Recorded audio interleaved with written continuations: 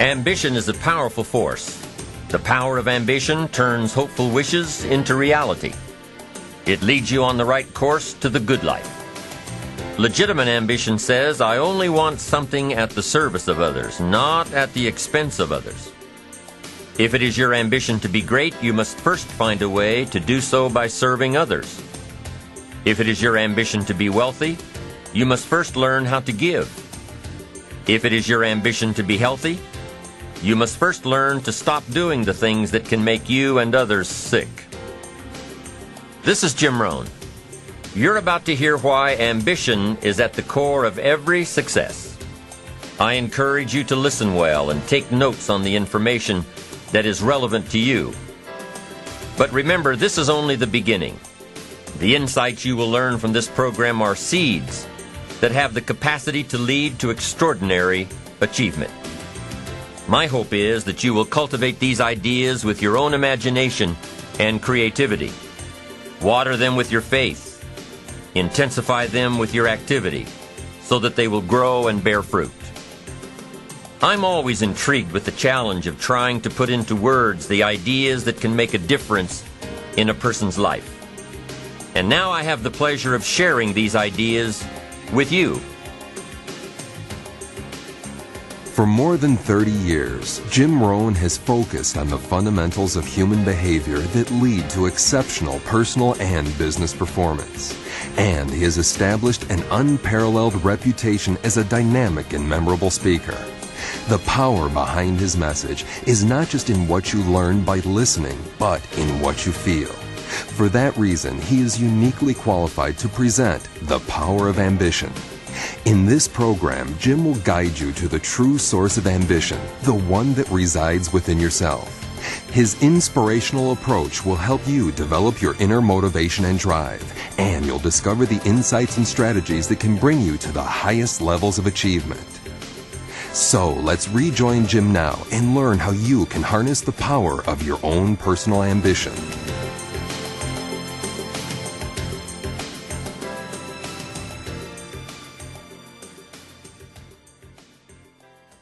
To a lot of people, ambition is kind of a mystery. The dictionary says it's an eager desire for distinction, power, or fame.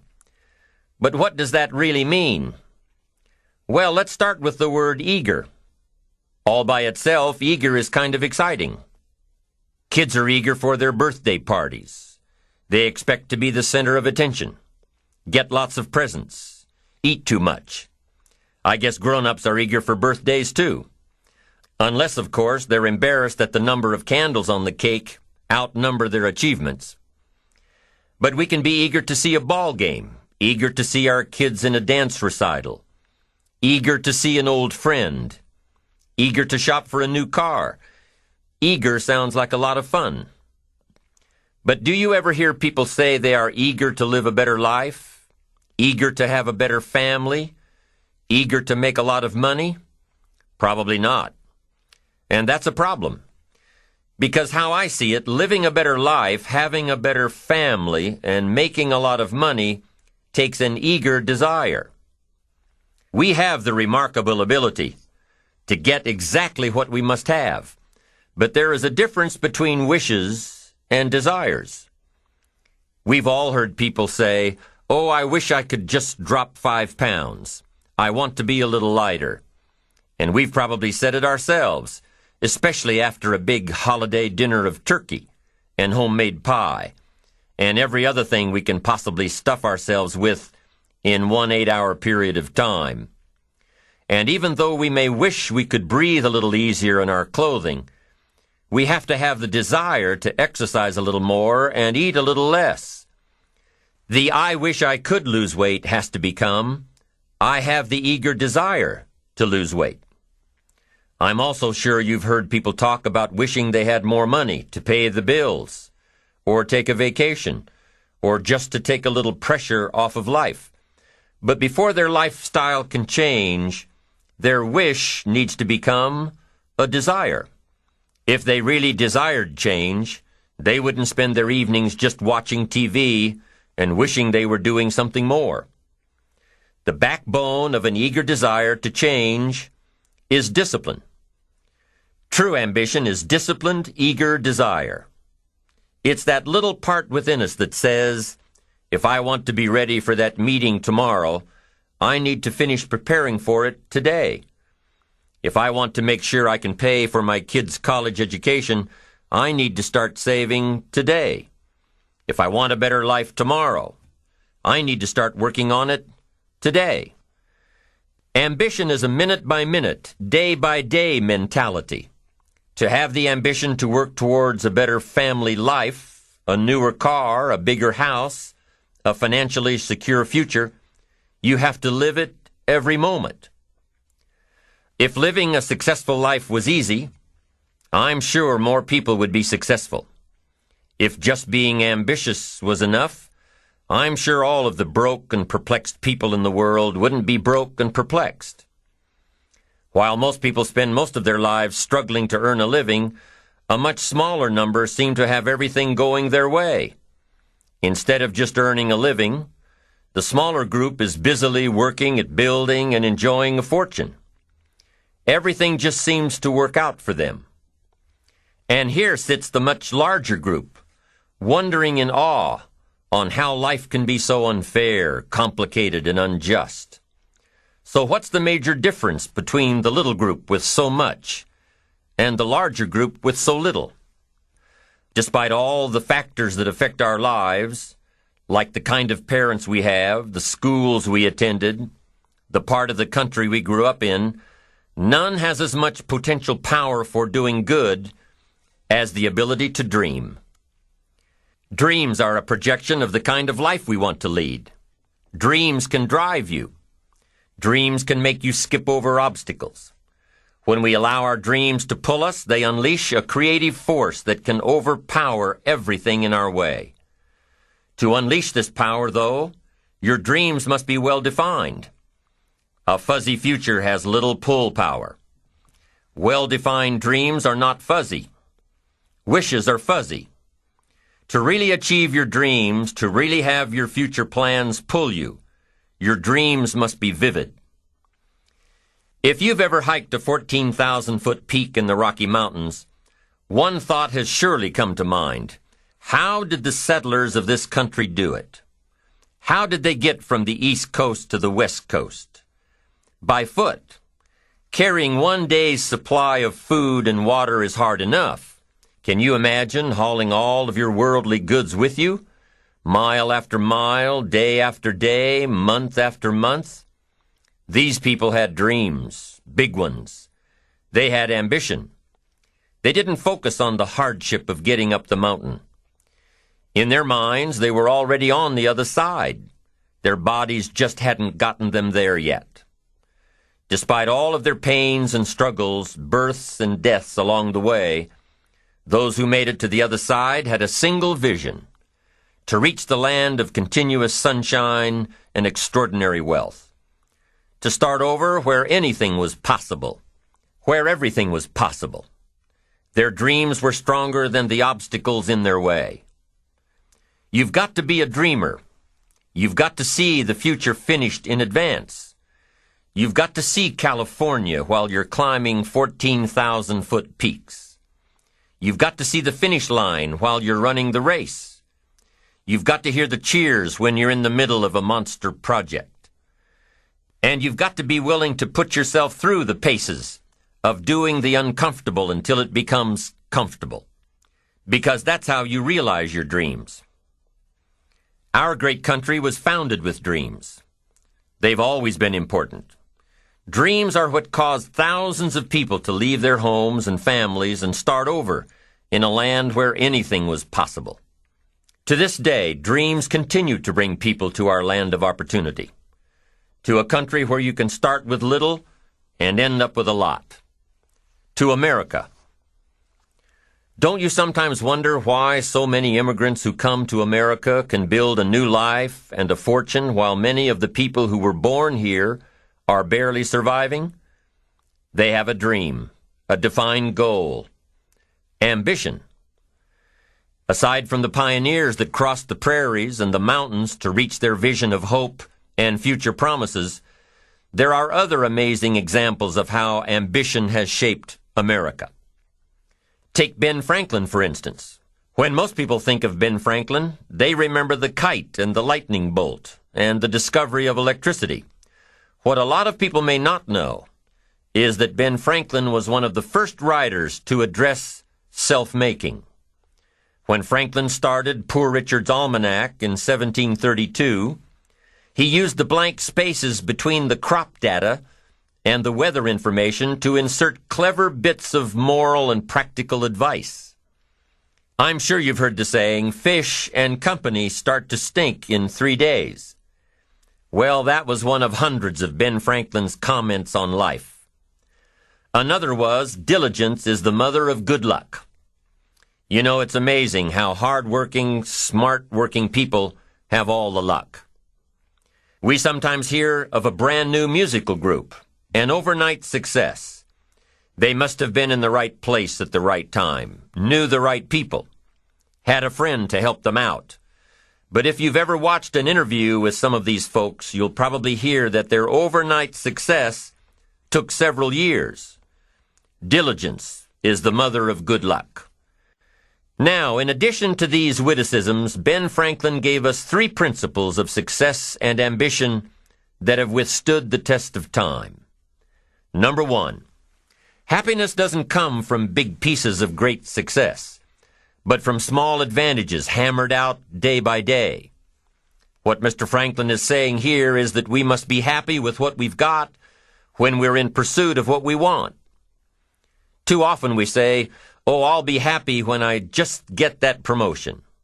I'll be happy when I just land that contract. I'll be happy when I just have more money. I'll be happy when I just. Just what? You won't be any happier when you reach your goals than you are right now. It just doesn't work that way. Abraham Lincoln said it best. He said, you'll be as happy as you make up your mind to be. Right now, whether you're on your way, whether you've already gotten there, you'll be as happy as you make up your mind to be now. Right now. Being happy on the way doesn't mean you can't aim for great things. After all, look at everything Franklin accomplished in his lifetime. It means that big achievements come one small advantage at a time. It means that you've got to enjoy the journey. It means that you must enjoy and take pride in your little accomplishments. It means enjoying who you are becoming in pursuit of your eager desire, every day, every single day. Ben Franklin's second principle said that life is plastic. Within each of us is the power to mold ourselves and mold our environment. It is up to each of us to begin this molding process with a final product in mind.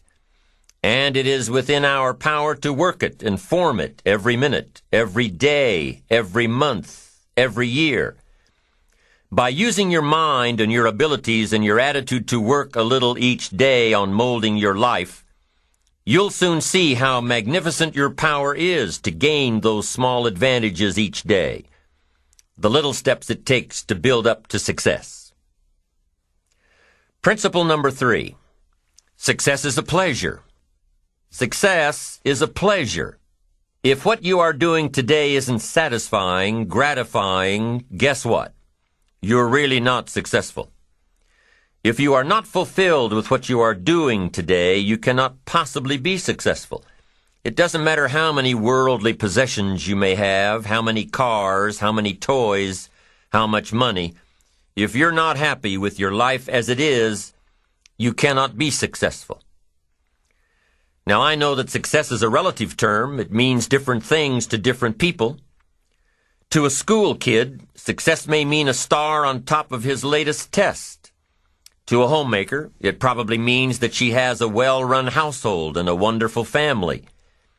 To an outside professional, it's most likely the thrill of closing a major contract, or the pride in accepting a performance bonus, or being named the top-producing salesperson.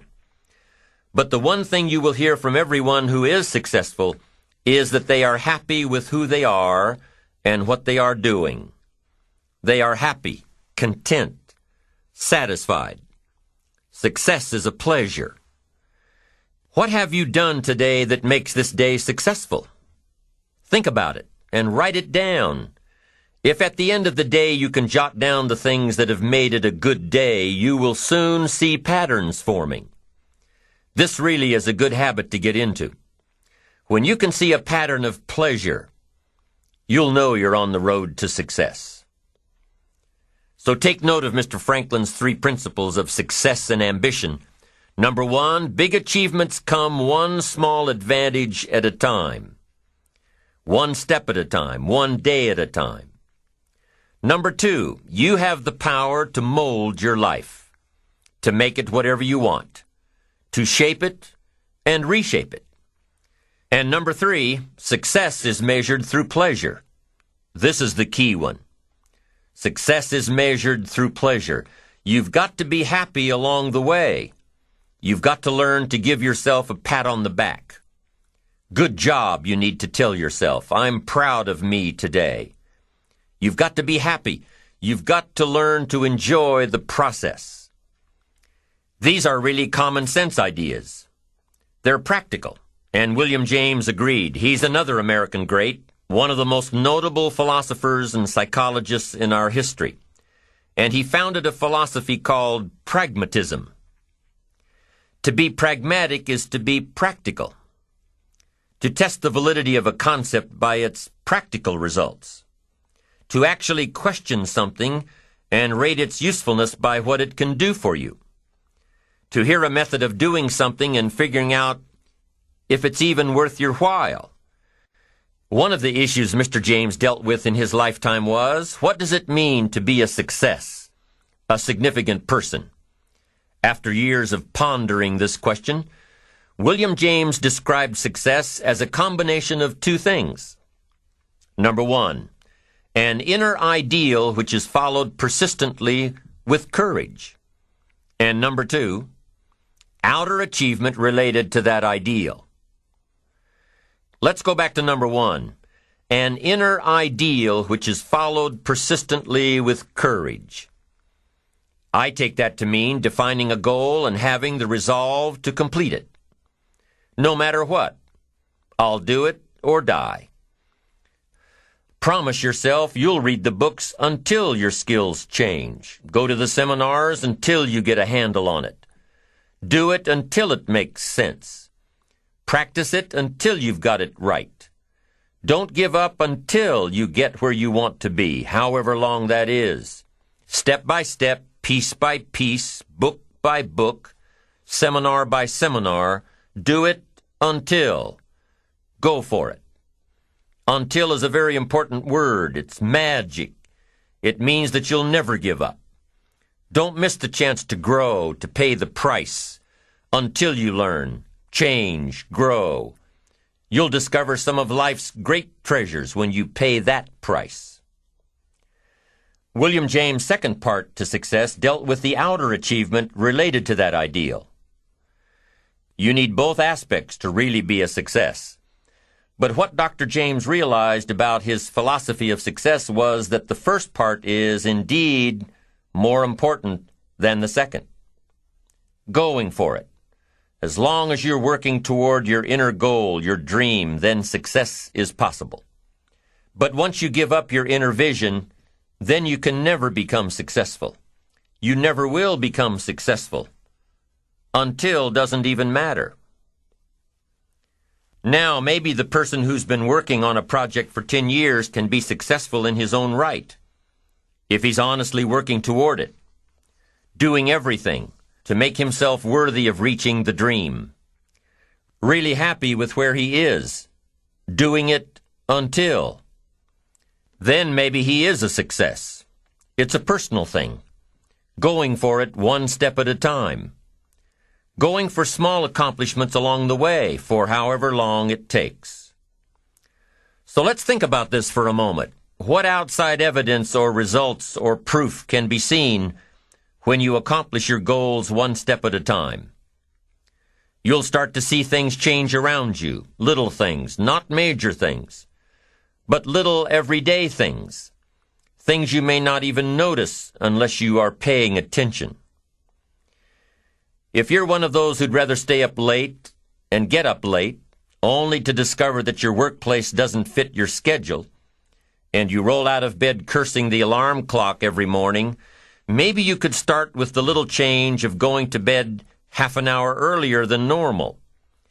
And maybe you'll see, in time of course, you can't train your body overnight, maybe you'll find out that you jump out of bed in a better mood, and that your day will start better, and that you'll get more done, and that the people around you that caused you problems aren't so hard to work with after all. It all starts by making one little change and adding to it every day. You see, you can't change what's going on around you without first changing what's going on within you. Start changing how you look at mornings, and sure enough, people will start changing how they look at you. When you start changing how you think, how you act, how you treat others, how you treat yourself, when you start responding instead of reacting to life, life will start responding to you. I'm telling you that you can do it with your lifestyle. You can do it with your sales career. You can do it with your management career. You can do it with any part of your life.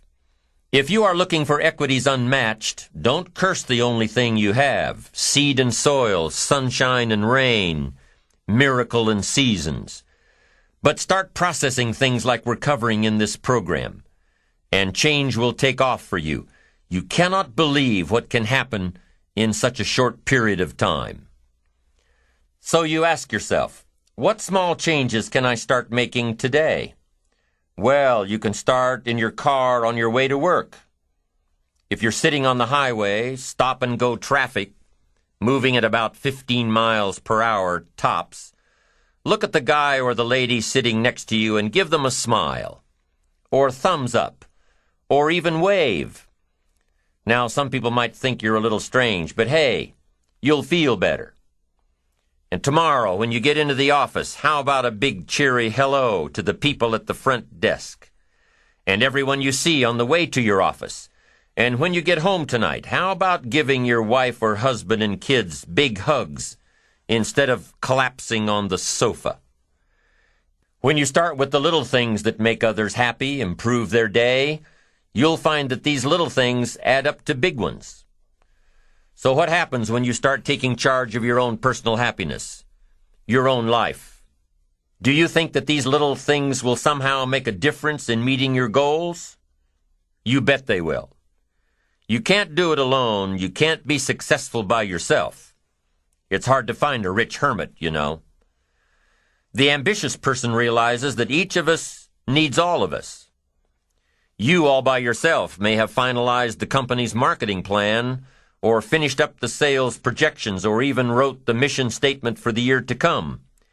Even if you did this all by yourself, you really had the help of all of those around you who tolerated and supported your need to be undisturbed, or provided service to you during the project. Maybe you should thank those people every once in a while with a dinner certificate, or a bouquet of flowers, or 18 holes of golf. Even a thank you note. Thank you notes are so important. After all, without your support team, you probably wouldn't be where you are today. You can't be successful by yourself. So thank them. Thank those around you. And let them know just how important they are to you. Be it your office personnel, or your family, or your friends, a thank you sure goes a long way. So, is it important to do a little extra for these people as you are working your way toward your goals? I think so. I'm sure you do too.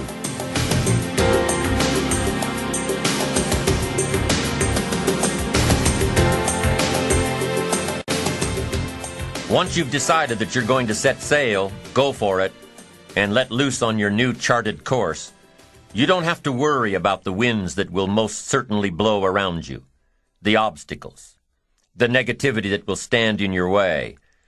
You don't have to worry about what other people will say. You just have to keep your mind on your course. Those winds may blow fast and furious, but if you know your path, if you know where you are going, They will help push you toward the dreams and goals and treasures that you have already decided you're going after. Your goals will push you forward, ahead of the stormy weather. There are some amazing people around that we can learn from today, people who have already braved the storms and come out on top, people who are still alive today, people who started with nothing and ended up with something great, famous people, not so famous people, maybe even people you know, but don't know their stories, people who had an early vision and ambition, people who turned their focused dreams into the reality of success. One of my friends tells this story about her dad. She thinks he's cheap. She gives him a hard time every time they go to one of those all-you-can-eat places, because he eats all he can eat, until he can't move, until he needs to take something for indigestion. But she knows where he came from, his history, and understands just why he is the way he is. He eats all he can eat because he was raised in an orphanage, a place where you had to grab all you could or you'd be hungry. But the real story behind her father is that he made himself a millionaire with nothing more than a dream. He watched his own father drown when he was 4, was taken away from his mother a few years later and put into an orphanage because he was so bad. Raised by other people, strangers. After growing up in foster homes, he decided to go out on his own. He barely finished high school, but he found a job as a vacuum cleaner salesman. He did well, really well. But the woman he loved didn't want to marry a vacuum cleaner salesman, and he really didn't want to be one, so he went to college, went on to medical school, prospered, really prospered, led a tremendously successful life as a radiologist, and is now retired, goes fishing, rides his Harley. Stories of success are all around us, everywhere. Take the time to talk to these people or read their stories. You might learn something. You might find out that they have already traveled the path you are now on. You know, when most of us think of Jesse Jackson, we think of the political Jesse Jackson. But what most of us don't realize is that before Jesse Jackson went to the streets to gain votes, he went to the ghettos with a message for inner city youth. During his rallies, he would have the street kids repeat after him, "I am somebody." Jesse Jackson's message to these kids was that ambition is a moral imperative. To be a good person, you have to have ambition. You have to try to do something good with your life. You have to try to get out of where you are today or make where you are a better place tomorrow. You have to, or anything else is a waste. Mr. Jackson knew that his contribution to life began with America's youth, where he could make a difference before bad attitudes and bad habits took over for good. He went to make a difference with the disadvantaged youth of America. What an admirable mission. I'm sure you know that the same principles he teaches apply to you. When you get up tomorrow morning and are standing in front of the mirror getting ready for the day, remind yourself that you are somebody, that you are important, and that you can make the changes that will move you closer to your ideal future. Listening to the words of people like Jesse Jackson are of total importance because motivation, lasting motivation, is backed with education. Many of these people have written books on their journeys. These books tell the stories and give the secrets that we can all learn from. Let's say you decided to take a trip, just a short one, maybe for a weekend. Let's say you want to go away to a place you've never been before. Wouldn't you want to find someone who had been there? Ask them a few questions? What's the best way to get there? The safest route? The quickest route? What do I need to bring to be totally prepared? What fun things should I look for on the way? What dangers do I need to avoid? By talking with someone who has already been there, It'll make your trip that much more enjoyable. It's the same thing with life. By listening to those who are farther along in the journey you are interested in taking, and learning from their successes and failures, you just might pick up something that will make your journey that much better. Listening to the stories of others can be motivating, captivating. They can provide that extra push you've been looking for. They can demonstrate what the power of ambition is truly all about. They've been there. Their knowledge is valuable. And when you use that knowledge and motivation to take action, you'll gain momentum. Eventually, you will find that the key to motivation, true motivation, is right there inside you. You won't have to look elsewhere to get pumped up, turned on, charged up. With the right knowledge behind you, you will learn how to motivate yourself. With the right knowledge, you will find yourself becoming inspired on your own, by your own learning, by your own discovering. You won't have to hope that somebody comes along to turn you on in the morning. They might not show up. You'll find that your journey of pursuit is the best alarm clock in the world. So let's go on to determine the 6 steps for building your ambition. We'll begin on side 2.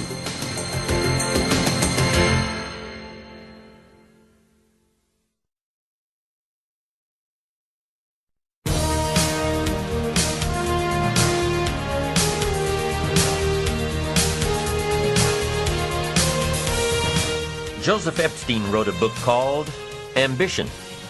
In his book, Epstein defines ambition as the fuel of achievement. He says that everybody has a need for achievement, to do well, to get somewhere in life, to be better, to achieve. Achievement means moving forward, and in order to move forward, you must be motivated, inspired, ambitious. You must have dreams and goals that create ambition, good ambition, positive ambition. Now, ambition does not mean being greedy. It does not mean being selfish. It does not mean getting ahead at the expense of others. Ambition is not greed. Ambition is not avarice, an all-consuming desire for wealth. Ambition is not hoping you can win at the expense of others. Do you suppose Judas was ambitious? He ended up with 30 pieces of silver, a fortune in those days. Was Judas successful because he had all that money? No, Judas sold out. Was Judas happy when it was all over with? No. The money didn't make him happy. What he did to get the money certainly didn't make him happy. What Judas became in the pursuit of his fortune caused him to end his own life. What drove him was not ambition. Ambition is not greed. Ambition is an eager desire to achieve, an eager desire to get ahead in life, to do more for your family, to prosper in health, wealth, and relationships. Now, desire does not always translate into ambition. Desire is what you want for yourself. A bigger house, a better car, a fatter bank account, a better life. I desire to have these things. Ambition is how you get there. Desire is sometimes healthy. Desire is sometimes unhealthy. Desire might say, I want the tallest building in town. The destructive side of desire might urge you to tear all of the other buildings down. I guess that's one way to do it. You might get away with tearing down the first one and maybe the second one. But in your desire to tear them all down, sooner or later, some guy is going to be standing out in front of his building saying, I'm on to you. Get out of here. And pretty soon you're no longer known as a builder. You're known as a destroyer. Now, the second way to have the tallest building in town is to see it, dream it, and plan it, and put your team on it, work on it. Go through all of the steps to get there. Do it right. Have the ambition to be the owner of the tallest building in town, and go through all of the right steps to get there. If you really want it and have the skills to do it, and the patience to weather all of the storms, your ambition will lead you there. Having the ambition to do what it takes to get you where you want to go is good. Ambition is creative and constructive. Ambition is an expression. It's something inside of you want to express in a positive way. I'm sure you have dreams of accomplishing great things. Are you ambitious enough to realize these dreams? Are your dreams strong enough to pull you toward your future? Are they vivid enough to see the end result now? Are they worthy of doing until you get there? What are your reasons for creating these dreams? Reasons vary from person to person. I bet if you did a little soul searching, you could come up with a fairly strong list. The list of reasons. Why is it so important to achieve these dreams? What are you trying to express? These reasons for accomplishing great things are different for everybody. There are personal reasons, sometimes uniquely personal reasons. Some people do well for the recognition. Some people do well because of the way it makes them feel. They love the feeling of being a winner, and that is one of the best reasons. Once in a while I hear someone say, "If I had $1 million, I'd never work another day in my life." Hey, that's probably why the good Lord sees to it that he doesn't get his million, because he would just quit. Family is another reason, a motivator for doing well. Some people do extremely well because of other people, and that's a powerful reason. Sometimes we will do something for someone else that we would not do for ourselves. I know a lady who was getting back on track from financial disaster. Even though she didn't have much of anything left, her primary motivator was to keep her daughter in private school, an expensive one of the best in the country. Although her goal was to financially surpass where she was before her economic fall, her main reason to work all of those extra hours was to give her little girl the best possible education. As you can well imagine, wanting to do something for someone else led her to all sorts of other accomplishments as well. How fortunate are the people who find themselves greatly affected by someone else. It's powerful. What has you getting up early, hitting it hard all day, and staying up late? What has you inspired? What are your reasons for doing well? What's at the core of your quest? What is the power behind your ambition? Think about it. Jot it down. Do some soul searching. Define your reasons so they will work better for you.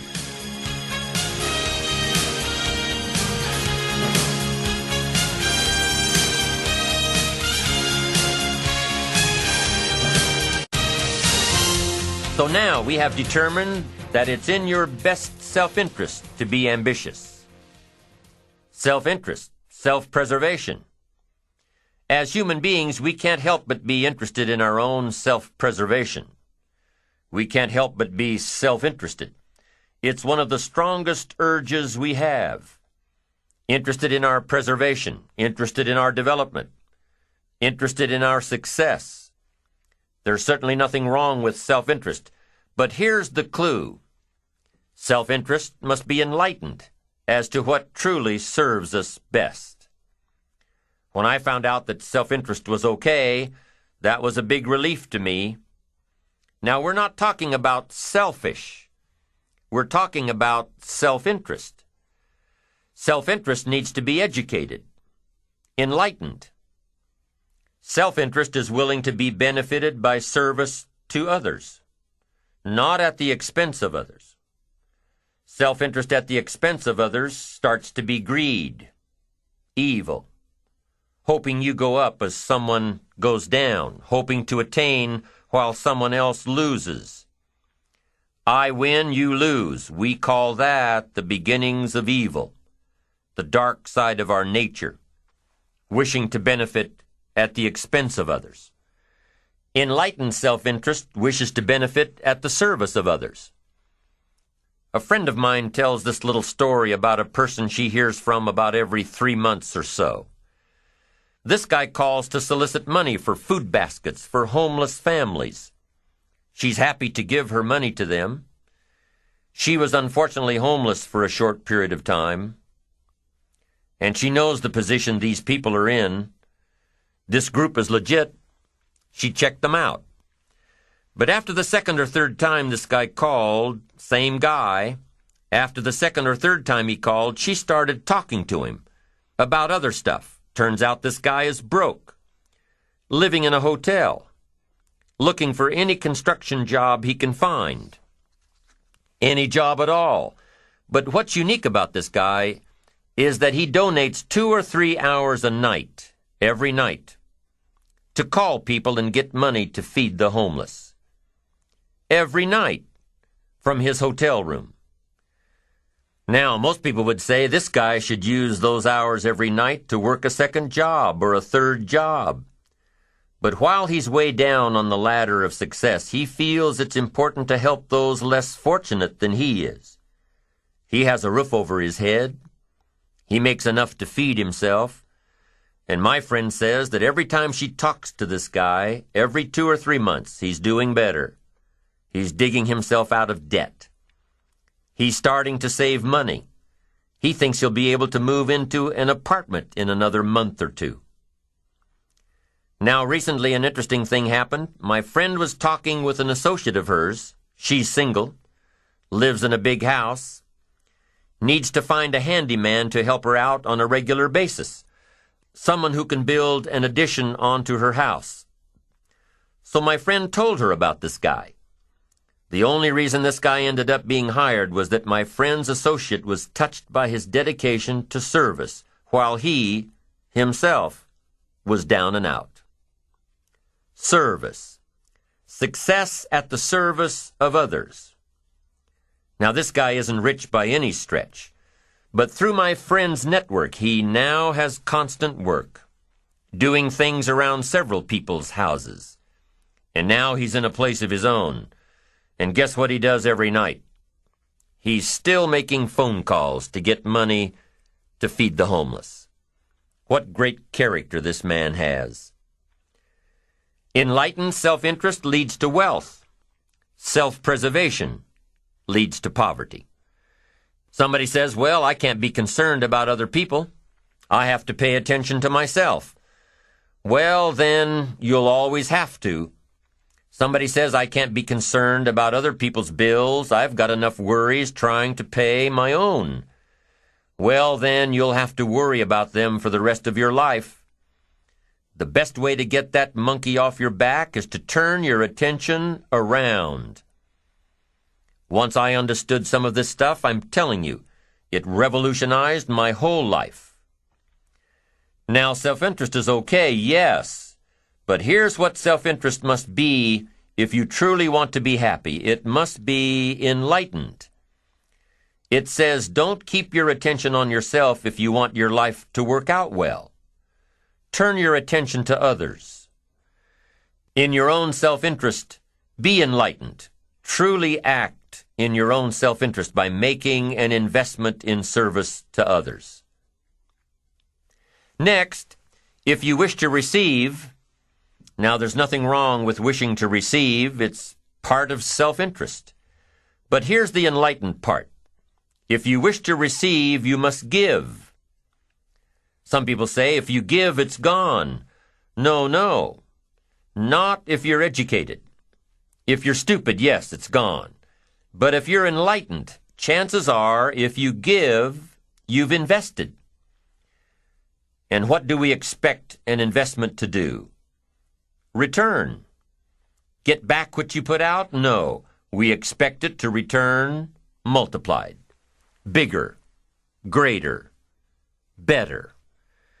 My father taught me way back, son, always do more than what you get paid for. Now, some individuals might argue with that. They'd say, no, you're going to mess up the whole program.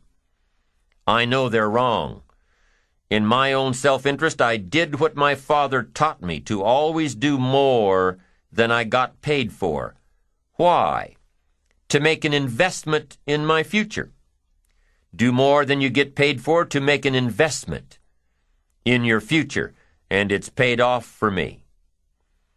If you're wanting that big promotion, are you going to go up to your boss and say, just give it to me? I'll work harder if you just give me that promotion.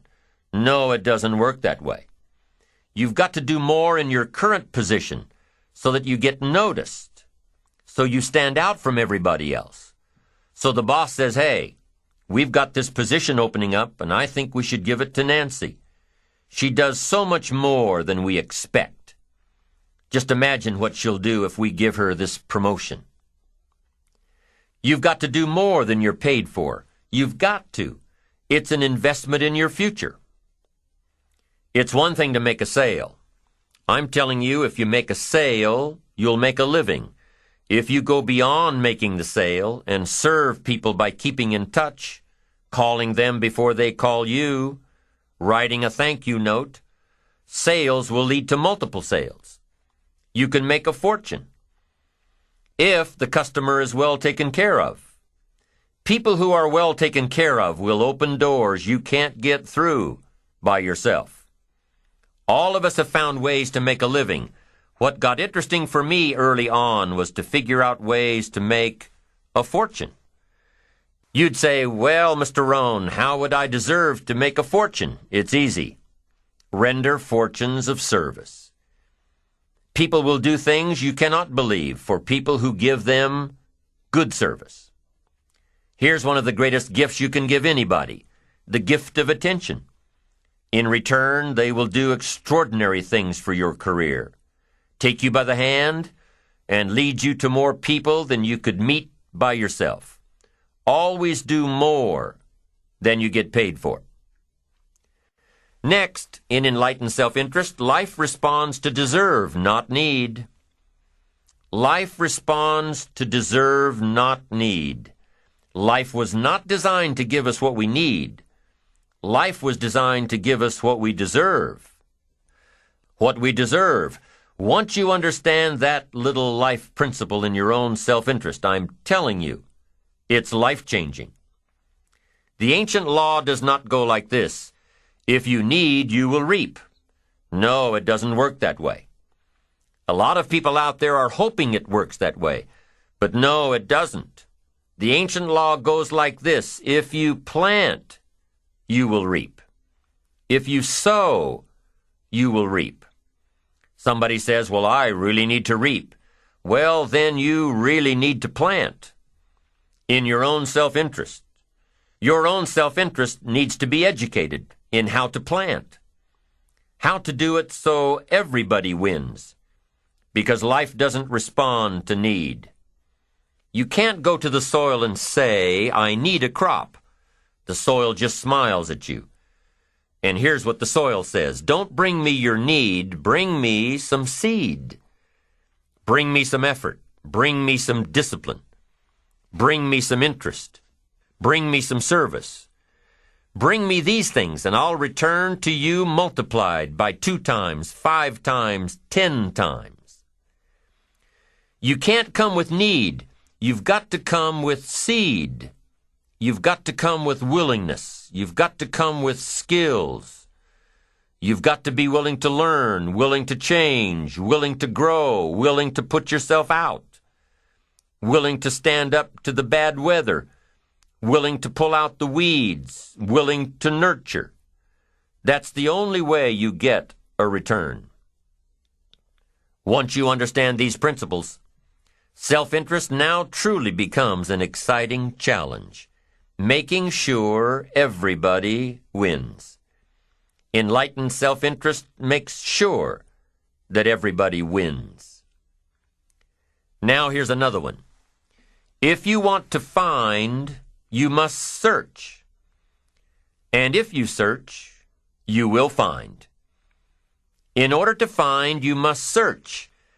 You must go to church. You must go to the seminar. You must go to the library. You've got to go to the bookstore. You've got to go to the class. You've got to go to the training.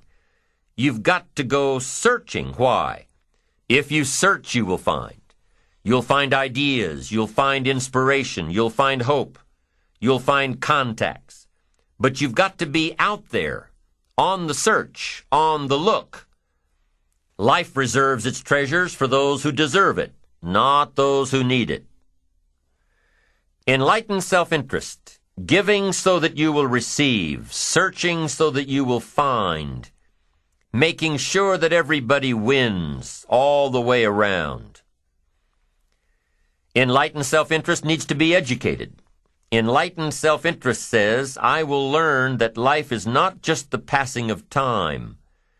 I will learn that life is the collection of experiences, ups and downs, highs and lows, laughter and tears. You must decide to act. You must have the discipline to act. Now, here's what's important about discipline. One discipline affects another discipline. All disciplines affect each other. In fact, here's a good philosophical phrase. Everything affects everything else. Nothing stands alone.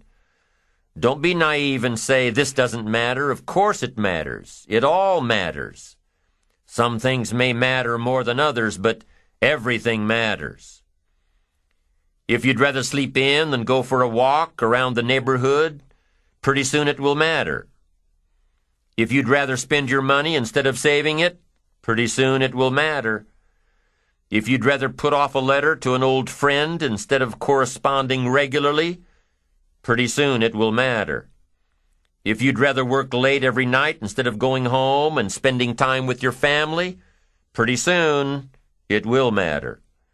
It all matters. Every letdown affects the rest. If you won't walk around the block, you probably won't eat right.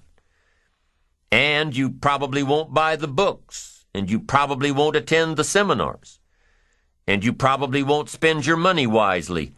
And after years of this, it all adds up. So the key to reversing this process is to start picking up the disciplines. It does matter. It all matters. Now, here's the positive side. Every new discipline affects the rest. Every new discipline makes a difference. That's why action is so important. The smallest action, the least action. The action that you won't think will matter. It all matters. Take it. Because when you start accomplishing and the value starts to return, you'll find inspiration to do the next one and the next one and the next one.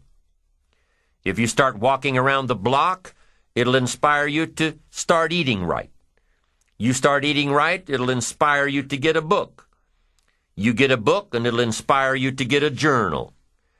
You get a journal, and it'll inspire you to develop some skills. Disciplines affect each other. Lack affects the rest of your life. The key is to diminish the lack. One of our greatest temptations is to just ease up a bit, to do just a little bit less than you're capable of, to take a little break. Somebody says, it'll just affect my sales. No, it'll affect your consciousness. It'll affect your philosophies.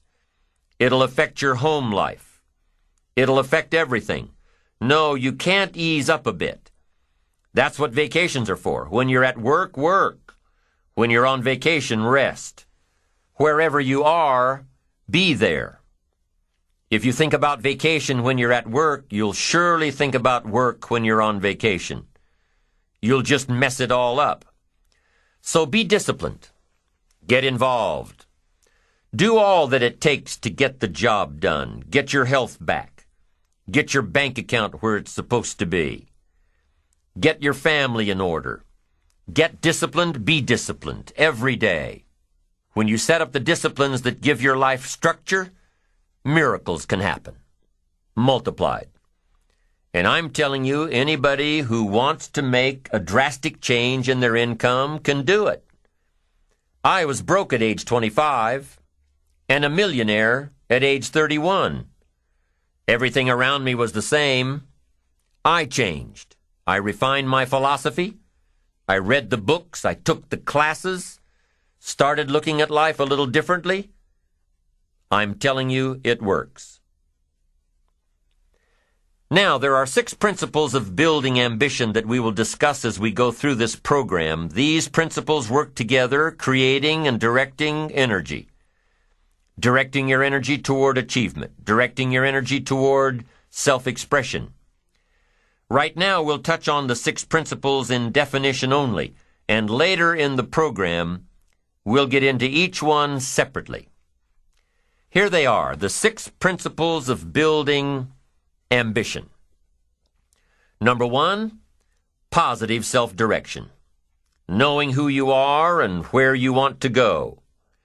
Accumulating the knowledge and being prepared for opportunities that come your way. Number 2, self-reliance. Taking responsibility for your own life. Taking responsibility for whatever happens to you. Knowing that you have made the conscious decisions that are now affecting your life. That what's happening in your life is the direct result of your activity. Counting on you. Number 3, self-discipline. Ambition at the daily level, knowing that you can reach your goals one step at a time, one day at a time, one activity at a time, and doing everything it takes to get there, every day.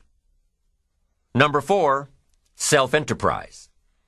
Consistently being able to create opportunity, and consistently being able to take advantage of it. Being aware enough to see it. Skilled enough to make it work for you. Number 5, working with others. We must make ourselves stronger to benefit us all. We must succeed at the service of others, learning how to take your skills, enterprise, reliance, and direction to the table to create true success. And the 6th principle of building ambition is self-appreciation. Appreciate your accomplishments. Appreciate your potential, knowing that in one day you completed all you set out to do, fueling your ambition by fueling your appreciation of yourself. Each of these principles, when activated correctly, help to develop your ambition, your eager desire to get more out of life, to gain wealth, to gain prosperity, to have a better family, to build a better business.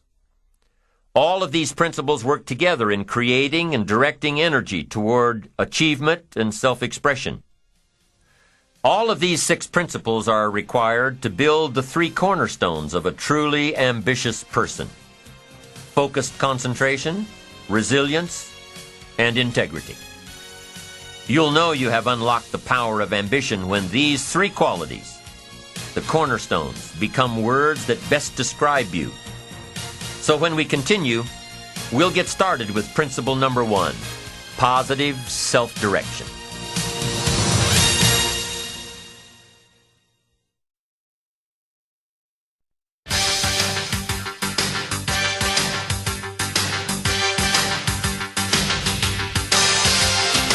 In the last session, we discovered that ambition is the fuel of achievement. That achievement is truly self-expression in its strongest and clearest form. So if achievement is based on self-expression, then it only makes sense that there is one true place to find ambition: inside yourself. In every thought, in every movement, in every motivation. Self-expression. Isn't self-expression really self-direction? How you think, how you move, how you motivate yourself? It is. And ambition is a result of self-direction, one of the 6 principles for building ambition. Positive self-direction says, I know who I am and I know where I want to go. I am accumulating knowledge and experiences and feelings and philosophies that will help prepare me for opportunities that I know will show up without notice. Positive self-direction. You know who you are and where you want to go. You've already spent a great deal of time thinking about it. You've been working on the parts of your personality that will make you better. Working on your attitude. Working on your health. Working on your time management skills. Putting it all down on paper. And you constantly see yourself in the place that you want to be. As you talk with yourself every day, how often do you ask, is what I am doing today getting me closer to where I want to be tomorrow? Am I making the daily adjustments necessary? Am I doing all that it takes? Will I keep on doing it until? Direction determines destination. Here's a question you need to ask yourself.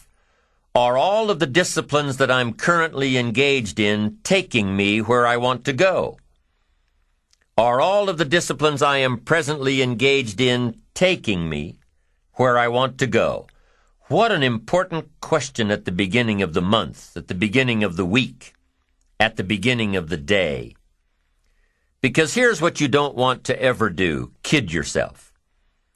You know, kid your neighbor and kid me and kid the marketplace if you want to, but gosh, you can't kid yourself.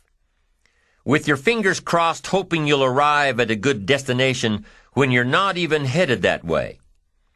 You say, well, maybe the wind will take me. Well, there's a chance. But you've got to take charge. You've got to ask yourself often, am I? Am I doing the disciplines that are taking me in the direction that I want to go? I don't want to be faked out here and think I'm on the way to financial success when there's not a prayer, not a hope. I don't want to be faked out hoping that there's someone else who's going to take care of it. Take care of me. They're not going to take care of it. They're not going to take care of me. What if all of your negative relatives turn positive? What'll that do for your fortune and your future? Not much. If prices come down a little, what'll that do for your fortune and your future and your sophistication and your culture? What'll that do? Not much. If the economy gets a little better, what'll that do? Answer, not much. If you don't make plans of your own, you'll fit into someone else's plans. And guess what they have planned for you? You're right. Not much. Most people wake up every morning counting on this not much list. And that's why what they have is not much. Not much hope, not much promise, not much progress. They're driving what they don't want to drive, living where they don't want to live, doing what they don't want to do. Forget the thief waiting in the alley to snatch your purse. What about the thief in your mind? Lazy, not stimulated by thoughts and questions. Don't become a victim of yourself. Ask yourself these questions. Is this the direction I want for my life? Is it someone else's direction? Is it a goal that I have been ingrained with since my childhood?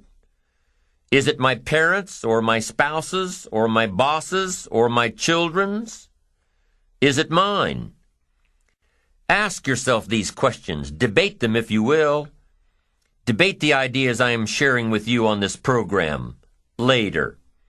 After you've heard all the ideas, debate what will work for you and won't work for you.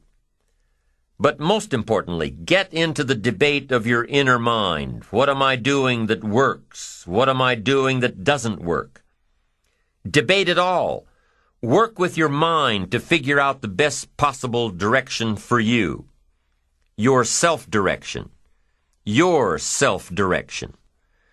You hear stories all the time of kids, middle-class kids, upper-middle-class kids.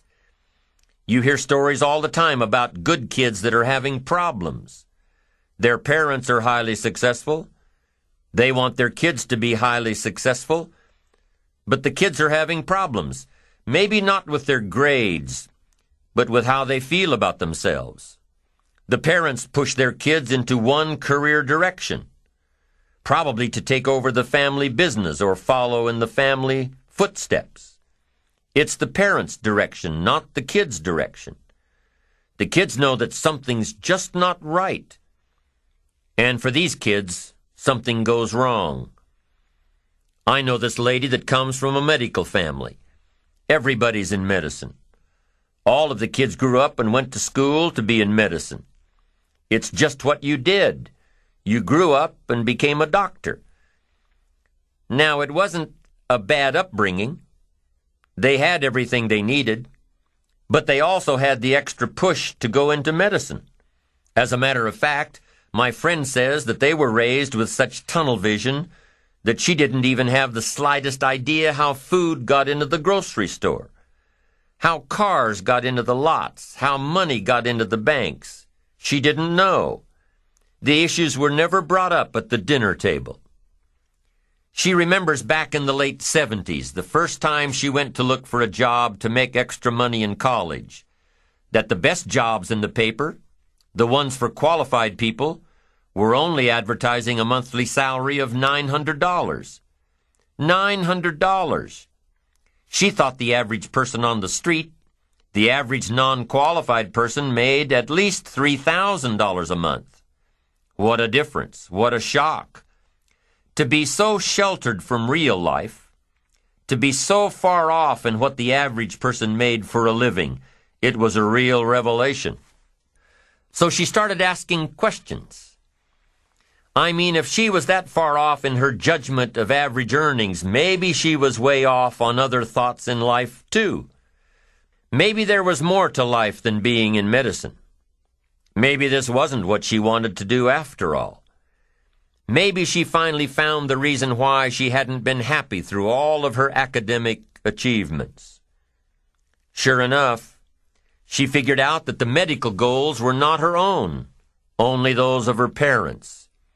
And even though she was chastised by her family for not following through with the family goals, she is now much happier following her own path. Direction must be your own, or it can end up being damaging. Damaging to your soul, damaging to your spirit, damaging to your health. Now there's one more part to my friend's story of growing up in a medical family. It's a part that nobody in her family talks much about, yet it happened. And it's an important part to tell. While my friend was pushing for perfection in school, she also pushed herself into an eating disorder. She ended up with this a few years before anyone really knew anything about anorexia. So there wasn't much help available. But a few years later, about the same time she started asking questions about life, she determined with the help of a specialist that this eating disorder had nothing to do with food or the lack of it.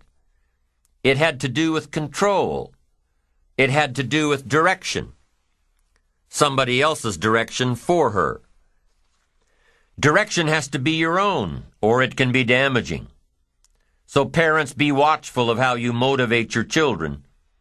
Give them all of the resources to make their own choices and back them up.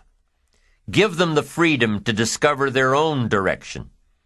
It may not be the direction you'd hope for, but it is their direction. And with their own direction, they will reach their own destination. It just doesn't work out any other way. Now, if you are one of those people who had the revelation that the life and goals you're pursuing are not your own, you can change it, just like my friend did. But the change doesn't come overnight. The direction of life can come overnight. A new goal can reach out and grab you in one day, give you the push and the ambition and the momentum to change your course, where you want to be. But the final destination does not happen overnight. It still takes a lot of work. It still takes time for the plans to build, to grow, to run the course. It takes patience. Let's say you have a brilliant idea for starting a new company. What's the first thing you do? You write a business plan and a marketing plan and complete the financial pro formas. You don't expect to have an idea one day and a prospering business the next. No, it doesn't work that way. You've got to take all the right steps, give it care and nurturing and time. Lots of time for your investment to start reaping rewards. You've got to be patient. But here's what does happen. As soon as you turn a new direction, I'm telling you, you've got an excellent chance of a brand new destination. A brand new destination in 3 years, a brand new destination in 5 years. Not a brand new destination tomorrow. A brand new destination that will come just as surely as you follow and adhere to the disciplines required.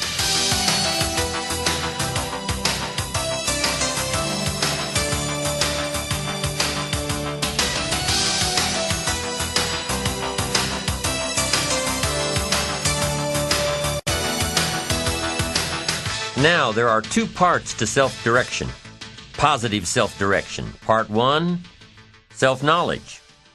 Self-knowledge is knowing who you are and what you want to do with your life. Self-knowledge is knowing how you feel about yourself. Self-knowledge has a lot to do with your philosophy, and your philosophy has a lot to do with shaping your attitude. How you feel about yourself, how you feel about life, how you feel about your direction, how you feel about others around you. Your attitude. You've got to know. You've got to gather up enough knowledge and information to know what's right for you. How do you gather up information? Well, you can start with your own experiences. The best way to know if something works for you the right way is to do it the wrong way. Now, you can't keep doing it the wrong way. You've got to be smart enough to say, hey, this isn't working, and change it. Start doing it the right way. Then search for the knowledge and apply what's right for you in your life. Develop your own attitudes and philosophies around your own experiences and the experiences of others. Take all of the information you have gathered and compile it, consider it, debate it, tear it apart, turn it upside down. Look at it from your own perspective and refine it to suit you. Rearrange it. Throw some of it out. Keep what you think will work for you. And most importantly, make sure that what you end up doing is the product of your own conclusion. Make sure that the knowledge that you are building is your own self-knowledge. The first component of positive self-direction, self-knowledge. The second component of positive self-direction is self-preparation. Self-preparation, being ready for the opportunities when they show up in your life. Being ready for the sales call that may make you a fortune. Being ready for the meeting that may positively affect your career. Being ready for it all, in expectation that it will come. Now, for those of you who are parents, when you found out that a new member of the family was going to come along in 9 months or so, what did you do? You started getting ready. You started reading the books on how to best handle a baby. You started buying everything you needed to care for the baby. You started asking advice from friends and relatives who've already had a baby or two. You asked questions, defined your parenting style, got ready for a major change in how you live and the hours you keep, and the financial obligations you have to live up to. You started getting ready. Well, preparing for your own life is pretty much the same. Defining a goal, planning a goal, knowing that with enough planning and dedication and hard work, you'll meet your goal. You know that it will be tough for the first few years, but the sacrifice is well worth it. So in the meantime, you've got to be ready for it. If you wish to be ruler over many, you've got to be faithful with few. If you wish to have power and influence over many, be the leader of many, and get the return from many. Be faithful when there's just a few. Faithful meaning disciplined. Be disciplined when there are just a few. And in your own enlightened self-interest, that gives you the best chance to be the ruler, or to have power, or to have influence, or to have a place of honor among the many. Be faithful when there's just a few. Someone says, if I had a big organization, I'd really pour it on, but I've just got a few and I don't know where they are. Come on, when you've got just a few, you could know where all of them are. What if we interviewed parents who had a fairly large family who have all grown up and gone? What if we said to them, what happened to all of your children? What if they said, I don't know, they just all wandered off? And we asked, well, where did they all go? And they say, who knows, they're just all gone. We're just going to have some more. No. If you've got a few employees, if you've got a few distributors, if you've got a few people, that's the time to sharpen your communication skills of being in touch, getting prepared, giving the most of your heart and soul. That's the time when you just have a few. In your own enlightened self-interest, set up the lines when there's a few. Be totally absorbed when there's just a few. Then you put yourself by reputation and by skill in line, so that when a leadership position opens with the many, you'll be called. That's the key. Now the same thing goes with your money. Someone says, oh, if I had a fortune, I'd really take good care of it. But I've only got a paycheck, and I don't know where it goes. Wow, did you ever hear that expression, I don't know where it all goes? Did you ever hear that? Oh, we'd love to have you run our company. You don't know where it all goes? Wow, we'd love to have you run the world. It just gets away from you? It just disappears? Come on. Positive self-direction says, in your own enlightened self-interest, pay real close attention to just a few dollars. Really know where they come from and know where they go. Set up the disciplines when the amounts are small, and you'll be on your way to handling it when the amounts are many. Enlightened self-interest, positive self-direction, self-preparation. Be ready for tomorrow by doing all that you can today, setting your goals. Set a goal that will make you stretch for what it will make of you to achieve it. What a brand new reason for setting goals. What an all-encompassing challenge to have a better vision of the future, to see what it will make of you to achieve it. And here's why. The greatest value in life is not what you get. The greatest value in life is what you become. The major question to ask on the job is not, what am I getting here? The major question to ask is, what am I becoming here? It's not what you get that makes you valuable. It's what you become that makes you valuable. Set the kind of goals that will make something of you to achieve them. So there you have the two components of positive self-direction. Number one, self-knowledge, knowing who you are and what you want to do with your life. And number two, self-preparation, getting ready for the opportunities before they come your way.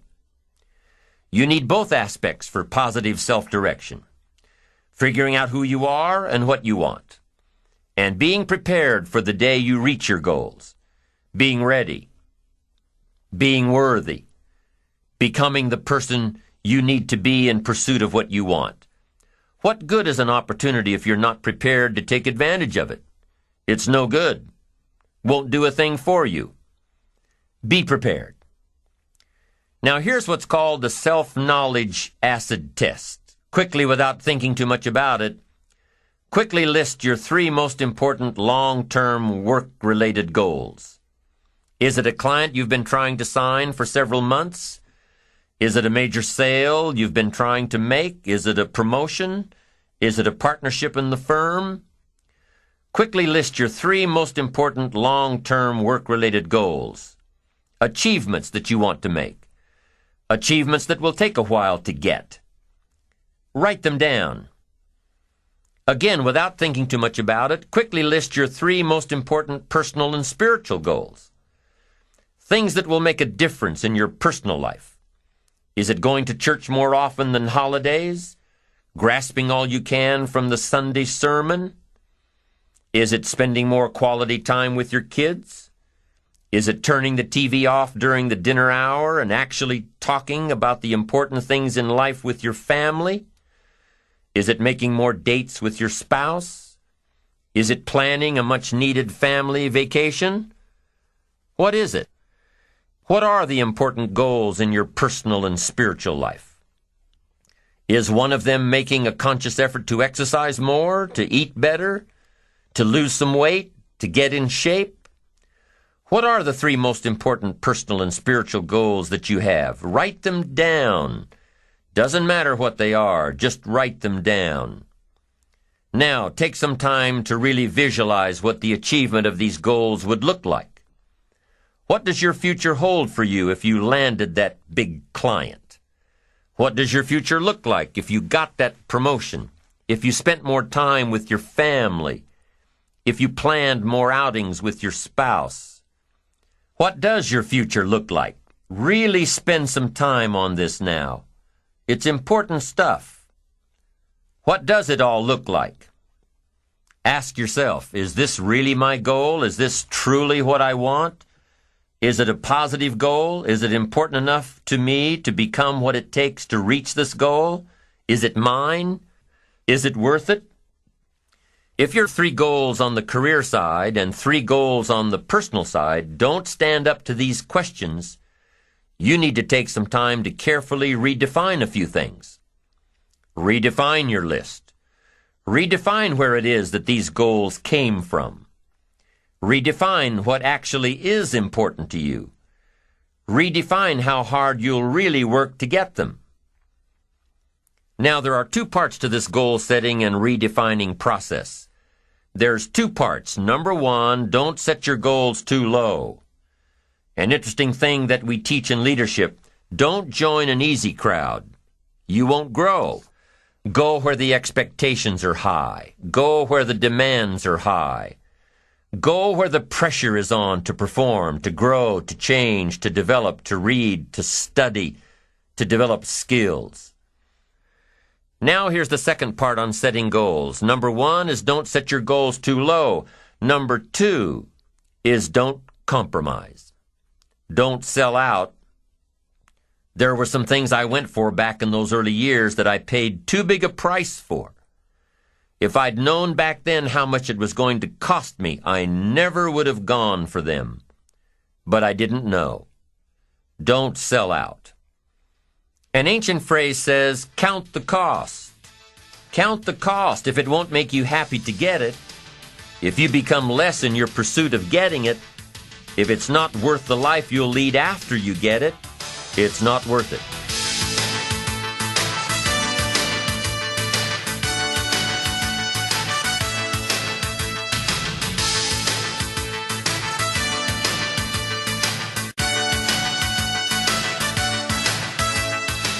Now let's talk a little more about self-preparation. Self-preparation has 2 benefits. The first benefit of self-preparation is that it moves you toward your goal. You've already got it in mind. You know where you want to go. You're getting ready for it. You're doing all the things you're supposed to do.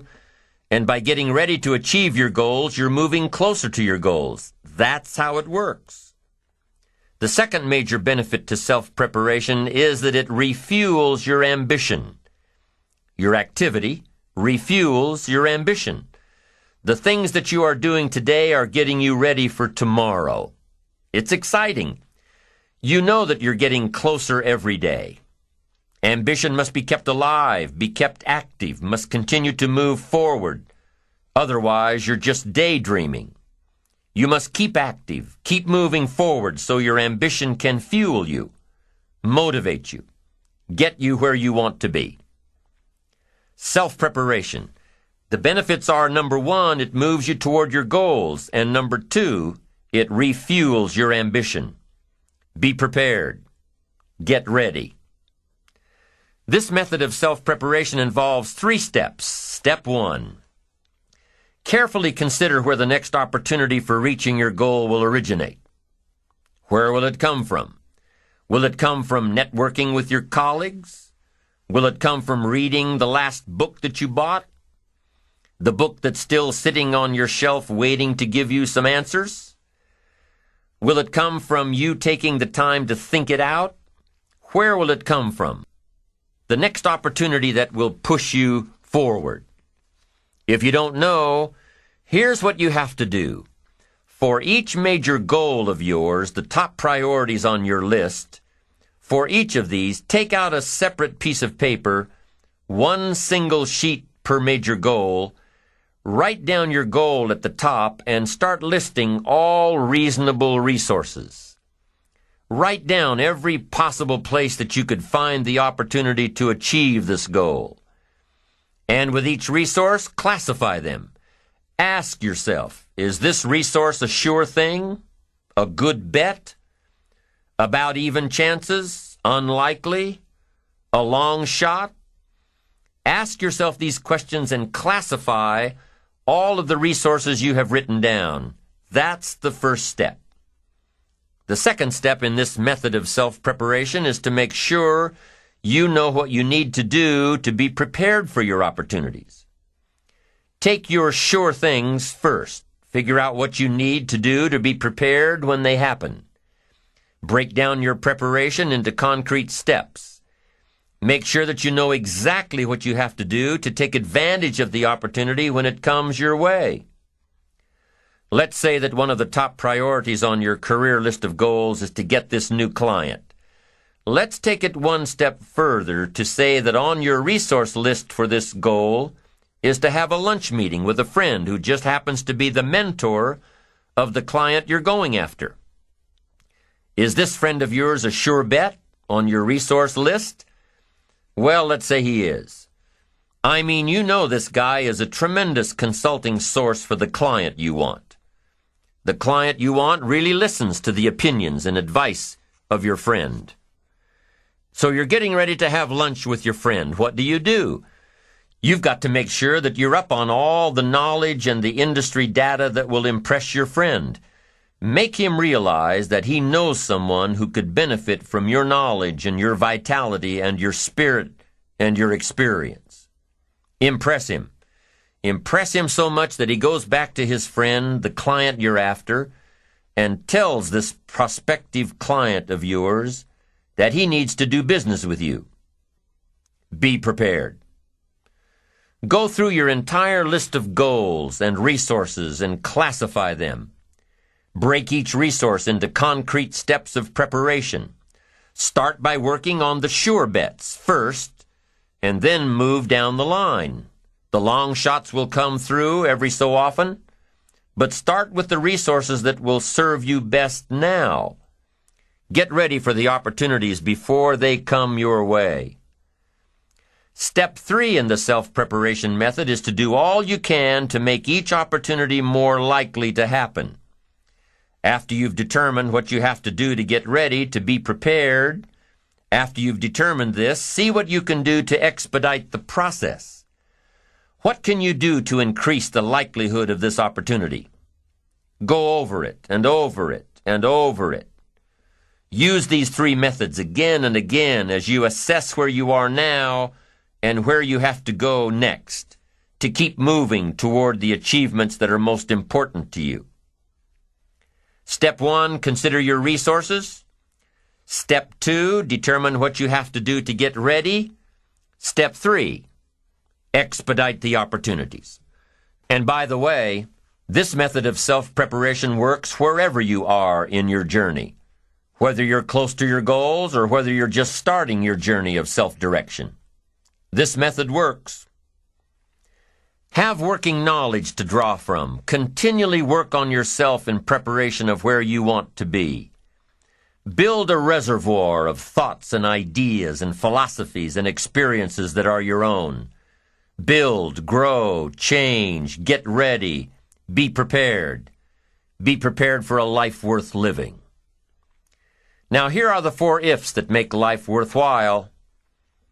Number 1, life is worthwhile if you learn. Nothing worse than being stupid. Life is worthwhile if you learn. Learn from your personal experiences. Learn from other people's experiences. Second, life is worthwhile if you try. Now you've got to take what you've learned and see if you can try your hand at it. Someone says, well, you can't try, you have to do. No, you have to try. I put the bar up 2 feet and asked the kids who can jump 2 feet. I can, some say. I can't, some say. I don't know, some say. How are you going to know? You don't. You've just got to try. Just back off and run at it. How are you going to know if you don't try? Now, what if you knock the bar down? Does that mean you can't jump 2 feet? No. You have to what? Try it again. Of course, you have to try. Try it another way, but try. Try your hand at it. When the record book on you is finished, let it show your wins and your losses, but don't let the record book show that you didn't try. Next, life is worthwhile if you stay. You've got to learn to stay. Now, you don't have to stay forever. Just stay till you see it through. A guy builds a foundation, and then he wanders off somewhere and builds another foundation. He's got these foundations scattered all across the country. I mean, no walls, no roofs, just a bunch of foundations. Not a good reputation. Stay. You don't have to stay forever. Just stay to finish something. Don't fall into the trap of less than refined sophistication. Stay till it's over. The fourth if that makes life worthwhile: 1 is if you learn, 2 is if you try, 3 is if you stay, and fourth if that makes life worthwhile is if you care. Caring is a unique human experience that is so vital and so powerful and so all-encompassing and so far-reaching. If you care at all, you'll get some results. If you care enough, you can get magnificent results. To lead a life worth living, you've got to learn, you've got to try, you've got to stay, and you've got to care. Develop your positive self-direction. Do these things we've discussed. Remember the 4 ifs, and you're on your way to building a life worth living.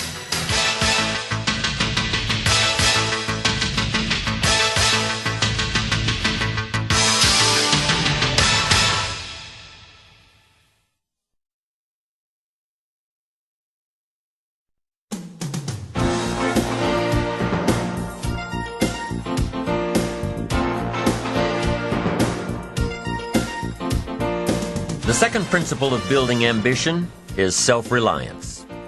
Number 1 is self-direction. Number 2 is self-reliance. Taking responsibility for your own life. Taking responsibility for whatever happens to you. Knowing that you have consciously made the decisions that are now affecting you. Knowing that what is happening now, today, is the direct result of your activity, what you did yesterday. Self-reliance is basically counting on yourself. Now, being self-reliant doesn't mean you can't work with others or trust others. Self-reliance means counting on yourself, trusting yourself, being confident with yourself, being responsible to yourself, trusting your own instincts, trusting the conclusions that you have developed from your study of experiences and philosophies.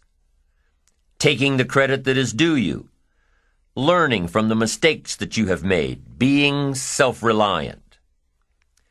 Gestalt psychologists give an example of being self-reliant. They say that you're responsible for getting caught in the rain.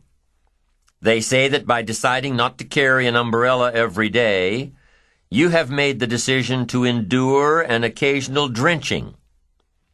Translation: by not being prepared, you make the choice of getting caught in some of life's unpleasant circumstances. Be they rain, failures, economic losses, relationship losses, professional losses, personal losses. By not being prepared, thinking ahead, it's your choice. Now here's the other side of it. By being prepared, you increase your chances of success. You increase the likelihood. By being prepared, you increase your chances of success, of seizing opportunities when they come your way, of being ready within yourself to take advantage of once-in-a-lifetime situations. Some people tend to blame others for their mistakes, blame others for their failures. Somebody says, it's not my fault the report isn't done, so-and-so didn't do their part. Of course it's your fault. It's your report too. It's your responsibility to see that everyone you delegated work to does their part. Now, you can't control what others around you do, but it's in your own best self-interest, your enlightened self-interest, that you stay on top of things, especially if it's going to affect your future. You think your boss cares that John didn't do his part? You think he sees John as the bad guy? Of course not. All he sees is that the report isn't done. Bottom line. Be responsible for the things that affect you. You can make sure you're more responsible by checking in with those people who are working with you, the people who make up your team. You can be more responsible by saying, "Hey, John, how are you doing with your part? Do you need some help? Can we put somebody else in here to help you finish?" Now, if John consistently doesn't handle his part, you've got to replace John. If he isn't doing his share, you've got to find somebody that will. Or what? It will negatively affect you. You can't wake up in the morning that the project is due hoping and wishing that John has done his part. No, you've got to be responsible because it's going to affect your career too. Now, my approach to my better future very early on in my career was to just go through the day with my fingers crossed. And I used to say something like, "I sure hope things will change for the better." Then here's what I found out. They're not going to change. Somebody says, "Well then, how will my life ever change?" Answer, when you change. When you change, when you get better, it'll get better. If you change, it'll all change. Don't put it on someone else. Hope that someone else will change it for you. Take responsibility for yourself. Take personal responsibility. You can't change the circumstances or the seasons or the wind, but you can change your reading habits. You can change whether or not you go for the skills, burn the midnight oil, turn yourself around, multiply your value by 2, 3, 5, 10. That you've got charge of. That you have control of. You don't have control of the constellations, but you've got control over whether or not you go to night school, take adult classes, learn some new skills. You have control over that. And if you don't, that's your fault. You've got to take personal responsibility. You've got to be self-reliant. You. Nobody else can change your life, alter your ambitions, pave a golden road for you. But you can. It's up to you. Be responsible for yourself. Learn to reap the harvest without complaint. This is a sign of growing maturity. And here's where it comes from, taking full responsibility. Take full responsibility for everything you do. Be responsible to yourself. It's your crop. Whatever your paycheck is, take full responsibility. You say, "Well, it's my employer." No, it's not your employer. You can become twice as valuable, 3 times as valuable. Burn the midnight oil, learn some more skills, bring more value to the marketplace. I'm telling you, whatever your harvest is, take it without complaint. Take it without blaming others.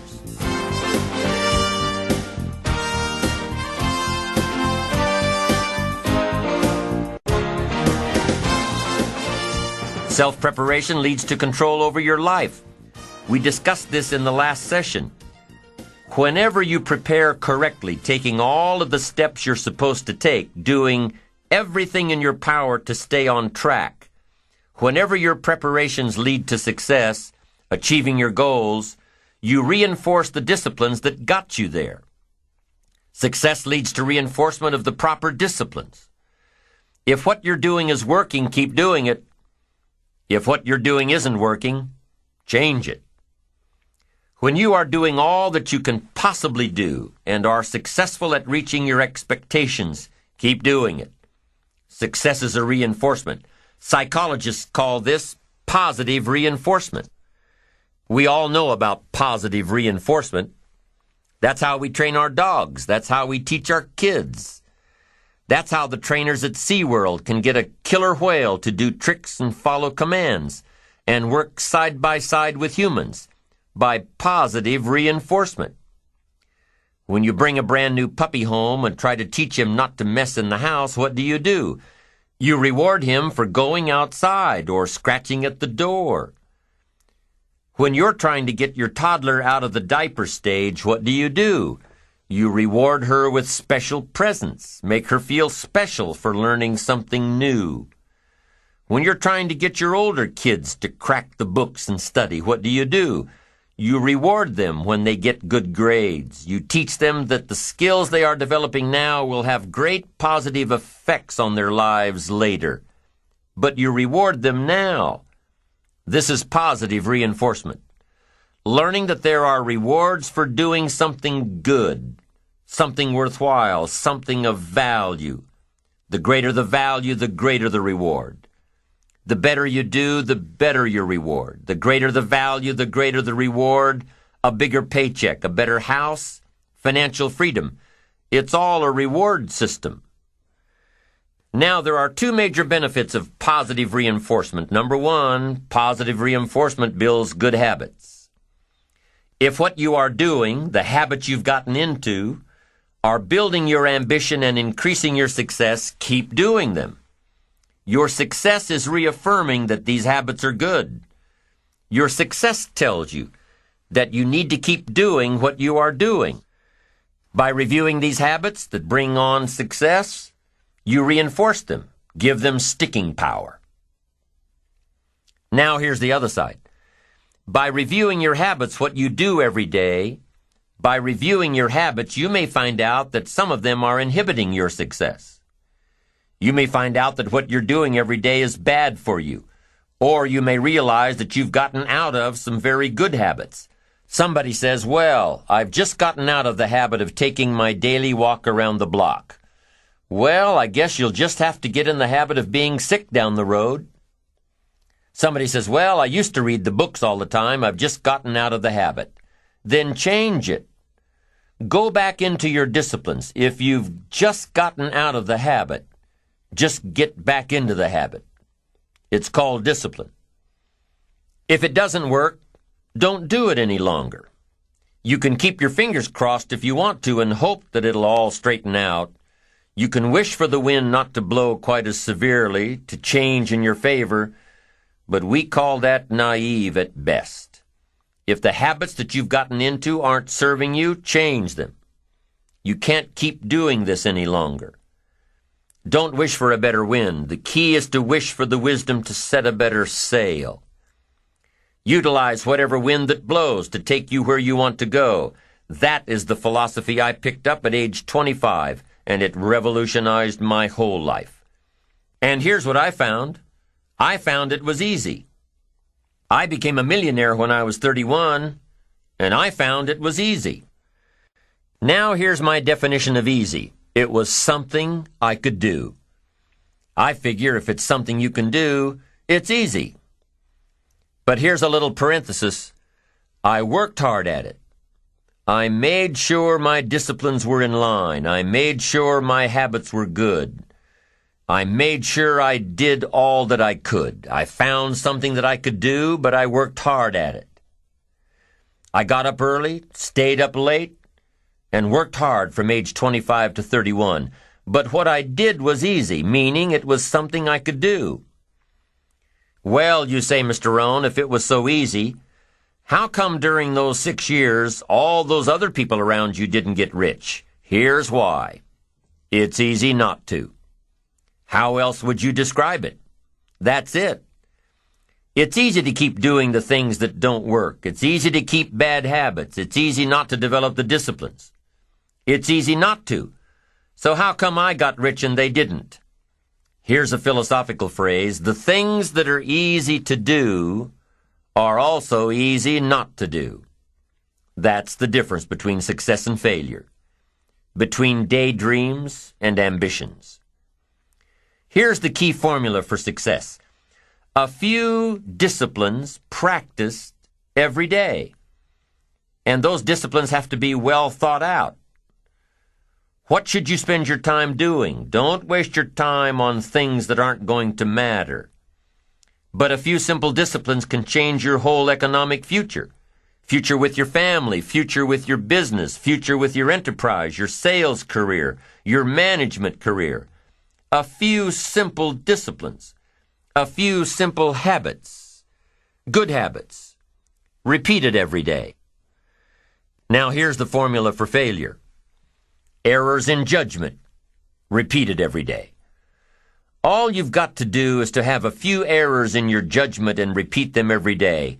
I'm telling you, they'll spin out of control in 10 years. You'll end up driving what you don't want to drive, wearing what you don't want to wear, living where you don't want to live, earning what you don't want to earn. A few errors every day, bad habits every day, it's disastrous. Now here's why it's easy to repeat an error in judgment. Because failure doesn't fall at the end of the first day. Bad habits don't show their horrible results at the end of the first day, or the first week, or the first month. It's easy to get faked out. If disaster fell on us at the end of the first week, we'd change our philosophy. But it's so subtle. Errors in judgment, bad habits.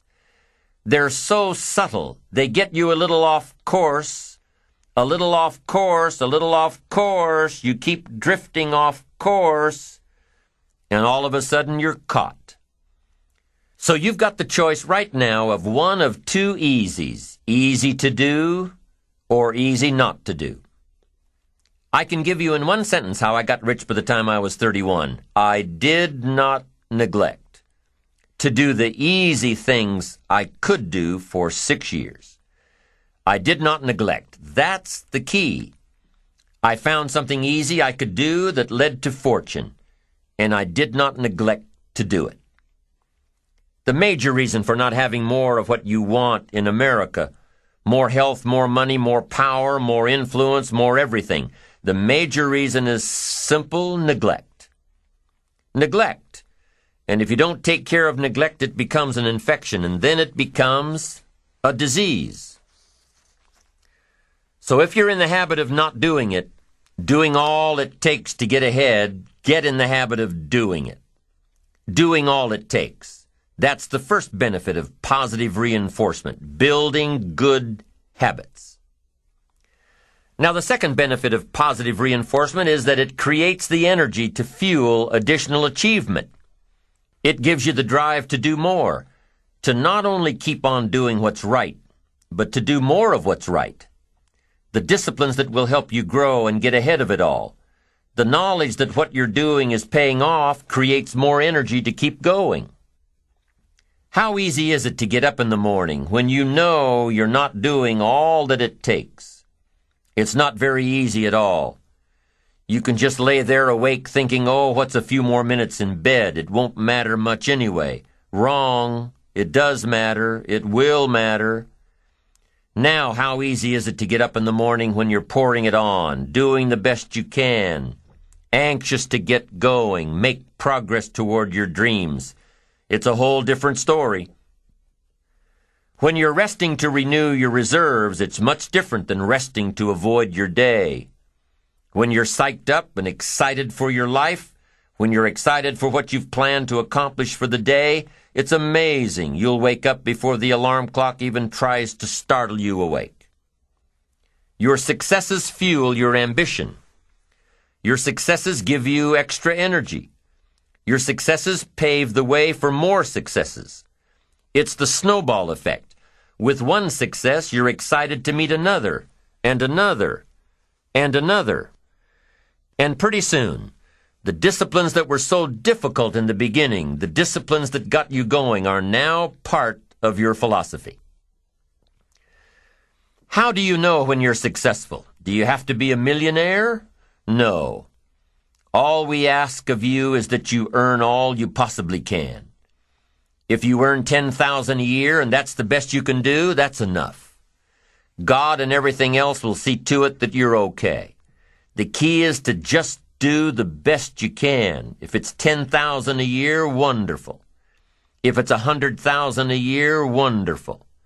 If it's $1 million a year, wonderful. It doesn't matter $10,000 a year or $1 million a year.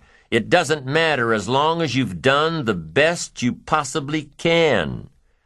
Earn the most you possibly can. Be the most you possibly can. And here's why. The essence of life is growth. The essence of life is growth, to do the best you can. And here's what's interesting. Humans are the only life form that will do less than they possibly can. Humans are the only life form that will settle for less. Every other life form except human beings strive to its maximum capacity.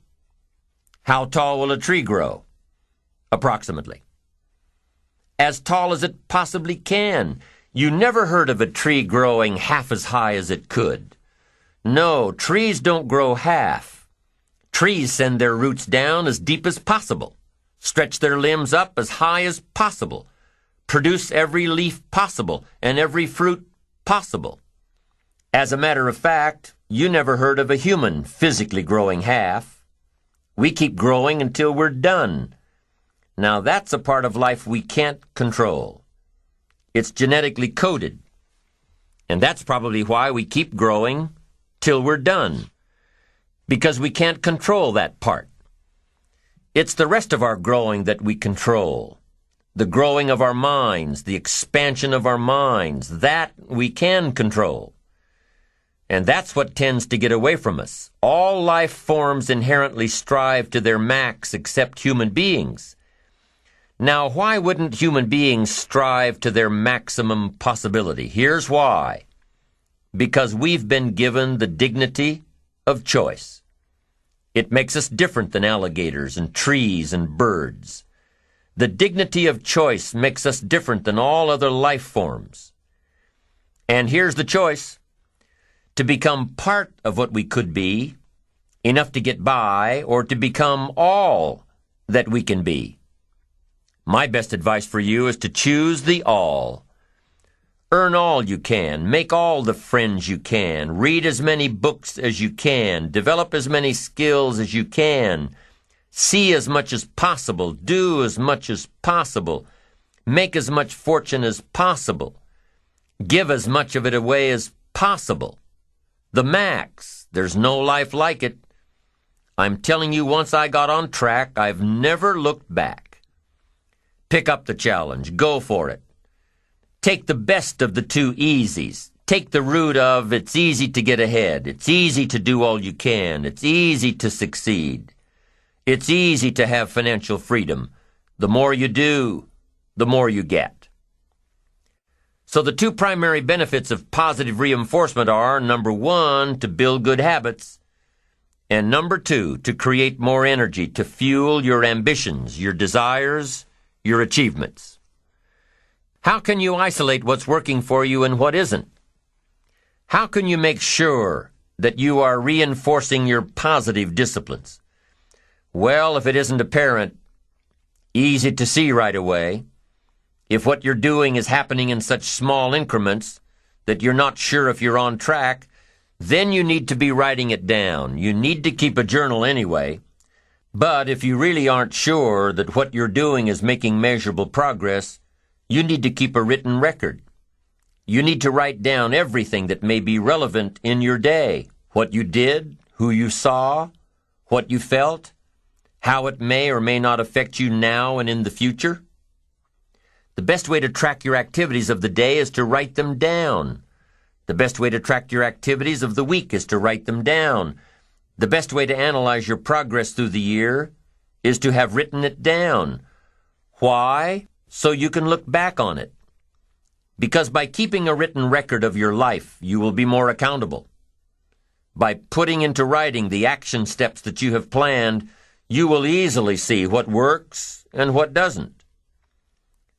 Most people just try to get through the day, never writing anything down, never keeping track of their progress along the way, never really knowing if they are doing all they can to reach their goals, to drive their ambition. But gifted people learn to get from the day. They don't let a day end without picking up some valuable experience, some emotional content, some idea that may positively affect their future. To get the most from a day, to learn the most from a day, you need to be able to reflect on the day. And how can you reflect on a day unless you record it in history? How can you possibly reflect on a week unless you can look back and analyze it? How can you learn from past mistakes and bask in the past successes unless you write it all down? There's something magical in writing out a problem. It's almost as though when you start writing it out, you start figuring out ways to make it work. Perhaps the magic is that when you write it down, you can now be objective. You can start to see objectively where you fit into the picture. You can start to see if you are being responsible, if you are being self-reliant. You are pondering it. You are trying to figure it all out. The fact that it is now on paper actually creates a space between you and the problem. And in this space that you have created, now solutions have room to grow. You see, writing about events that occur helps you to understand exactly what is happening. When we describe life to ourselves only in our minds, our imaginations tend to feed back false information about how things are, distorted information. Sometimes our creativity can create scenarios that really don't exist at all, if we keep the information just in our mind. But by writing it all down, we now can become more factual, more accurate, more realistic, more logical. And then as we reread what we have written, we create a new picture in our mind. And once we see things as they are rather than how we think they are, we can see our way to make them better. It's all part of being responsible. It's all part of seeing things objectively in order to fully understand the steps that we must take to make things better. The steps we must take to better prepare ourselves for the opportunities that lie ahead.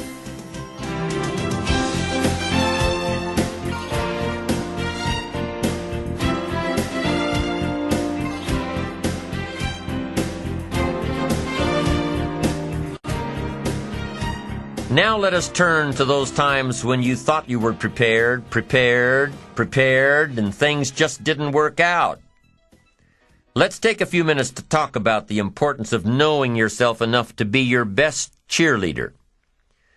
You know, when you thought you were doing what you were supposed to do and were misinformed, the times you thought you had it all laid out and it just didn't work, the times when you burned the midnight oil day after day and it didn't seem to help, it didn't seem to change the end result. These are the times that you have to rely on your own self-encouragement. And there are two ways to use self-encouragement. Number one, take responsibility for the missed opportunity or the misrepresentation. Learn from the fact that even though your client wanted it one way and you presented it the right way, it didn't work. Be prepared for the letdowns that happen every so often. Know that this lost opportunity just sets you up better for the next one. Realize that you can make the necessary alterations next time. Make the changes that will make the difference. Study your mistakes and learn from them. Don't dwell on the mistakes. Acknowledge them. Learn from them. Encourage yourself that you're smarter than your bank account leads you to believe. The second way to use self-encouragement, remind yourself that you're bound to get better. Don't get down on yourself. Don't beat yourself up. It's the next opportunity that matters, not the last one, the next one. Now, the last one matters only in that you must learn from your mistakes. But the next one gives you the opportunity to show that you have learned from your mistakes. You can do it better next time. You just have to practice. Keep trying. Keep trying until what? Until you've got it down. If you figured out what went wrong last time, then you know how to make it right next time. If you figured out what it was in your presentation that didn't work, don't say that next time. If you figured out that the reason you didn't close the deal this time was because you didn't have all the facts and figures in place, have all the facts and figures in place next time. Don't beat yourself for messing up. Pat yourself on the back for figuring it out. You need to encourage yourself.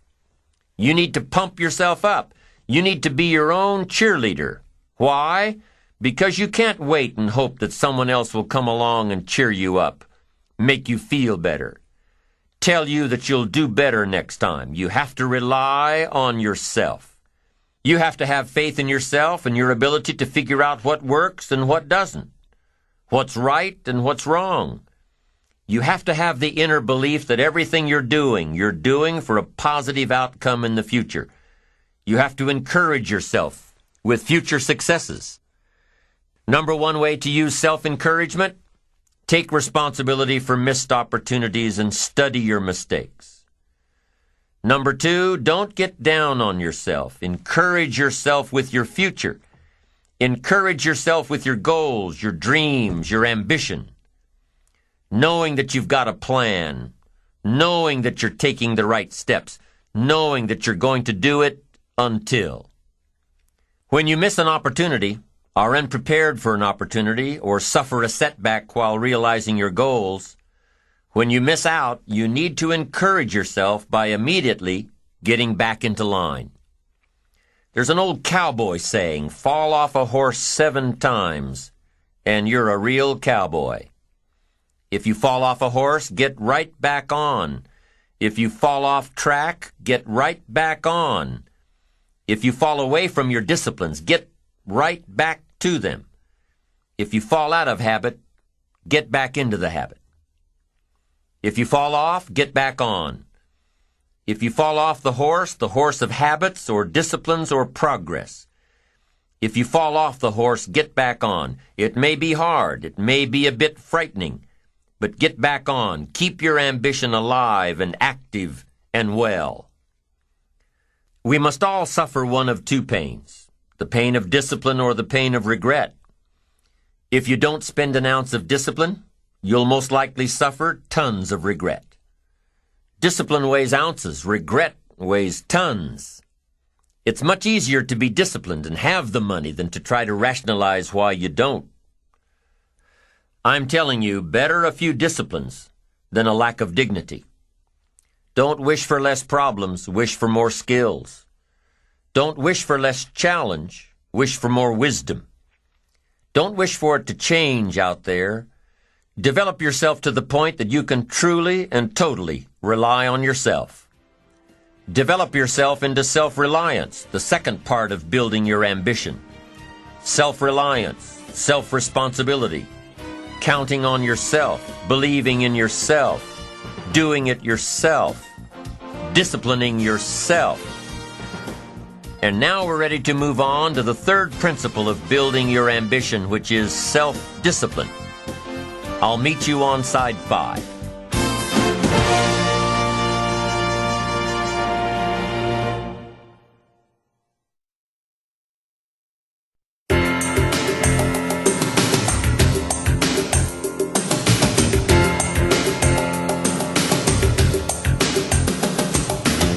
So far, we have talked about the first 2 principles for building your ambition. Number 1, positive self-direction. Number 2, self-reliance. And number 3 is self-discipline. The third principle for building your ambition is self-discipline. Of all the subjects we've covered so far and are about to cover, none is more important than covering the disciplines for success. What's at the core of achieving the good life? The major key to the good life. The major key is not in learning how to set goals. It is not in learning how to better manage your time. It is not in mastering the attributes of leadership. Every day in 1,000 different ways, we are trying to improve ourselves by learning how to do things. We spend a lifetime gathering knowledge in classrooms, in textbooks, in experiences. Now, if knowledge is power, if knowledge is the forerunner to success, then why do we fall short of our objectives? Why, in spite of all our knowledge and in spite of our collective experiences, do we find ourselves aimlessly wandering, settling for a life of existence rather than a life of substance? There may be many answers to this question. Your answers may be different than your associates or your spouses or your friends. While there may be many answers to this question, the fundamental answer is the absence of discipline. Applying all that we know. That's the key word, discipline, self-discipline. We might add one more word here, consistent. Consistent self-discipline. It doesn't really matter how smart you are or how much you know if you don't use it. It doesn't really matter that you graduated magna cum laude if you're stuck in a low-paying job. It doesn't really matter if you attended every seminar that comes to town if you don't apply what you've learned. Better than knowledge is applied knowledge. And once we've applied our knowledge, we must study the results of that process. Apply our knowledge, study the results. Refine our approach. Finally, by trying and observing and refining and trying again, our knowledge will inevitably produce worthy results, admirable results.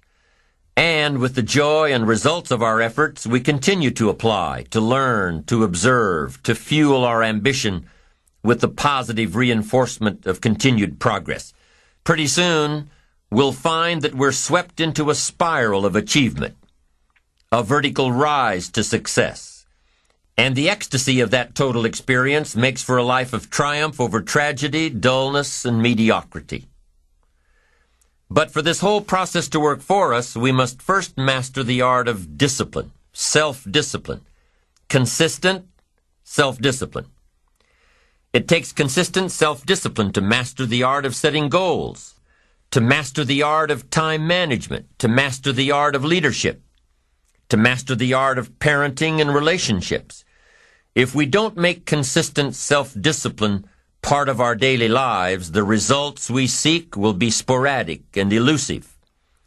It takes a consistent effort to truly manage our valuable time, or we'll be consistently frustrated. Our time will be eaten up by others whose demands are stronger than our own.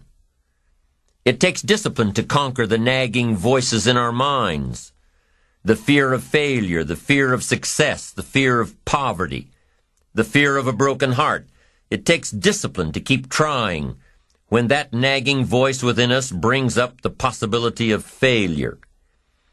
It takes discipline to admit our errors and recognize our limitations. The voice of the human ego speaks to all of us. Sometimes the voice of ego says that we should magnify our value beyond our results. It leads us to exaggerate, to not be totally honest. It takes discipline to be totally honest, both with ourselves and with others. Be certain of one thing: every exaggeration of the truth, once detected by others, destroys our credibility and makes all that we say and do suspect. As soon as a business colleague figures out that we tend to exaggerate, guess what? They'll always think we exaggerate, and they'll never quite hold us in the same regard again. Never. The tendency to exaggerate, distort, or even withhold the truth is an inherent part of all of us. It starts when we're kids. Johnny says, "I didn't do it. I didn't do it." Well, maybe Johnny didn't do it, but he probably had something to do with it. And then it continues when we're adults, exaggerating the benefits of a product to make a sale, exaggerating our net worth to impress old friends, exaggerating how close we are to closing a deal to impress the boss. And only an all-out, disciplined assault can overcome this tendency. It takes discipline to change a habit, because habits are formed a little bit each day, every day, every day. Once habits are formed, they act like a giant cable. They act like a nearly unbreakable instinct that only long-term disciplined activity can change. We must unweave every strand of the cable of habits slowly and methodically until the cable that once held us in bondage becomes nothing more than scattered strands of wire. It takes the consistent application of a new discipline, a more desirable one, to overcome one which is less desirable. It takes discipline to plan. It takes discipline to execute our plan. It takes discipline to look with full objectivity at the results of our applied plan.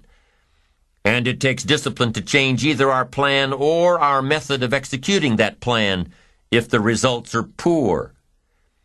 It takes discipline to be firm when the world throws opinions at our feet. It takes discipline to ponder the value of someone else's opinion when our pride and our arrogance leads us to believe that we are the only ones with the answers. With this consistent discipline applied to every area of our lives, we can discover untold miracles and uncover unique possibilities and opportunities.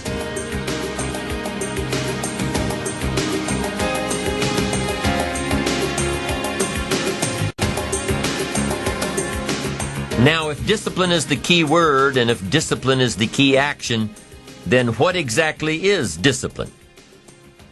One good answer might be that discipline is a constant human awareness of the need for action and a conscious act by us to implement that action. Discipline is an awareness of the constant need for action and a conscious act to implement that action. If our awareness and our implementations occur at the same time, then we begin a valued sequence of disciplined activity. Now, here's the other side of discipline. If there's considerable time that passes between the moment of awareness and the time of our implementation, then that is called procrastination. Procrastination, doing it tomorrow instead of today. Procrastination, an almost exact opposite of discipline. The voice within us says, get it done. Discipline then says, do it now. Do it to the best of your ability, today, tomorrow, and always, until finally the worthy deed becomes instinctive. Procrastination says later, tomorrow, whenever I get a chance. Procrastination also says do what is necessary to get by or to impress others. Do what you can, but not what you must. In every circumstance we face, we are constantly presented with these two choices. Do it now or do it later. Discipline and procrastination. A choice between a disciplined existence, bearing the fruit of achievement and contentment, or procrastination, the easy life for which the future will bear no fruit, only the bare branches of mediocrity. The rewards of a disciplined life are great, but they're often delayed until some time in the future.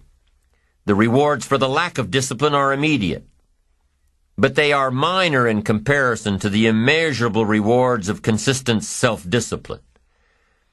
An immediate reward for lack of discipline is a fun day at the beach. A future reward of discipline is owning the beach.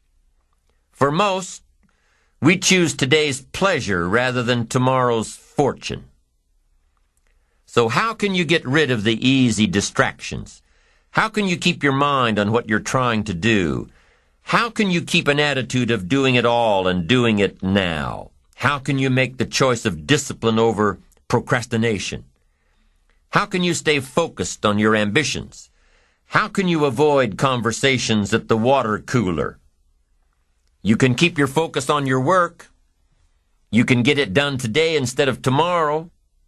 You've got to really work on your consistent self-discipline on a daily basis, or you'll find yourself distracted. Distracted by negative thoughts, distracted by negative people, distracted by water cooler chatter, and pretty soon, depending on the type of people you've associated with, distracted by your doubts within yourself. Never underestimate the power of influence and associations, and never underestimate the power of your own consistent self-discipline. Now let's take a closer look at discipline, at the 3 steps to becoming disciplined. First, true discipline is not the easiest option. Most people would rather sleep until 10 o'clock than get up at 6. It's easier to go to bed late, sleep late, show up late, leave early. It's easier not to read. It's easier to turn on the television than to open a book. It's easier to do just enough than to do it all. Waiting is always easier than acting. Trying is always easier than doing. Imagine what life would be like if we didn't have to make our bed in the morning, or keep our garage clean, or pay our taxes, or show up for work tomorrow. Wouldn't it be fascinating if we didn't have to do these things? Wouldn't it be fascinating? What do you suppose would become of us? You're right. Not much. For whatever the reason, the system we live in and contribute to is designed to make the easiest things in life the most unprofitable. Profitable seems to be the most difficult. Our world is and always will be a constant battle between the life of ease and its momentary rewards and a life of discipline and its far more significant rewards. Each has its own price, the price of discipline or the price of regret. We will pay one or the other. What we wish we had done is the voice of regret, speaking in a sorrowful tone at a time when there is no going back. This is regret. No second chance. No, what would I do differently? Choose one or the other, but both will have their price, the price of discipline or the price of regret. One costs pennies, the other a fortune. Dostoevsky said, "There are hundreds of young men who would die for the truth, but very few who would spend 5 years studying to know what the truth is." Dying for the truth is much more dramatic than the discipline of studying it one little piece at a time, one day at a time, 1 month at a time. But in the big picture, is dying for the truth really easier than adhering to the daily disciplines? The first lesson of discipline is that it isn't the easiest option.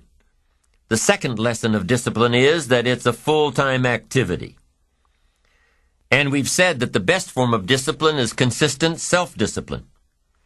You see, the discipline that it takes to make your bed every day is the same discipline necessary for success in the world of business. The discipline to organize your garage is the same discipline to organize your business. All disciplines carry through to affect all parts of our lives. If we're disciplined in just one area and lazy in another, guess what? Pretty soon, the lazy side will creep in and destroy the disciplined side. The bad habits in one area of our life will eventually destroy our self-discipline in the areas we've been working on. Consistency cannot be inconsistent.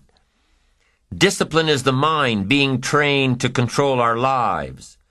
Discipline is a set of standards which we've selected as a personal code of conduct. Discipline is imposing on ourselves the requirements for honoring these standards. Once we've adopted these standards of behavior and conduct, we're committed to honor them. And if we don't, then there can be no disciplined activity. We find ourselves announcing our standards to our relatives, our friends, our associates. We shout our beliefs and condemn those who believe any differently, but then we don't walk the talk. We end up acting in a way far different from the beliefs we've shouted. We tell our kids that the TV is rotting their minds, yet we spend our evenings in front of it. We tell our employees that they must take advantage of every minute of the working day, yet we spend 3 hours at lunch. Do as I say, not as I do. This is inconsistent. This leads to a loss of credibility among those who watch us. And more importantly, this leads to a loss of credibility within ourselves. The only thing worse than one who is inconsistent in applying their self-imposed disciplines is one who has never considered the need or the value of discipline at all. These people seem to wander aimlessly, changing procedures, changing standards, changing loyalties, and shifting frequently from one commitment to another, leaving behind a trail of broken friendships, unfinished projects, and unfulfilled promises, all because of a discipline that was either non-existent or imposed so infrequently that it was ineffective. Here's the third step to becoming consistently self-disciplined. Number 1 is realizing that discipline isn't the easiest option. Number 2, discipline is a full-time activity, day by day, every day. And the The third step to becoming self-disciplined is really a philosophy that holds one of life's unique promises. Number 3 simply says, for every disciplined effort, there is a multiple reward. That's one of life's great arrangements. It's like the law of sowing and reaping. In fact, it's an extension of the biblical law that says if you sow well, you reap well. Now here's a unique part of the law of sowing and reaping. Not only does it suggest that we'll all reap what we've sown, it also suggests that we'll reap much more. Life is full of laws that both govern and explain behaviors. But this may well be the major law we need to understand. For every disciplined effort, a multiple reward. For every disciplined effort, a multiple reward. What a concept. If you render unique service, your reward will be multiplied. If you're fair and honest and patient with others, your reward will be multiplied. If you give more than you expect to receive, your reward is more than you expect. But remember, the key word here, as you might well imagine, is discipline. Everything of value requires care and attention. Everything of value requires discipline. Children require discipline. They must have a structure built for them. They must have boundaries to work within so they feel secure and comfortable to explore and grow. They must learn to recognize what's right and what's wrong, what's acceptable behavior, what's not acceptable. Children require unwavering discipline, consistent discipline, or they'll be confused as to how they're supposed to behave. Likewise, our thoughts require discipline. We must set up our inner boundaries, our codes of conduct, or our thoughts will be confused. And with confused thoughts, we'll end up being confused, hopelessly lost in the maze of life. And confused thoughts produce confused results. Look around you at this very moment in time. What might you be doing that needs attention? Perhaps you're listening to this program as you drive along in traffic, blowing your horn at someone ahead of you who isn't driving at the speed you'd like to. Perhaps you're listening alone because you've had a disagreement with someone you love or someone who loves you, and your anger won't allow you to speak to that person. Wouldn't this be an ideal time to examine your need for a new discipline? Perhaps you're on the brink of giving up or starting over or starting out, and the only missing ingredient to your incredible success story in the future is a new and self-imposed discipline that will make you stay longer and try harder and work more intensely than you ever thought you possibly could. The most valuable form of discipline is the one that you impose on yourself. Don't wait for things to deteriorate so drastically that someone else must impose discipline into your life. Wouldn't that be tragic? How could you possibly explain the fact that someone else thought more of you than you thought of yourself? That they forced you to get up early and get out into the marketplace when you would have been content to let success go to someone else who cared more about themselves? Your life, my life, the life of each one of us is going to serve as either a warning or an example. A warning of the consequences of neglect, self-pity, lack of direction and ambition, or an example of talent put to use, of discipline, self-imposed, and of objectives clearly perceived and intensely pursued.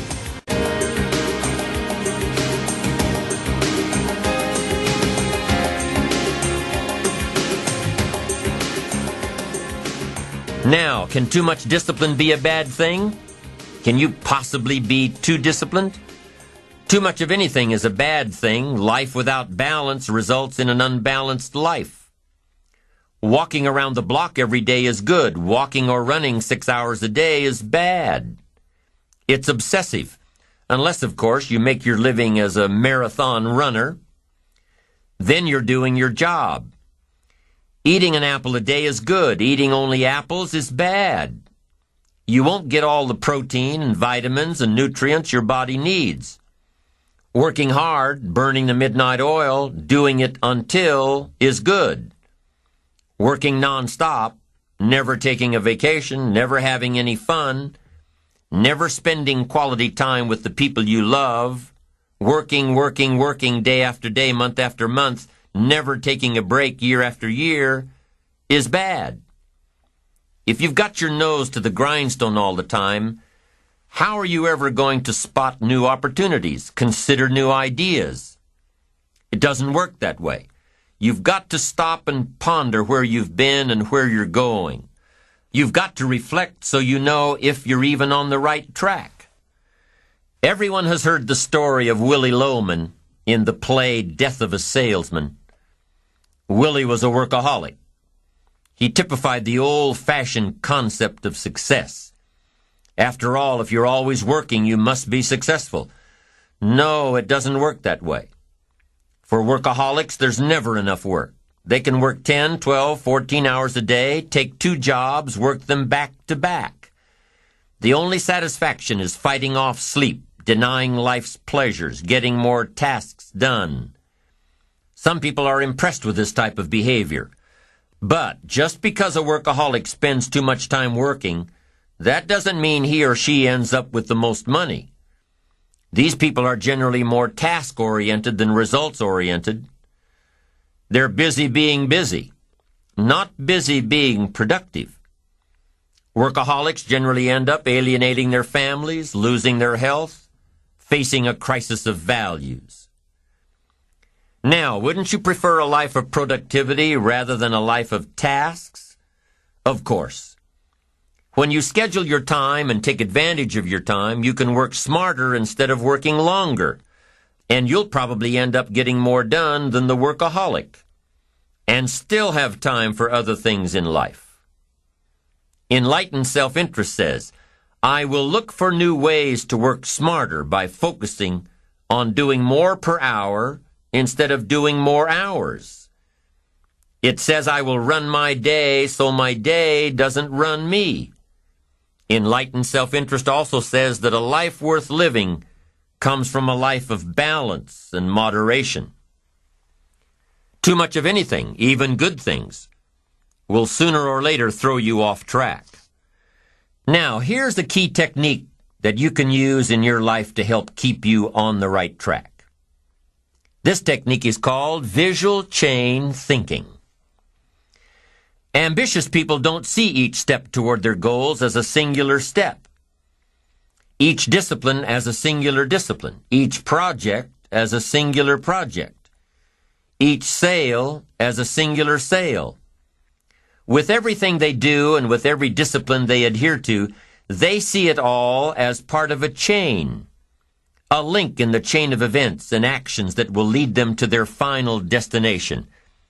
Every action and every discipline today is a link in the chain. Every action and every discipline tomorrow is a link.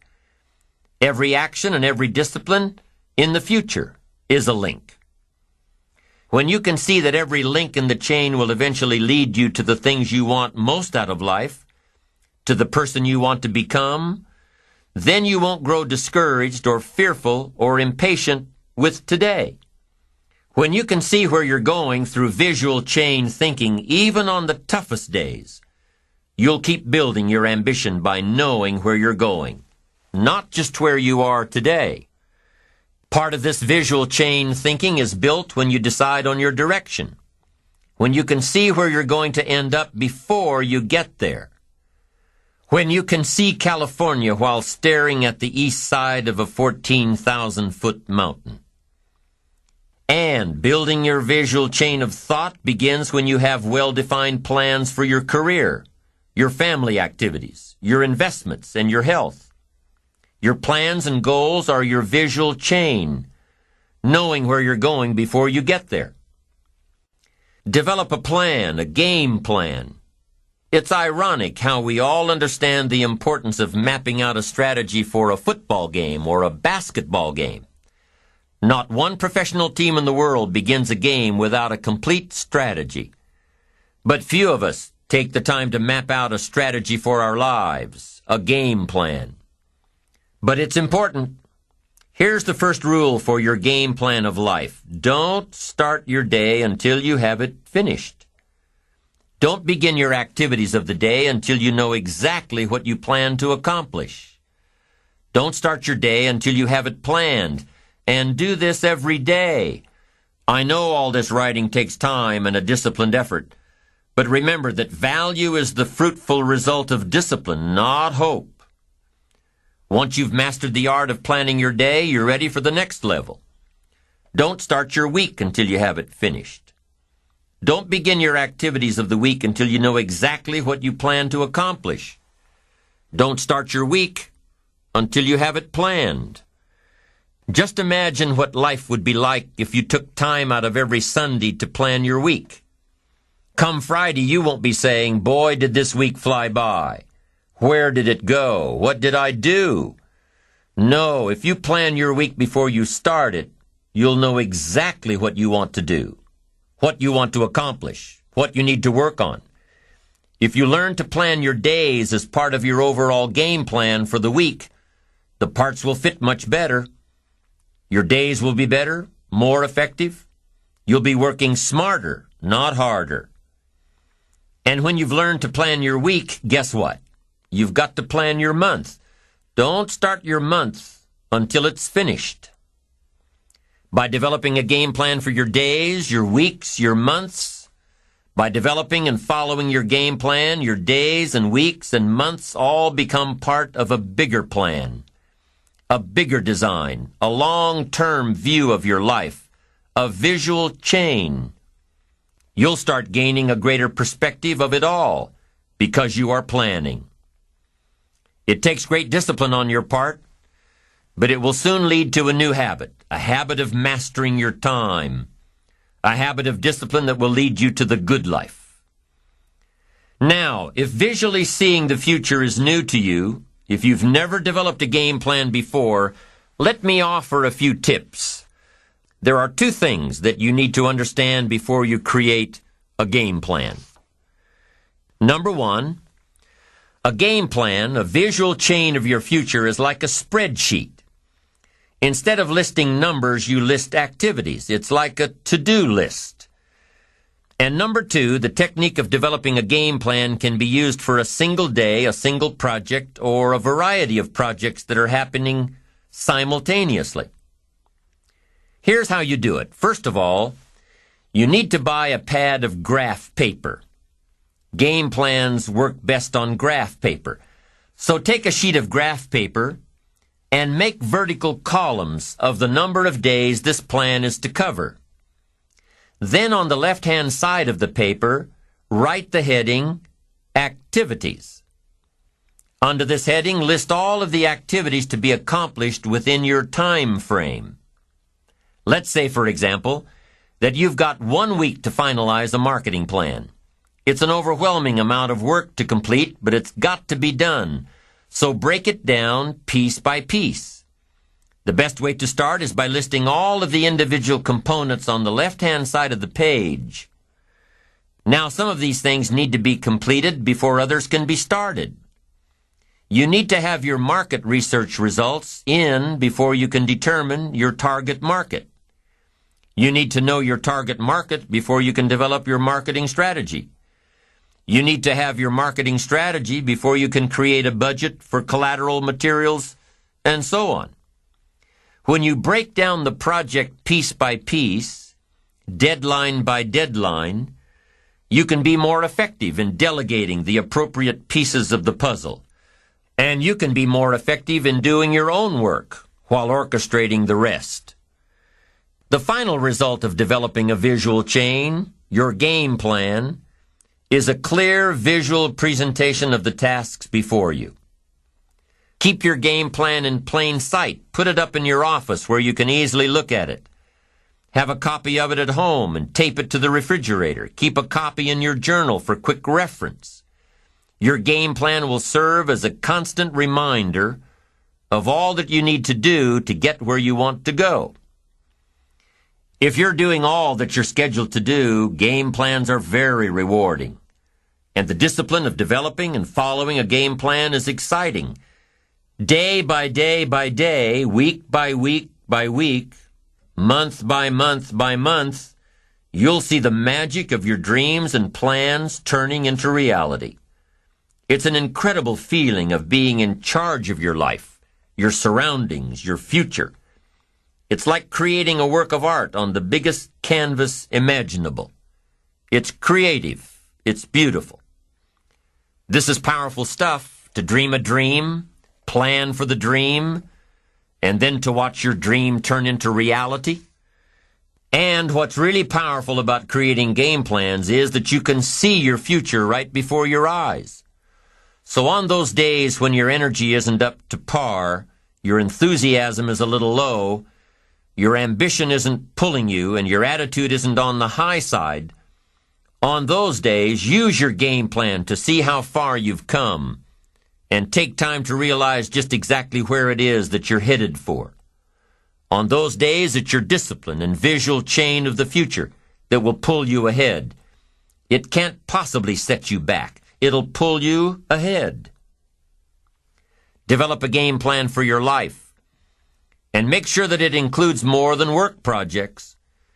Make sure that your game plan includes time for recreation, time for reflection, time for exercise, time for health, time for spirituality. Let's say you've developed your plan and you've penciled in writing a report from 9 a.m. to 10 a.m. Well, what if you don't do your best report writing this early in the morning? What if you do this kind of work best at 3 in the afternoon? Then juggle your projects around a little. Know yourself well enough to know what you do best at different times of the day, of the week, of the month. Know the best time for you to accomplish a certain type of task, and schedule it during those times. You have to work with your game plan in order for it to best work for you, and you have to maintain the discipline of working your plan until what? Until you've got it down.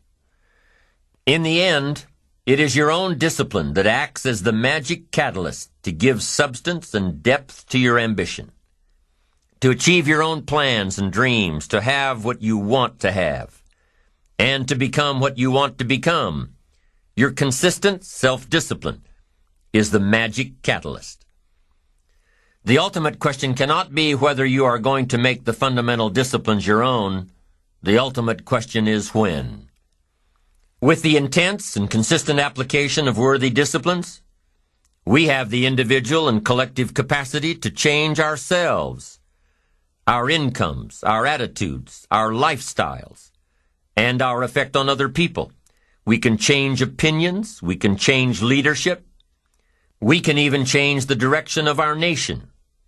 We have the chance, we have the capacity, we have the answers, and we have the ability.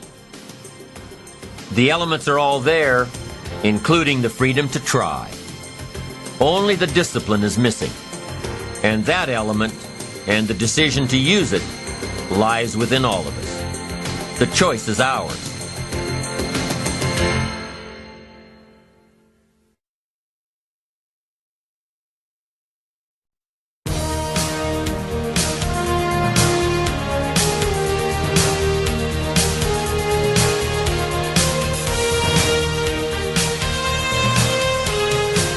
So far, we've discussed the 3 principles of building your ambition.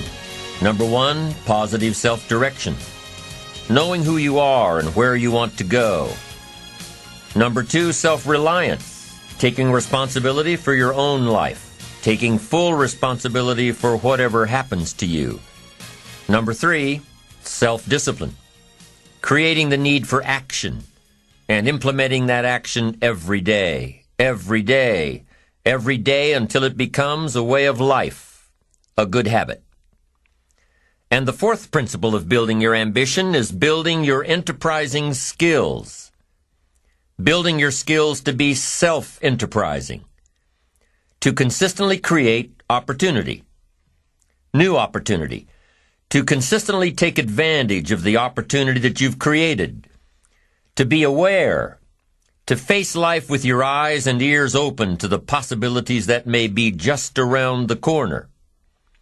An enterprising person is one who comes across a pile of scrap metal and sees the making of a wonderful sculpture.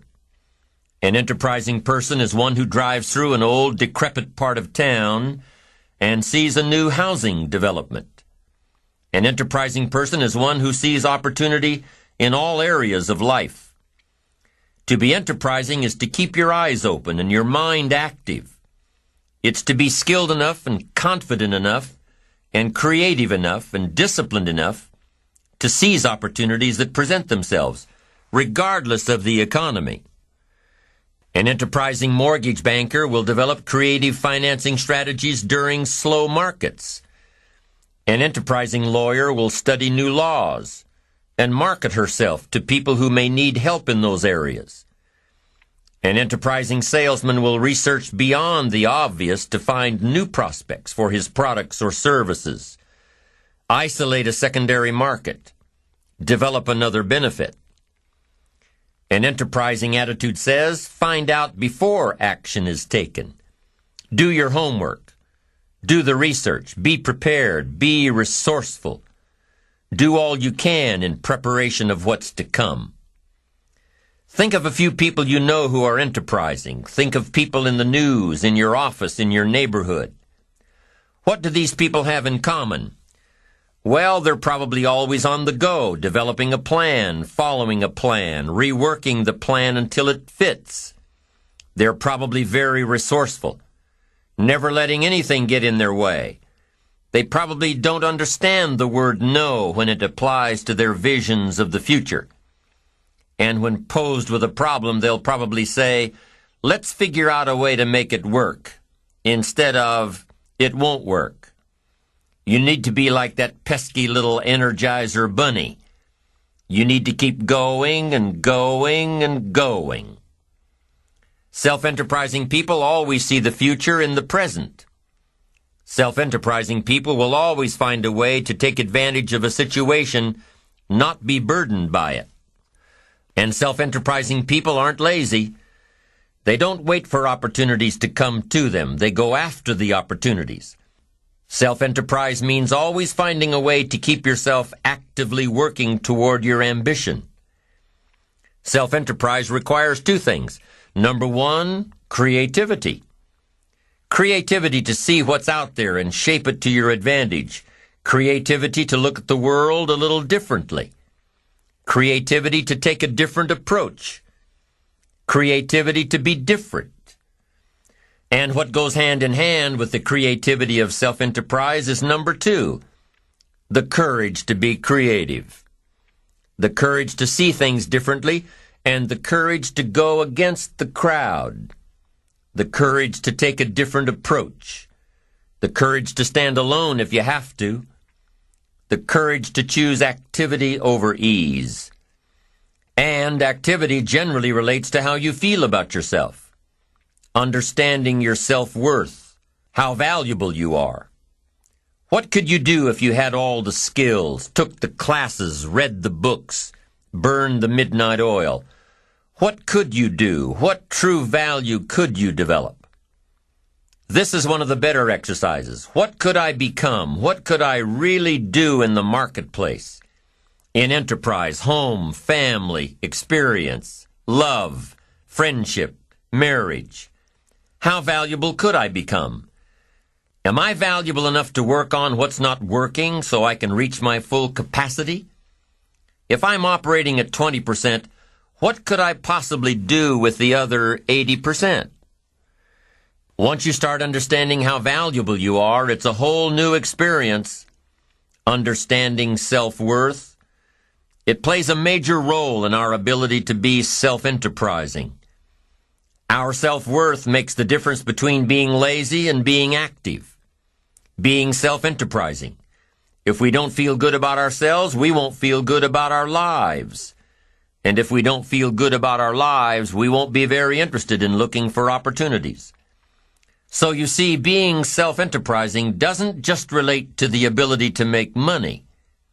Being self-enterprising also means feeling good enough about yourself, having a great enough self-worth to want to seek advantages and opportunities that will make a difference in the future. Enterprise is always better than ease. Every time we choose to do less than we possibly can, it affects our self-confidence, our self-worth. If we keep doing a little less every day, a little less, every day that we keep doing a little less, we are also being a little less. Can you imagine what you'd end up being after 10 years of doing a little less every day? It's devastating. Think about it. Doing less could ruin your life. Now, you can reverse the process of doing a little less. You can reverse this process by using your self-direction, your self-reliance, your self-discipline. You alter the course by doing a little more each day. A little more. And pretty soon, you'll develop a new habit of doing rather than neglecting. And days and weeks and months of doing a little more will ultimately do what? It'll increase your confidence and your courage and your creativity and your self-worth. In the end, it's how we feel about ourselves that provides us with the increased courage and creativity for self-enterprise. It's how we feel about ourselves that provides the greatest reward from activity and enterprise. It's not what we get or what we accumulate that makes us valuable. It's what we become that makes us valuable. Success isn't in the having. Success is in the doing. It's the process of doing that brings value. It's the activity that transforms our dreams into reality, that converts ideas into actuality. Self-enterprise is found in the activity, for without activity we'll miss the opportunity. Let me tell you what I think most messes with the mind. I think that simply doing less than you can messes with the mind. It causes all kinds of psychic damage. I think being less than you can be, trying less than you could try, doing it with less enthusiasm than you could do it, messes with the mind. It somehow damages the mind. It damages our self-image. Because here's what I've discovered happens. The minute you turn this around and start extending yourself, you'll see immediate rewards. Maybe not monetary ones, not yet, but it's how you feel about yourself that's the greatest value. You see, it's not what we get that makes us valuable, it's what we become. Discover all you can do. See how much you can earn, how much you can share, how much you can start, how much you can finish, how far you can reach, how far you can extend your influence. Some people out there would have us believe that positive affirmation is more important than activity. Instead of doing something constructive to change our lives, they would have us repeating slogans and canned affirmations like every day and in every way, I'm getting better and better. Well, getting better and better doesn't just happen from wishful thinking. Getting better and better only happens with the discipline of doing better and better. Discipline is the requirement for progress, and affirmations without discipline are in reality delusions. Now, don't get me wrong here. There's nothing wrong with affirming the good life as long as we are disciplined enough to take action. Affirmations can be effective as long as we remember two very important rules. Number one, we should never allow affirmation to replace action, activity, enterprise. Feeling better is no substitute for doing better. And number two, whatever we choose to affirm must be the truth. If the truth happens to be that we're broke, the best affirmation would be to simply say, I'm broke. Wow, face it, accept it, be responsible for it, and change it. By admitting that you're broke, by saying it out loud, you'll probably be disgusted enough to start the thinking process on how to change it. Anyone saying I'm broke with conviction will most likely be driven from ease into action. Confronting harsh realities has an incredible effect. Confronting the truth and then applying the discipline to express the truth instead of disguising it inevitably leads to positive change. And reality is always the best beginning. You see, within reality lies the possibility to create our own personal miracle. Our own personal miracle. And the power of faith starts with reality. If we can bring ourselves to state the truth about a situation, then, as the saying goes, the truth will set us free. Here's another old saying: faith isn't faith unless it's all you're holding on to. If your life and circumstances have resulted in a situation that is ugly, call it ugly. If you've lost it all, admit that you've lost it all.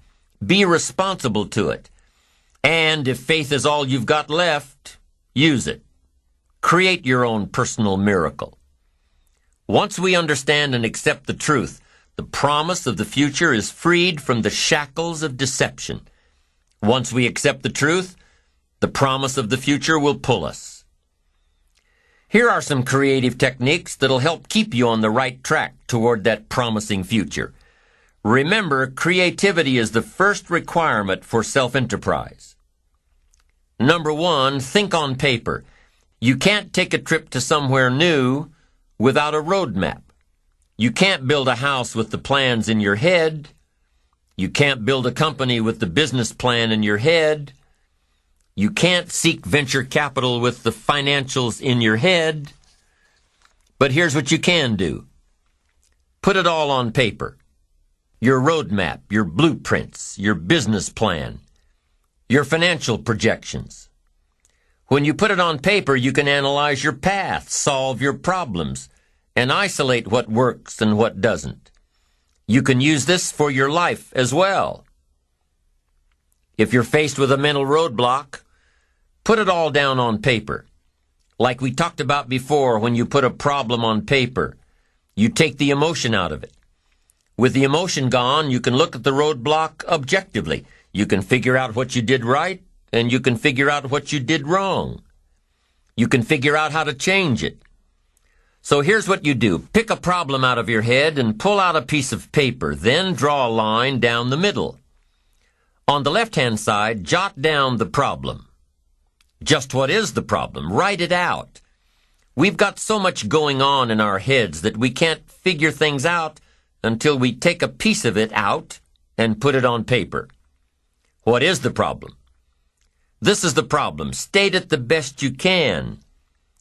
The doctor says, "Oh, you look good. Come and see me in a year." And you say, "No, doc, I'm hurting here." He says, "No, that's negative. Just be positive." No, we've got some negative stuff we need to deal with. So what is the problem? State the problem. Write it down.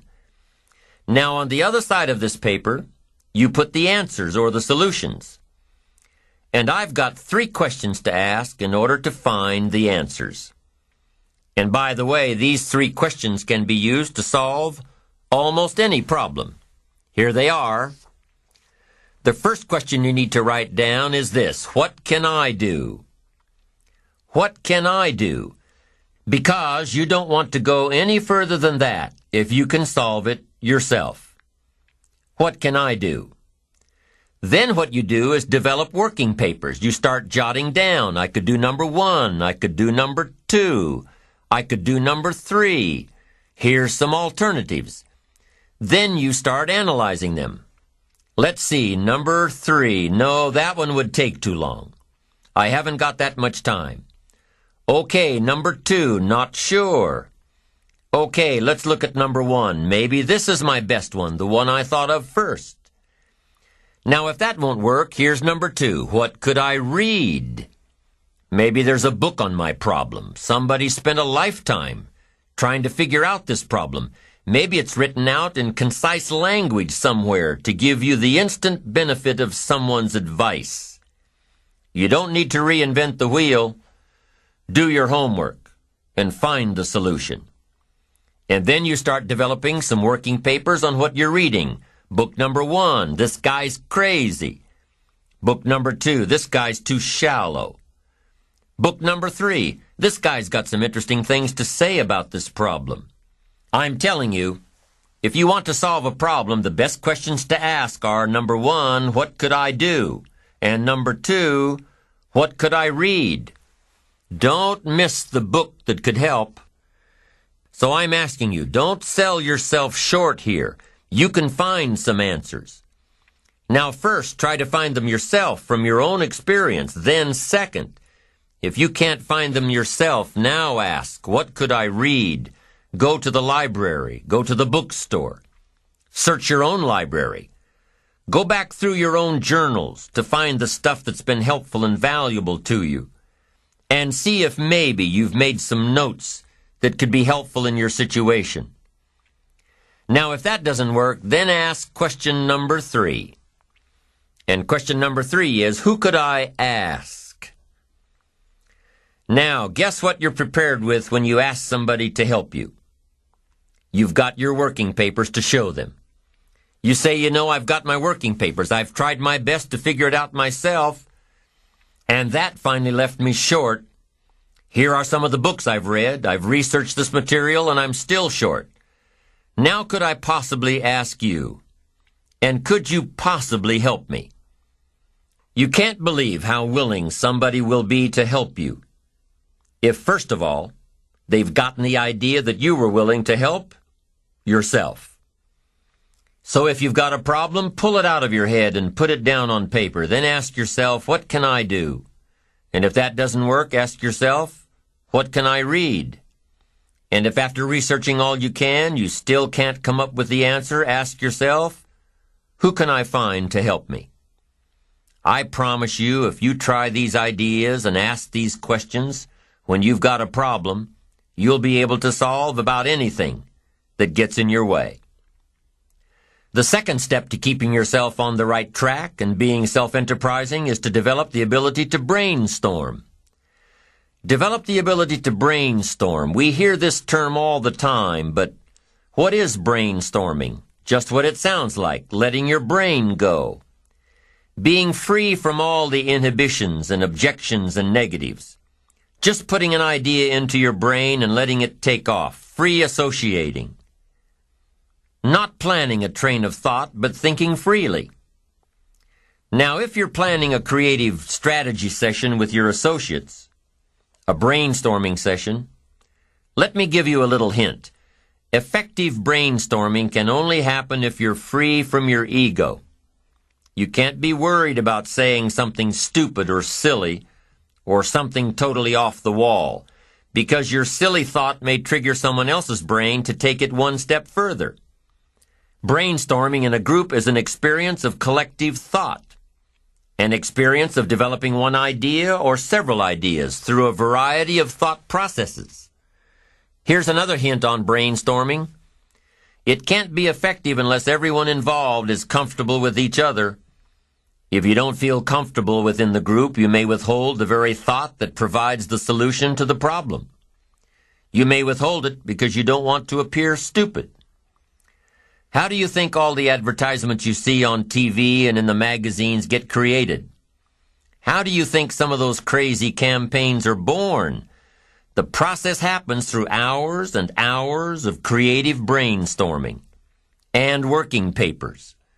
Every member of the team jots down notes, and one idea builds on another idea, and another, and pretty soon a campaign is born out of the collective thoughts of the group. Now, I don't believe that the best decisions are made by committee, but great ideas are often created by committee. That's number 2 to keeping on the track of self-enterprise. Finding answers through brainstorming, whether you're letting your brain go by itself or whether you're part of a group. Brainstorming can often lead you to solutions. Solutions you'd never have thought of if you'd imposed parameters on your thought process. Here's number 3 for creatively keeping on the track of self-enterprise. And it's really an extension of number 2. Number 3 says, imagine outlandish solutions. Get your brain out of the ruts by considering ideas without considering their practicality. Consider ideas without considering how practical they are. You see, if you allow yourself to think without confinement, you may come across a solution that seems totally inappropriate. But guess what else this type of thinking will do? It'll allow you to open up the process, which will eventually lead to totally appropriate solutions.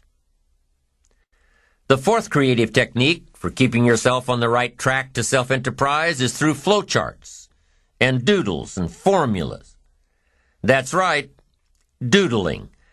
The thing you got in trouble for in grade school is actually quite stimulating to the brain, because the way you think while doodling is quite different than the way you think while creating a flowchart or writing a formula.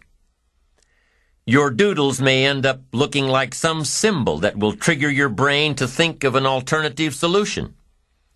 Drawing creative doodles wakes up a different part of your brain. Try creating a flowchart showing the path to success. What does it look like? Is it a straight course? Is it a varied course? Does it have a lot of curves and corners and different angles? Try creating a flowchart to success.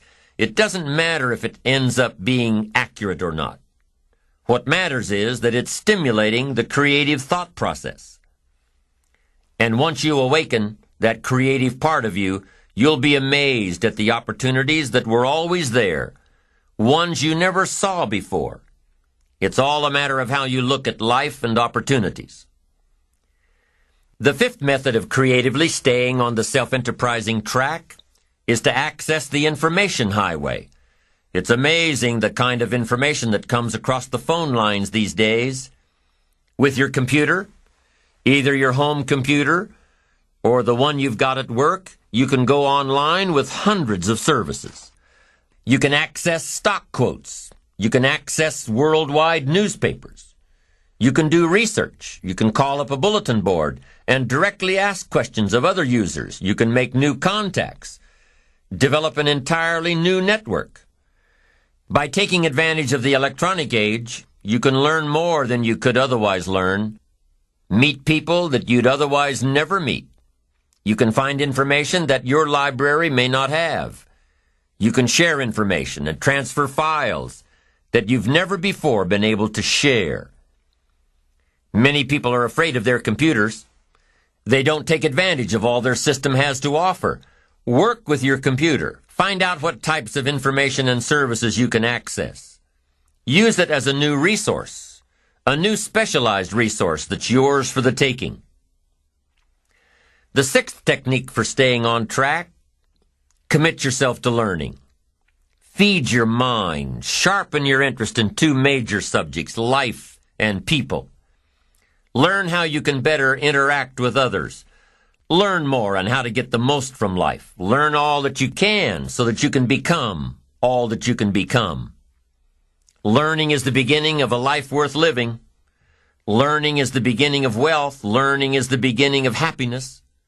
Learning is the beginning of health. Learning is the beginning of spirituality and faith. Learning and searching is where the process of creating your own personal miracle begins. Learning is the beginning of self-enterprise.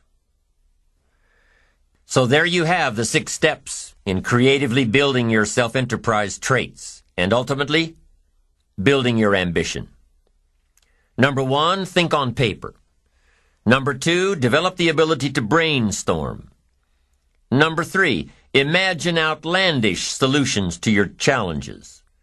Number 4, try to think in a different way using doodles, flowcharts, and formulas to spur your thought processes. Number 5, access your computer's capabilities to reach the information highway. And number 6, commit yourself to learning all that you can learn in an effort to become all you can become. Those are the 6 steps to creatively developing your self-enterprise. Now here are some tips on the second component of self-enterprise: courage. Ambition requires courage. Ambition requires that you stand up for what's right and fight what's wrong. Ambition requires that you hold on to your values in pursuit of your success. Ambition requires that you fight off fear. Fear is one of those things, one of those emotions that can stop people dead in their tracks, foregoing success and achievement.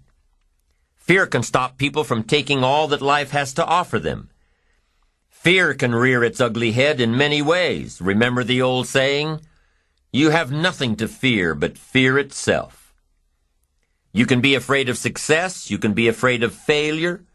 You can be afraid of looking ridiculous. You can be afraid of change, either positive or negative change. You can be afraid of the competition. You can be afraid of loss and destruction. We're not always born with courage. We're not always born with all the fears either. You ever hear of a baby that's afraid of the dark? Of course not. They grew in the dark for 9 months. They should be afraid of the light. But do you ever hear of a 3 or 4-year-old afraid of the dark? All the time. Where'd they learn that fear? Who taught them that the dark outside is any different than the dark inside? Where'd they learn that? Well, probably from their parents who decided they needed a night light on. The kids probably think that they should be afraid of the dark if their parents insist that a light be kept on. And what about other fears in life? Are they learned? Well, maybe. Maybe some of your fears are brought on by your own experiences, by what someone has told you, by what you've read in the papers. Now, some fears are valid, like walking alone in a bad part of town at 2 in the morning. If there isn't fear, there's probably a bit of ignorance. And that type of ignorance can easily be solved by either education or experience. Once you learn to avoid that situation, you won't need to live in fear of it. Fears, even the most basic ones, can totally destroy our ambitions. Fear can destroy fortunes. Fear can destroy relationships. Fear, if left unchecked, can destroy our lives. Fear is an enemy. And let me tell you about some of the other enemies we face, enemies on the inside. One of the enemies that you've got to destroy before it destroys you is indifference. What a tragic disease this is. Ho-hum, let it slide. Drifting away from your ambitions. Here's one problem with drifting. You can't drift your way to the top of the mountain. Next one, an enemy inside all of us, indecision. Indecision is called the thief of opportunity, the thief of self-enterprise. It'll steal your chances for a better future. Take sword to this enemy, indecision. Next enemy on the inside is doubt. Sure, there's room for healthy skepticism. You can't believe everything, but you can't let doubt take over. Doubt the past and doubt the future and doubt each other and doubt the government and doubt the possibilities and doubt the opportunities and doubt yourself. I'm telling you, it'll destroy your life and destroy your chances and empty your bank account and empty your heart. Doubt is an enemy. Go after it. Get rid of it. Next is worry. We've all got to worry some, but don't let it conquer you. Let it alarm you.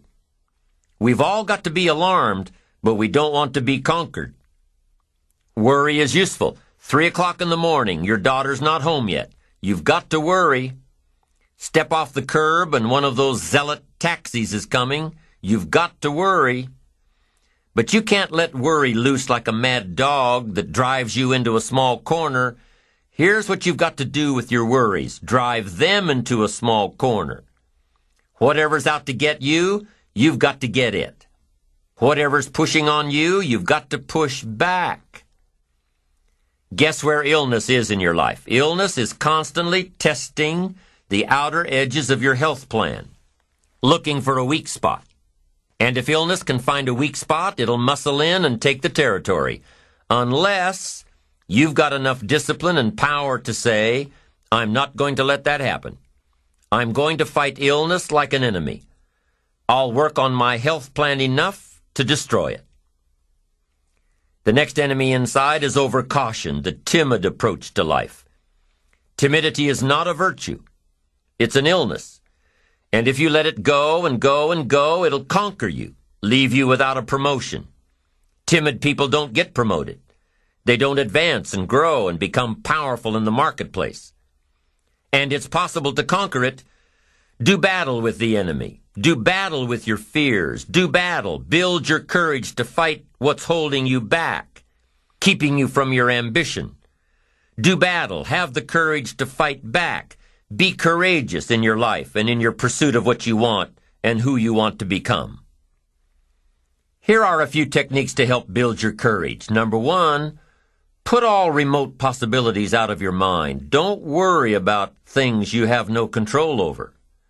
Don't spend your time thinking about all the bad things that might happen to you. Don't spend your time plotting and planning ways to make sure these things will never happen to you. Courageous people don't worry about the unlikely, things out of their control. They concentrate on what they can control. Number 2, face your fears before you start something. Imagine difficult situations before they occur. Make a list of the worst that could happen, and you'll probably see that it's not so bad after all. A friend of mine lost everything a few years back: home, cars, possessions, antiques, art, jewelry, credit, lost it all. So now, on her way back up, whenever she's faced with a tough decision, she asks herself, what's the worst that can happen? And guess what? She's already been through the worst and survived, so it's not an issue anymore. Now, you don't have to lose everything to lose that particular fear, but what I'm saying is, once you face your fear, you can move on. Once you've itemized out the worst that could possibly happen, you'll see that you have the inner strength to deal with it. And if you've looked at the possibilities beforehand, you'll probably never be faced with the situation at all. Why? Because you've already thought about it. You've already thought it through. And by contemplating what might happen, you'll chart your course to make sure that it doesn't. So the first courage-building technique is to put the remote possibilities out of your mind. The second, to face fears beforehand. And the third technique to build your courage is to imagine the alternative. See in your mind the end result of giving into your fear. Really feel the cost of being ruled by fear. Then really feel the gain of following your ambition courageously. Weigh the two. See the difference. If you've been invited to address your national sales convention and are scared to death of public speaking, what should you do? Well, you could decline the invitation, knowing full well that your fears are holding you back, or you could take some classes, read some books, practice in front of a video camera, and see yourself stepping up to a whole new league, gaining more notoriety in your field, increasing your opportunities for future success. Once again, it's your choice. Be fueled by your fears or face your fears. It all depends on how you can live with yourself, always afraid of taking the next step. When you plot out your course for success, you know that there'll be some touchy moments when fear may get the best of you.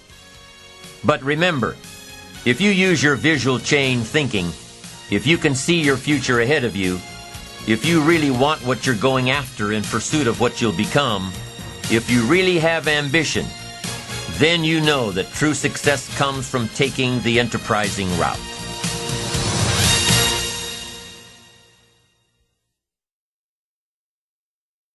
Subscribe to youtube.com/BBB Media for more great videos. Thank you.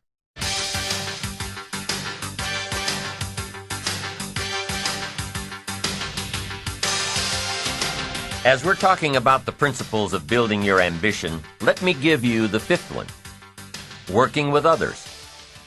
The fifth principle for building your ambition revolves around working with others. Now, why do you think that your ability to work with others has an effect on building your ambition? This may sound a bit like a paradox, a contradiction, especially since we've stressed self-reliance and taking personal responsibility for all you do. But a successful life does involve other people: family, associates, kids, parents, employees, friends. Working with others, or living with others, or spending time with others means that you must also take responsibility for your relationships. Take bosses, for instance. How many bosses do you know that'd be totally lost without their secretary? Quite a few. They're a team. One takes the spotlight, the other is invaluable behind the scenes. One's a great idea person, the other a great detail person. They work together, or it wouldn't work at all. Of course, you need to be responsible for yourself and to yourself before you can be responsible to another person. You need to be the best you can be so that you can bring your absolute best to any relationship. And that's the tie-in to building your ambition, building yourself so you can build mutually beneficial relationships. It's like we said before, you can't be successful by yourself. And with that in mind, let's talk about a few ways to build relationships. Most of these tips are for building business relationships, building contacts, building good working relationships with colleagues, with vendors, with prospects, with future clients and present clients and past clients, building relationships. But remember, we are all people, regardless of our profession, and many of these tips work well for building other relationships too. Let's start with kindness. How kind should you be? As kind as you possibly can. Who should you be kind to? To everyone you come in contact with, from taxi drivers to hotel clerks to waitresses to store clerks, to people on the street and people in your office and people at home. Be kind to everyone. And here's why. A kind word goes a long way. Somebody's having a bad day and you don't know they're having a bad day, but somebody's really feeling bad and you offer up a kind word. Maybe it's just a friendly, hello, how are you? Maybe it's just taking a minute or two to listen to what somebody has to say. But your few words of kindness or your few minutes of attention could turn somebody's day around, might make them feel more worthwhile, cared for. Be generous with your kindness. It'll go a long way. People will remember, whether you know them or not. If you're in a crowded restaurant and you're especially nice to the waiter, guess what? He'll remember you next time you come in. And then guess what'll happen? You'll get even better service.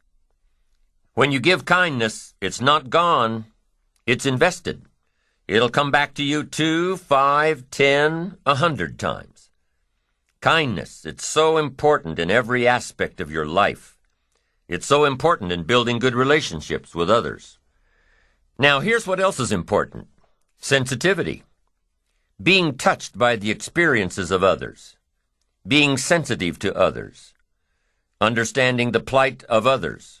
Opening up your heart and your mind and your attention to address the needs of others, the people you work with, the people you live with, putting yourself in someone else's shoes, seeing if you can what's going on in their heart. If there's a problem, you've got to be sensitive enough to ask some questions. Not one question, but many questions. Sometimes you won't even get through to the root of the problem until you've gotten 2 or 3 questions deep. Most people won't reveal the problem on the first question. You say, Mary, how are you today? How are things? And she says, well, everything's okay. And you can tell by the way she said it that everything's not okay. And most of us don't want to come right out and say what the real problem is unless 2 criteria are met. Number 1, we're talking to someone we can trust. And number 2, we're talking to someone who really cares. So sometimes it takes that second question, maybe a third, and maybe a fourth, before trust builds. And the person finally understands that you do care. Then they're willing to tell you what's really going on, what's really on their mind. Gosh, that saves so much time, asking questions up front. Did you ever talk for an hour and then ask a question, found out that you just wasted the previous hour?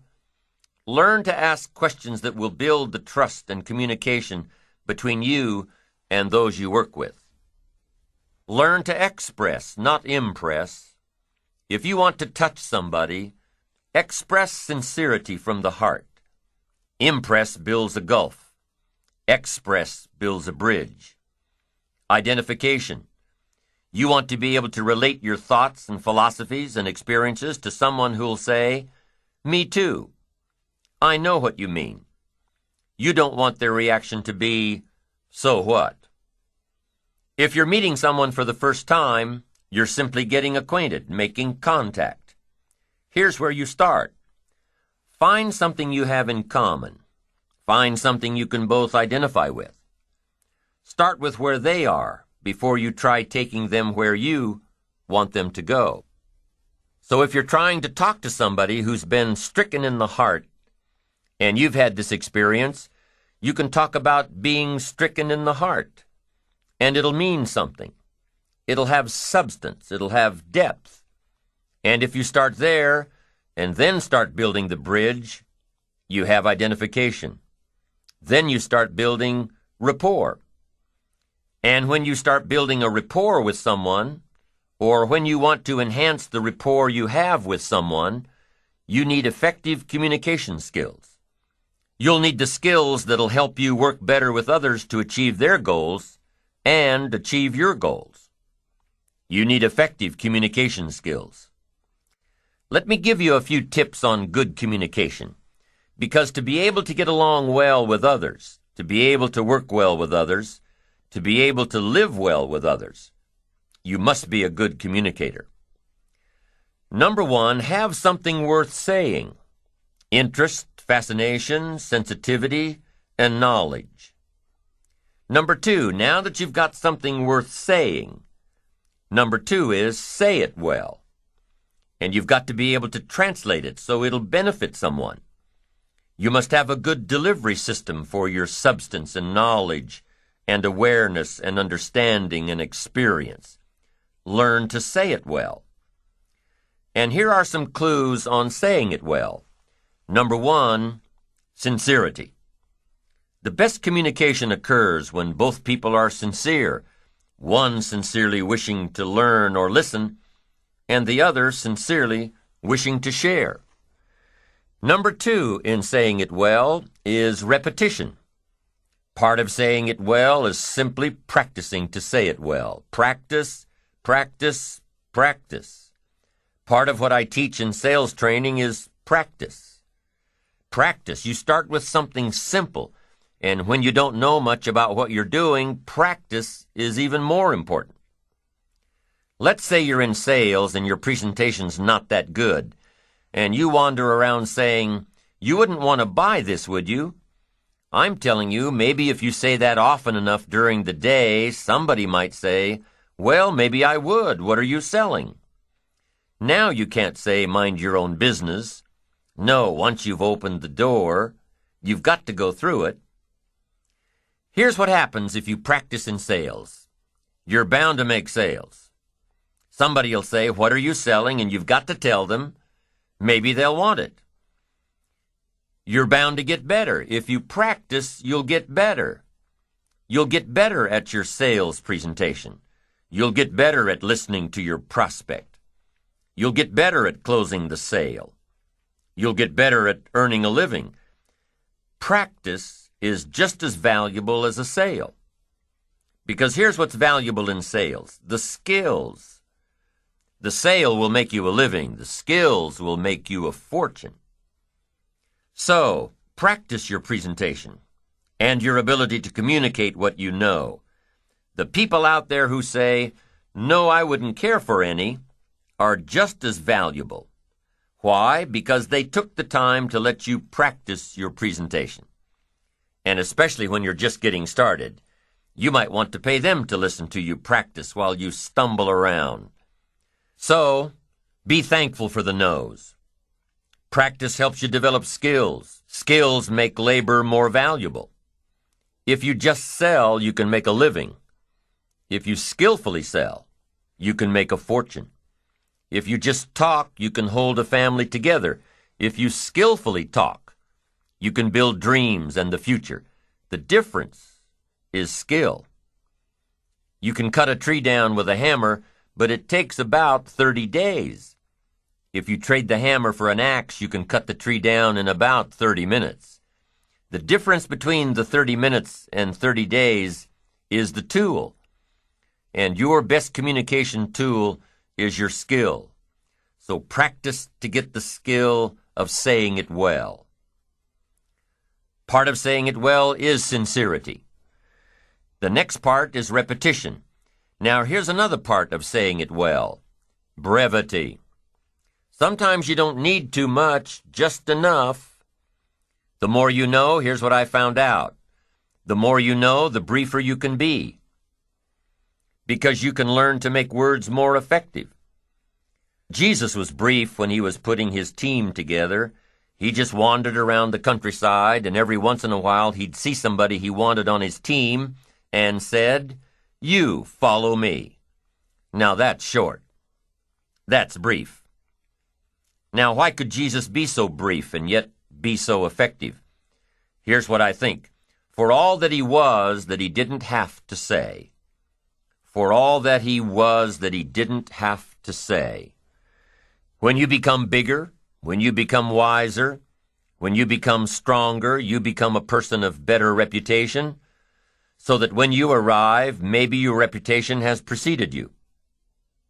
And when you get there, you don't have to say much. You don't have to launch into a 2-hour harangue if your reputation has preceded you. Your reputation will get a lot of the job done for you before you ever arrive. Next is style. Part of saying it well is style. Be a student of style, a variety of styles. Then make sure you develop your own. Be a student, but develop your own. Don't be someone else. Let someone else influence you, but don't become them. Develop your own style. Here's another tip on saying it well, vocabulary. You've just got to have a good vocabulary to say it well. Vocabulary. We can only translate for other people with the tools called vocabulary. If you're lacking in vocabulary, then you're lacking in tools to describe some problem or some answer. Words, vocabulary. You can't communicate without them. And you can't communicate well without a defined vocabulary. Every time you come across a word that's new to you, what should you do? Look it up. Every time you're in a conversation and the other person uses a word that's new to you, look it up. Now, most of the time you can figure out the meaning of a new word by how it's used. But if you can't, make sure you hold your response until you know for sure. Several years ago, some of my friends took a survey among prisoners, some rehabilitation program they were working on. And they weren't looking for this, but here's what they found. There's definitely a relationship between vocabulary and behavior. Interesting. This is what they found. The more limited the vocabulary, the more the tendency to poor behavior. Wow. When you stop to think about it for a moment, it makes sense. Vocabulary is a way of seeing. It gives us insight, and only with your present vocabulary can you see. You can't use tools you don't have to see, to create light, understanding, awareness, comprehension, perception, vision. You can only have as much vision as your present vocabulary will give you. And if you're limited in vocabulary, then you can't see very well. What if a person could only see the world through a little tiny hole? Can you imagine the mistakes he'd make in judgment? He'd say, "Here's how it is." You'd say, "No, that's not how it is. Here's how it is." The guy says, "But I can't see it." How come he can't see it? He doesn't have the vocabulary to understand the translation. Now, vocabulary is also what we use as a tool to express what's going on in our heart, what's going on in our head. Translate our questions, translate our answers, our perceptions, what we see, to be able to say it. And I'm telling you, if you have a limited way of translating and expressing what's going on in your heart and what's going on in your head, you'll fall way behind. So you'd have twin problems without a good vocabulary. Number one, you wouldn't be able to see. Number two, You wouldn't be able to express. And your world would keep getting smaller and smaller and smaller, not having the vision, not having the tools. Finally, you wouldn't need a place much bigger than 10 by 12 to live. Why? That's about as big as some people's world is. That's all they've got, this little narrow world. Making mistakes every day. Why? They can't see. Getting it wrong every day. They can't comprehend. They can't understand. No tools with which to translate. For good communication, number 1 is having something good to say. Number 2 is saying it well. And number 3 is reading your audience. You've got to read what's going on between you and the people you're talking to. Should you say what you're saying a little softer? Should you say it a little stronger? Should you explain it more? Should you be more clear and concise? Should you quit? A lot of the decision-making that's going on during a conversation with someone depends on how well you can read, how well you can tell what's going on in the minds of those you're trying to reach. Doesn't matter if you're looking into the face of a child or the face of a colleague or 1,000 faces in an audience. You've got to read what's going on. You've got to pay attention. So let me give you some ways to read. The first one is you've got to read what you see. You've got to read what you see. Search the face of a child and see if you're coming across. See if they look perplexed. See if they're getting it. See if they can't get it. Body language tells us a lot. Look at how the people you're talking to are sitting, what they are doing with their hands, their eyes. A guy's got his arms crossed, legs crossed, chin tucked down and frowning. You've got your work cut out for you. This guy's not going to be easy to reach. The lady's standing up from behind her desk. You've got to hurry. She's not going to listen to much more. You've probably got to pick up the pace and get down to it. So the first one is read what you see. Here's the second one. Read what you hear. You've got to be a good listener to be a good communicator. Get some feedback. Listen. To be a good parent, you've got to be a good listener. To talk well, you've got to listen well. That's so valuable. Get the feedback. Now what you hear may help you change gears. Be a little stronger. Be a little softer. Find a different illustration. This one isn't working. Search for another way to say it. Become sensitive to someone else's words. Not just by preparing to talk when the other person's through. Listen. Pick up those signals that the feedback of words gives us. Now, here's the third way to read your audience, and that is to read how you feel. Emotional signals. You've got to learn to pick those up. Pick up those feelings. Women just seem to have this part built in. Men can learn it, but women have it.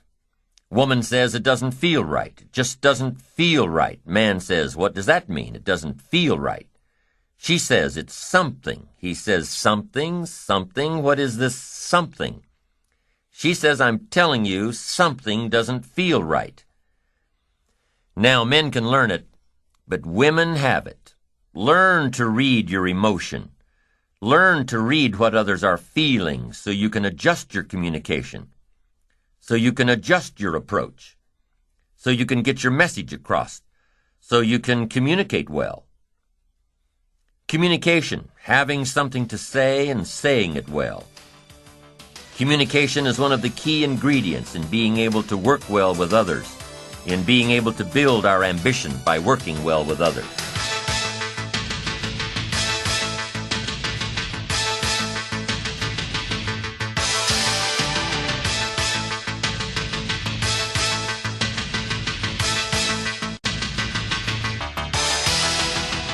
Now that we've talked about some basic communication skills, you need to understand how best to apply them. What you can do and cannot do in the marketplace. How you talk and act while playing volleyball on a Saturday afternoon probably isn't the same as how you'd talk and act around a group of people who want to invest in your company. How you communicate with your old friends and family members is probably an abbreviated version of how you should communicate in a high-powered business setting. When you meet a new group of people, you must watch and listen and be alert before you decide on the appropriate communication style. You might greet old friends with a slap on the back and a tasteless joke, but you certainly wouldn't greet a multi-million-dollar opportunity that way. You must take a few moments to study the temperament of your audience. Listen to how they communicate with each other. Watch how they react to situations and comments. Study your audience, lest you engage in some behavior that will prove inappropriate and costly. Some people would make about $150,000 a year, but they have to be satisfied with about $50,000 because their behavior is costing them the rest of it. They've got the skills, but their behavior is costing them. Keep setting them aside. So let's talk about some of those things in the marketplace that might cost you more than you want to pay. Here's one: bad language. You've got to be careful with language in the marketplace. You've got to be careful here. Some language is more appropriate for the bar. So what should you do? Leave it in the bar. Or else what? You'll have to pay the consequences. We must all be students of consequences, things that cost us, and language is one of the most important ones to consider. Language in the marketplace. Now, if you cuss and tell dirty jokes in the marketplace, that's acceptable to who? Other people in the marketplace who cuss and tell dirty jokes. You've got no problem with them. Matter of fact, they'll probably enjoy having you around. But if you cuss and tell dirty jokes to those who will be offended, then what? They certainly won't want to have you around. And what happens then? It'll cost you. Next one, being late. In some circles it's acceptable, but I'm telling you, most people view being late as being disrespectful. Disrespectful of their time. And if they feel that you're disrespectful of their time, they'll also feel you're disrespectful of their business. Why? Because everything affects everything. Now, if you have a legitimate excuse and your reputation already says that you're punctual, then you might get away with it a time or two. But be careful about being late. One day you just may be too late to close the deal. Be on time. You've also got to be careful about using inside lingo on the outside world. Your industry's buzzwords are just that. Your industries. Be careful not to use this terminology on the outside. People who speak computer language, they've got to learn to shift gears when they go out into the open marketplace. So watch your lingo. Remember to shift gears from the inside lingo to the outside world. You've got to become a good judge of character. Why? To protect yourself. There are shepherds, and there are sheep, and there are wolves.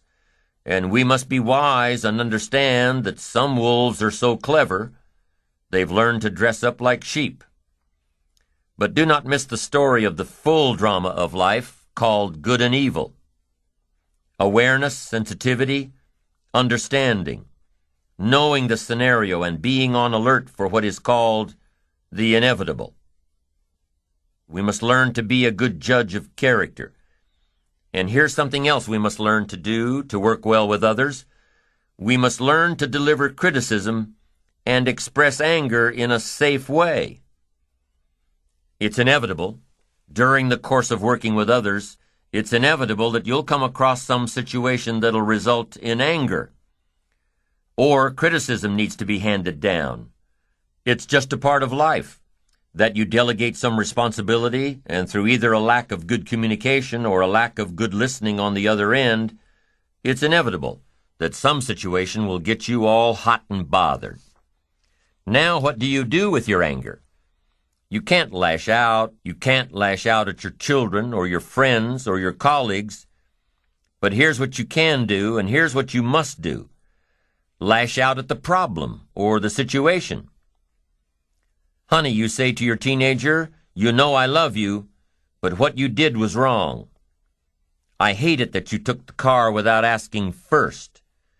And I especially hate it that you got a speeding ticket. What were you thinking? So whatever the punishment might be, make sure you're punishing the bad deed, not the person. Your assistant ends up sending the contract to the seller instead of the buyer. Make sure your assistant knows that you appreciate him, but you don't appreciate the wrongdoing. Whatever criticism you hand down, whatever anger you're processing, make sure that the one to receive it knows full well that you care about the person, but hate what they did. And if you're too steamed up to be this rational about it, make sure to keep your mouth closed until you've cooled off a bit. In Dale Carnegie's book, The Leader in You, he describes the attributes of kind criticism. He quotes Andres Navarro's technique of kind criticism as the 3-for-1 rule. If you don't like something about the way someone works, write down the problem. But before you confront that person with criticism, discover 3 good things about the person. Noticing 3 good things gives you the right to criticize 1 bad thing. Interesting thought. Criticism after appreciation. With well-delivered words, well-chosen words, you can admonish the doing without admonishing the doer. This is important. You love the person. You hate the act. Make sure they know the difference. You don't have to couch the words. You don't have to hide your anger or disappointment. But you do have to make sure that your communication is effective so that the wrongdoing will never be done again. And the more you care, the stronger you can be. This has to do with intensity now. The intensity of your communication to those you work with, those you live with, those you're close to. The more you care, the stronger you can be. If you really care for someone, I'm telling you, they'll give you room to get right on their case. They'll give you room to use some powerful language. They'll give you room to go right after them. If they know that you really care. You can solve some sticky problems. You can attack the dark side and the bad behavior. They'll give you room if they know how much you care. And the more you care, the stronger you can be.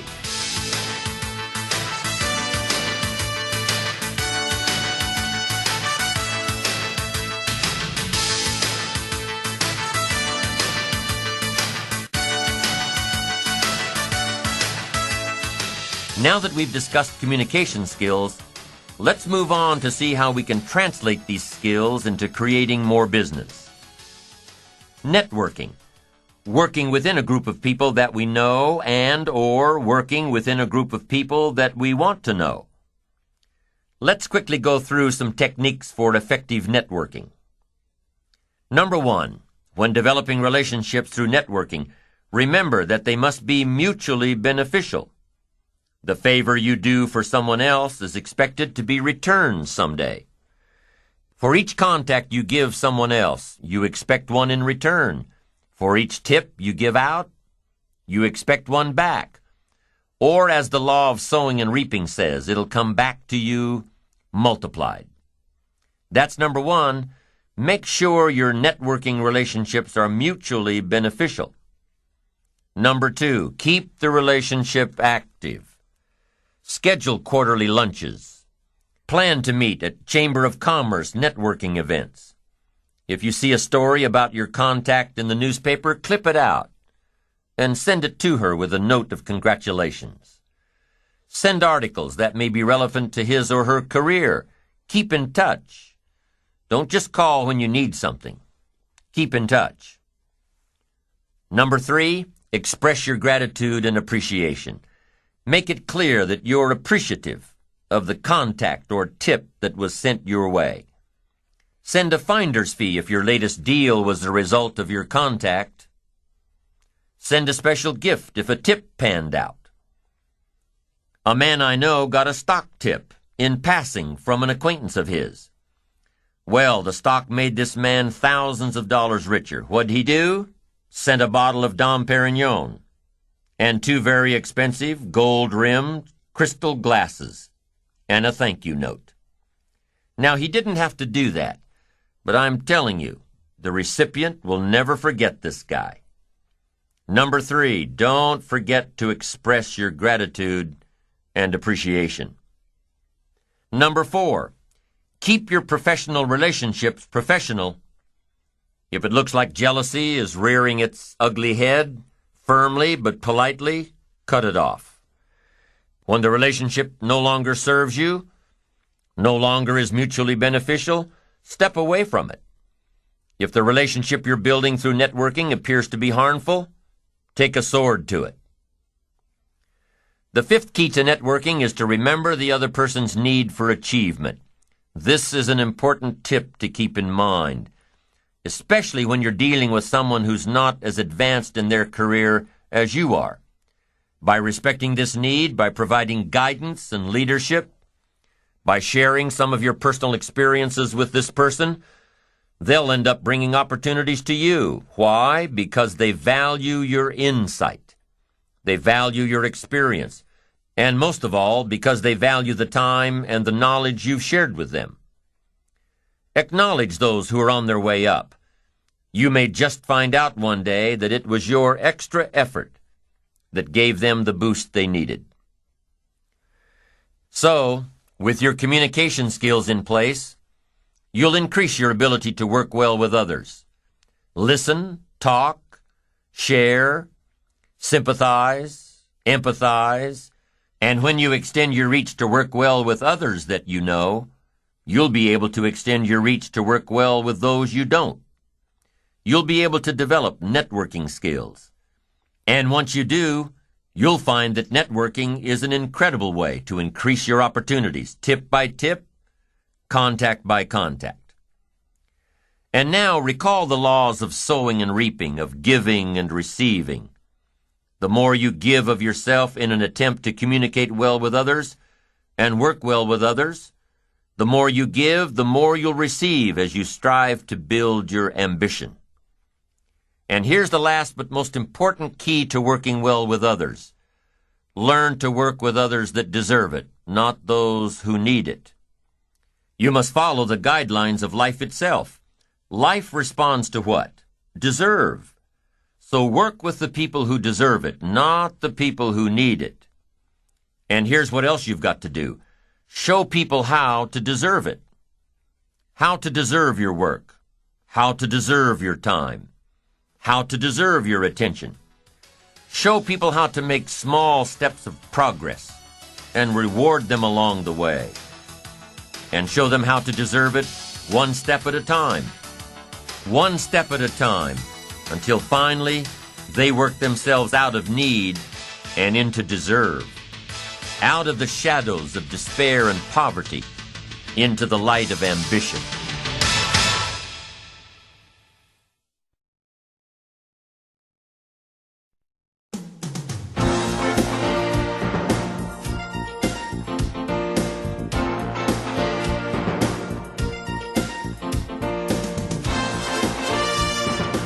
Self-appreciation, the 6th step to building your ambition. Self-appreciation says, acknowledge your accomplishments, appreciate your potential. Know that your appreciation of yourself and your achievements will continue to fuel the fire of ambition. Self-appreciation is an integral part of success. You must develop a strong appreciation for your own style, your own methods, your own process.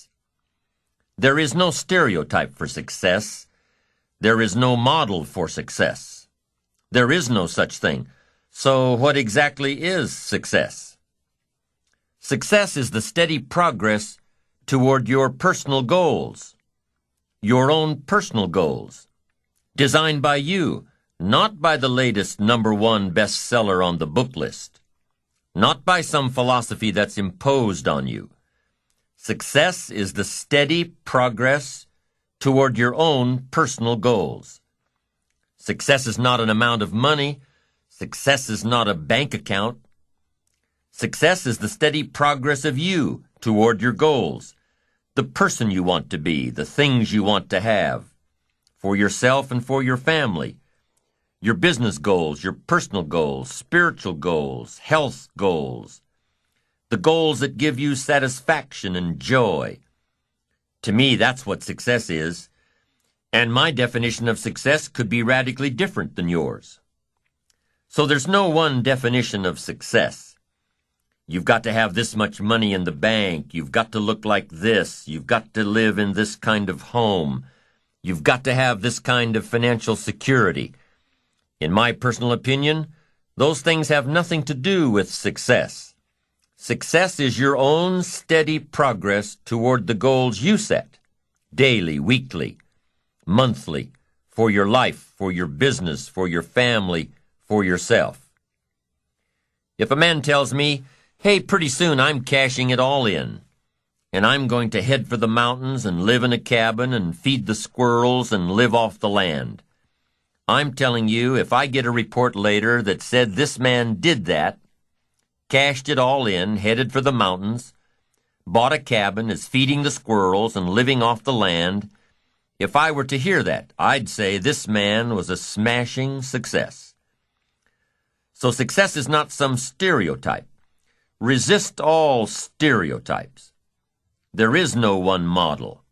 There is no one set way. There is only your way. It takes a combination of philosophies and ideologies. It takes a combination of thoughts to mold and emerge with your own. We need the mental food that others provide. We need mental exercise.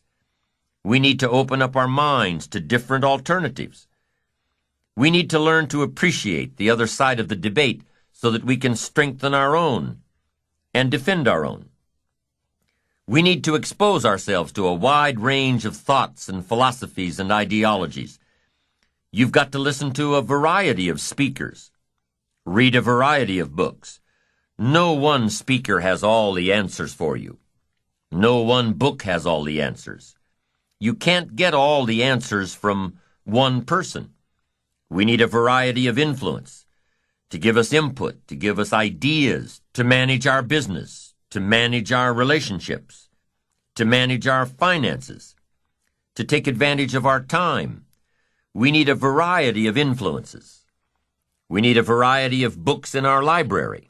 We need a variety of tapes in our video library, our audio library. We need a variety of voices. And here's what else we need. We need a variety of points of view. Points of view can be so valuable.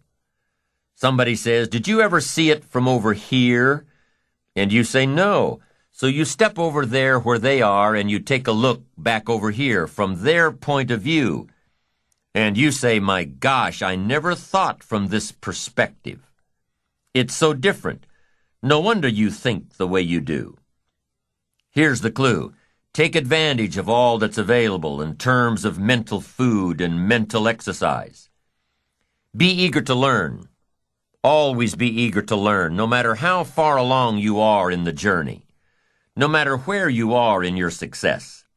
Keep that eagerness to learn. Gather up as much knowledge as you can. And then what? Debate it. Put it all on the table and look at it. Dissect it. Turn it around and stare at it. Ask questions. Make statements. Don't take it for granted that one person has all the answers you're looking for. Take their knowledge, but don't take it as the only knowledge. Make sure that what you finally do, the model you develop of strong appreciation for your own style and your own methods and your own process for achievement, make sure that what you finally do is a product of your own conclusion. That's what's valuable. Not to just go do what someone says without debating it. Consider the source and then do it your way. You can take an interest in what someone says, digest it, take notes on it, but then debate it. Look at it from all angles. Be a student, not a follower. Building your ambition is a process unique to each and every one of us. Gather all the knowledge that you can. Then develop your approach as a product of your own conclusions. Your own conclusions, not someone else's conclusions. Your own conclusions. You can't fall for other people's philosophies. They may not be right. As you collect knowledge, you must sort through it and find out what's valuable. Then you can develop your own philosophy. And your own philosophy becomes the most important of your guidance systems, one of your guiding lights.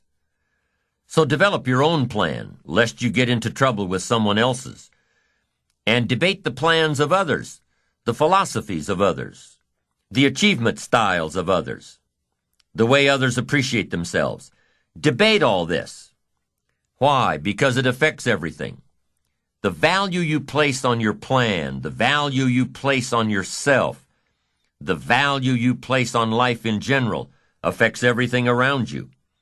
It even affects how you respect time, the 24 hours a day given to each of us to do with as we please.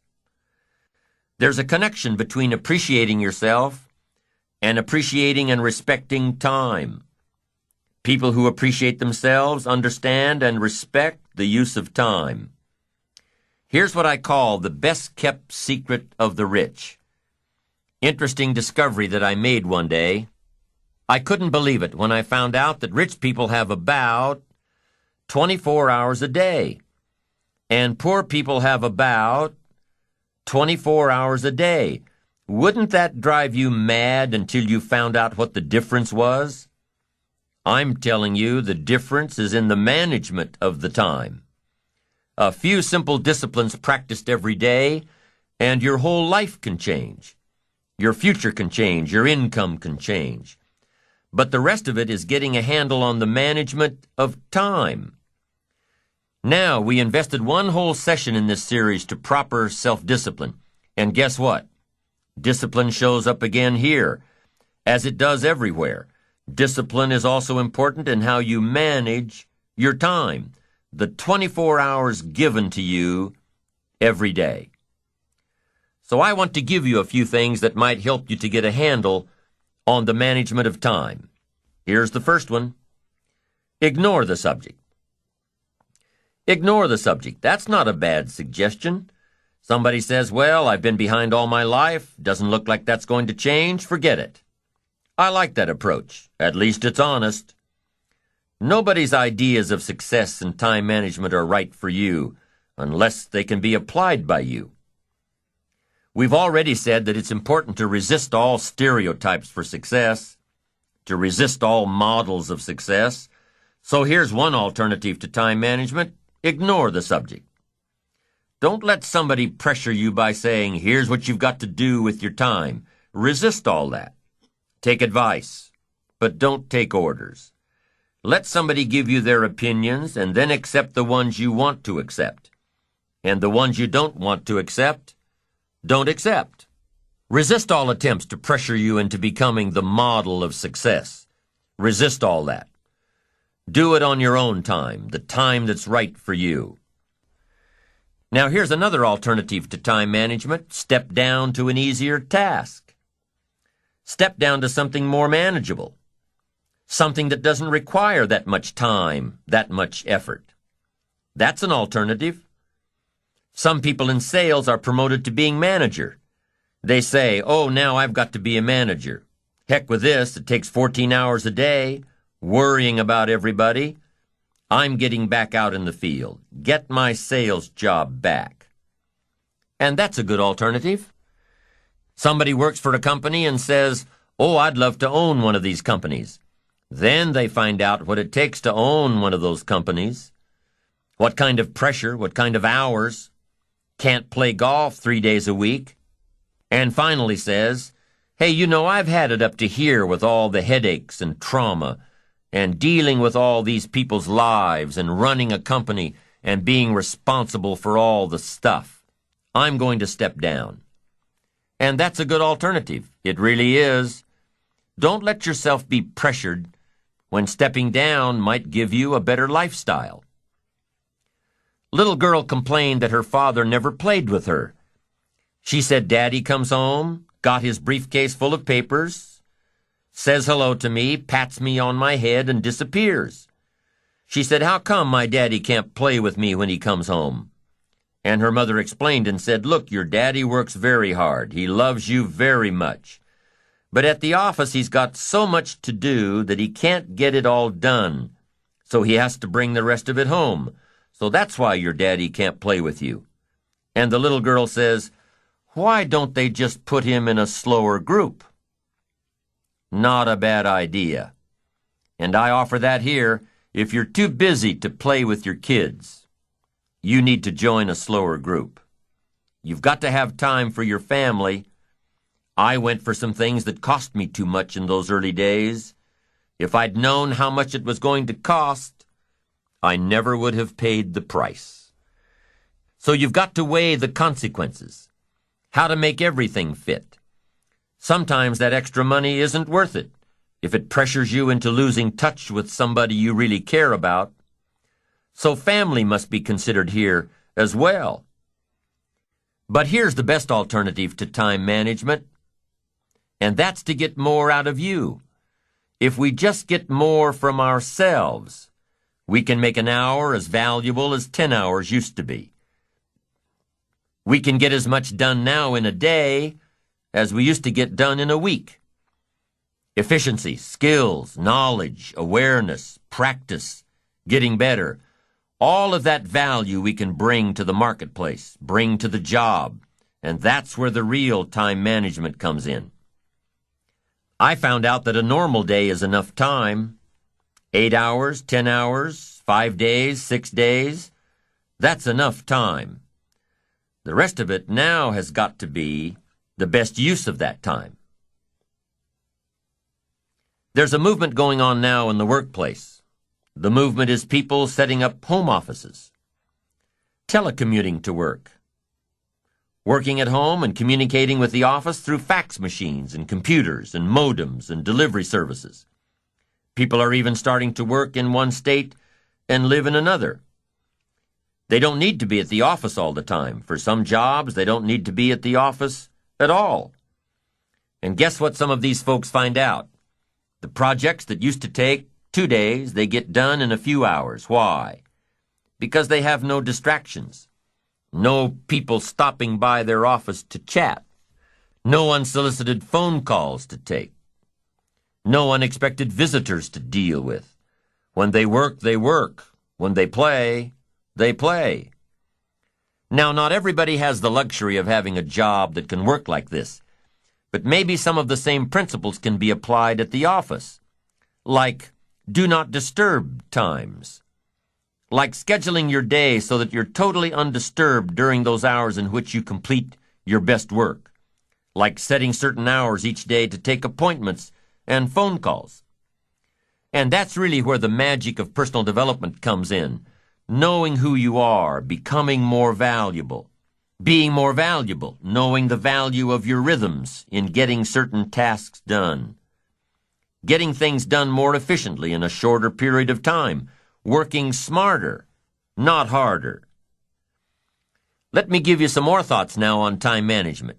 Just a list of things you should consider. Number 1, you run the day or it runs you. Part of the key to time management is just staying in charge. But here's what usually happens. We start something and we're in control. But as time starts to unfold, pretty soon we start losing control. You know, you start a business and you're running it. And pretty soon, what? It's running you. You have to stop every once in a while and say, hold it, hold it. Who's in charge here? So here's a good phrase to jot down. Something will master and something will serve. That's the nature of life. That's just how it goes on this spinning planet of ours. Something will master and something will serve. And here's what you have to make sure you become. The master. You run the day. You run the business. You run the enterprise. You run the job. You stay in charge. Now here's how you can stay in charge. Have your written set of goals with you at all times. Then prioritize your goals and decide which is important. Then constantly review your goals. Then have your goals match up to a good written game plan. The game plan that we talked about earlier. The game plan that says, take it out of your head and put it down on paper. Then, with game plan in hand, try to separate the majors from the minors. The really important things from the things you just have to do. And prioritize. Is this a major day or a minor day? And adjust your time accordingly. Is this a major conversation or a minor conversation? A lot of people don't do well, and here's why. They major in minor things. They spend too much time on things that don't count, and too little time on things that should count. So you're about to pick up the phone and make a call, but before you do, decide, is this a major call? Is this a minor call? If it's a major call, it needs a little preparation. If it's a minor call, a few pleasantries will probably do. Hi, how are you? Tell a little joke, exchange some pleasantries. So a little evaluation will save you a lot of time. Major, minor. Next time management essential, don't mistake movement for achievement. You probably know some people around you who are just plain busy being busy. You've got to be busy being productive. It's easy to get faked out by being busy. Guy comes home at night, flops down in the easy chair, says, I've been going. But the real question is, doing what? I mean, it's the doing what. That's the real key, not the going. Some people are going, doing figure eights. They're not making much progress. Don't mistake movement for achievement. Evaluate the hours in your days and see if there's not a lot of wasted time in there that you could manage better. Do more with. The next key to good time management is good concentration. Focus. You've just got to zero in on the job at hand. Concentrate. Don't start your business day until you get to the business. I used to start my business day in the shower. I'm trying to compose a letter in the shower. The cobwebs haven't been cleared out yet. I'm not awake yet, and I'm trying to compose a letter. Found out it doesn't work. Wait till you get to the office to start your work. Wait until you get to work before you get to the work. Don't start your business day at the breakfast table. It's not good for the family. Here's another one. On the way to work, don't think about work. It's dangerous. There's a lot of cars out there on the highway. Can you imagine if everybody was driving to work thinking about work? It'd be a mess. Accidents everywhere. Here's what you've got to do. On the way to work, concentrate on the way. In the shower, concentrate on the shower. At the breakfast table, concentrate on the family. Wherever you are, be there. Don't be somewhere else. Give whatever you're doing the gift of attention. Give people the gift of attention. The gift of attention. Concentration. Next time management essential, learn to say no. Boy, it's easy in a social society to just say yes too much, over-obligate yourself. Then it takes all those phone calls and all that time to back out of it and redo it. Don't say yes too quickly. Better to say, I don't know if I can make it, but I'll give you a call. Better to say you don't know than to say yes too quickly, trying to be nice and then having to back out. One of my colleagues has a good saying, don't let your mouth overload your back. Committing too soon, too quick. Being too eager to please. Appreciate yourself. Your time, appreciate your own limits. Know when your commitment to someone else will end up taking time away from yourself and from your family. Have self-appreciation for your special time alone and with those you love and those who love you. This is especially important for charity work, volunteer work as well. A group of entrepreneurs I know have been very successful in their business, getting a lot of press, Pretty soon they're swamped with requests to do pro bono work, do their stuff for free. They must get a couple of offers a month to sit in on one charity board or another. But here's how they handle it. They take all requests, weigh them for time commitments, evaluate them for opportunities, then they take a collective vote on which two they'll accept during the next 12 months. You can't immediately say yes to offers that sound prestigious. You can't immediately say yes to social functions, things that sound like a lot of fun. You've got to say maybe and take time to evaluate what's an important contribution to society and what'll just take time away from your ambitions and your family. Be eager to please yourself and your family. Don't be so eager to please everybody else. Appreciate your own limits. You don't have to fill up every second of the day. Take time to appreciate what you've accomplished. Take time to enjoy the fruits of your labor. Your success should be a pleasure. Appreciating what you've got and what you've done and who you've become is important. It's an important component in fueling your future achievements. Just knowing that you've accomplished in one day what you laid out in your game plan. Just knowing that you finished all you started out to do that day. That's encouraging. And it's these little daily advantages that you're gaining that continue to fuel your achievement. Let's say you're figuring out tomorrow's game plan tonight, and tomorrow looks pretty light. So all you write down for tomorrow is cleanup day. You know, clean up all the little notes on your desk. Write all the thank you notes you haven't gotten around to writing all week. Take care of a few phone calls that keep getting shuffled from one day to the next. Nothing major, just minor stuff. But nonetheless, little stuff that keeps nagging on you until you get it done. So you spend your day in a cleanup mode. You file the notes, write the thank you cards, make the phone calls. Not a major day, but at the end of the day, you feel you've accomplished so much. Why? Because you've taken care of so many little details. The little details that can make a major difference. You feel like you've really achieved something during this day that started out to be so minor. Little achievements are just as important as big achievements. Why? Because you can't appreciate the big achievements without first appreciating the little ones. Success is the constant process of working toward your goals, little achievement by little achievement. Little achievements produce big results.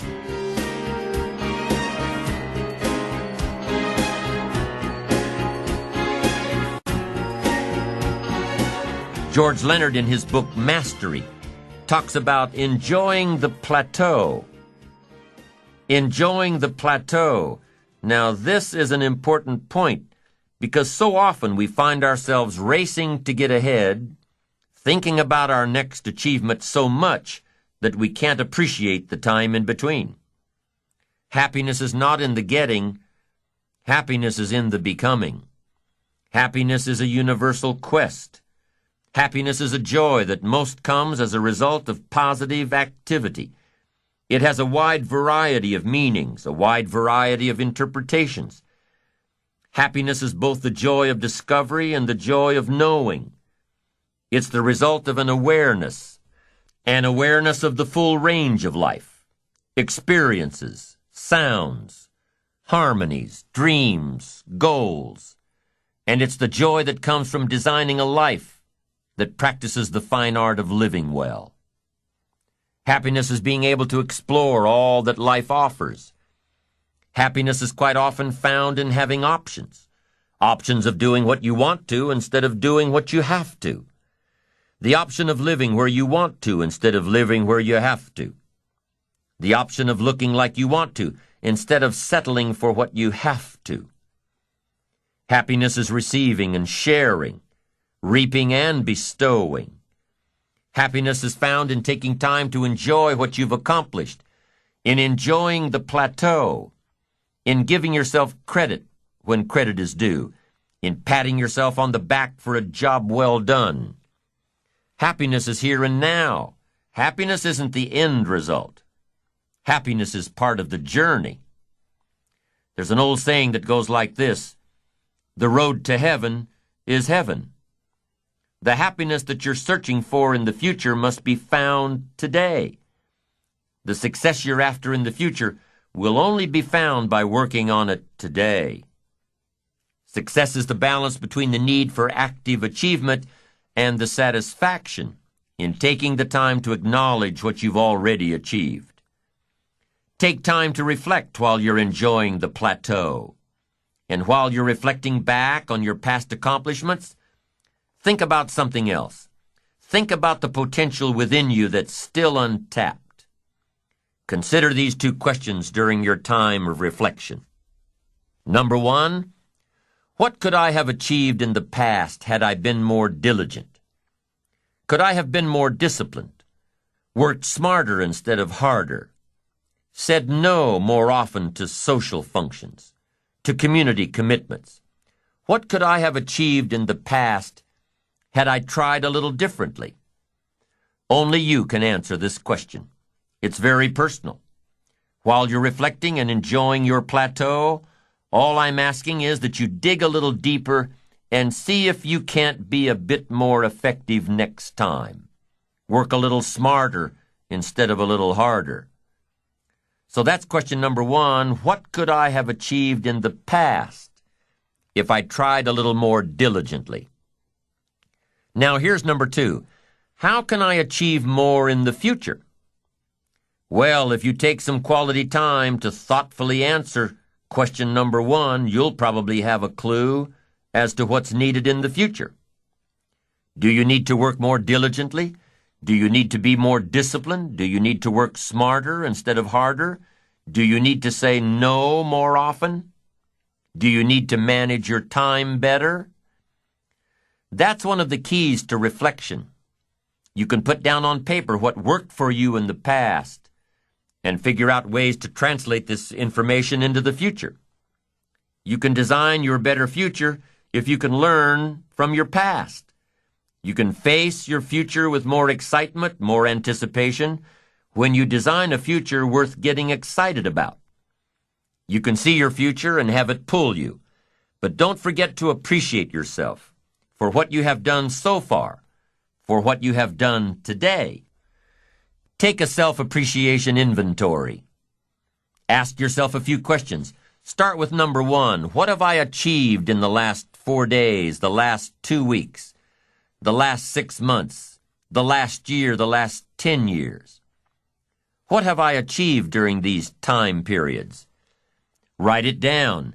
Take a self-appreciation inventory of all you've done and all you've accomplished and all you've become. Take inventory of yourself. Now compare this list to your goals.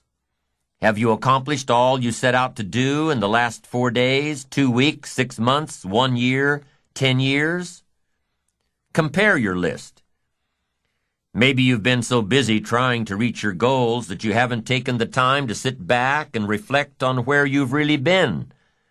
Look back at your list and say, wow, I really have been through a lot. I really have learned a lot. Look what I've done. Look what I've become. I wasn't like this 10 years ago or even 1 year ago. Look at me. I'm doing okay. Building your ambition takes little steps. 1 step at a time, 1 day at a time, 1 week at a time. And it's like taking your family to a reunion where people haven't seen your kids for 6 months or even a year. They say, my, look how you've grown. Well, you know your kids have grown, but when you see them every day, it's hard to notice. So write down all your accomplishments and see where you've been and what you've done and who you've become. You'll say, oh, look how I've grown. And that's step 1 in taking a self-appreciation inventory. Now here's step 2. What could I have achieved that I didn't? Be honest now, this is your inventory. Nobody else has to see it. What could you have achieved over the last week, the last month, the last quarter, the last year? What could you have achieved that you didn't? Would a game plan have made a difference? Would your direction have made a difference? Would greater preparation have made a difference? Would more discipline have made a difference?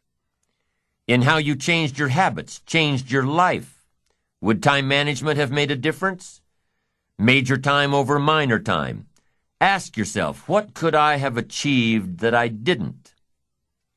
Now, take this one step further with number 3. What do I want to achieve in the next 4 days, the next 2 weeks, the next 6 months, over the next year, over the next 10 years? What do I want to achieve? Well, all this falls in line with your goals.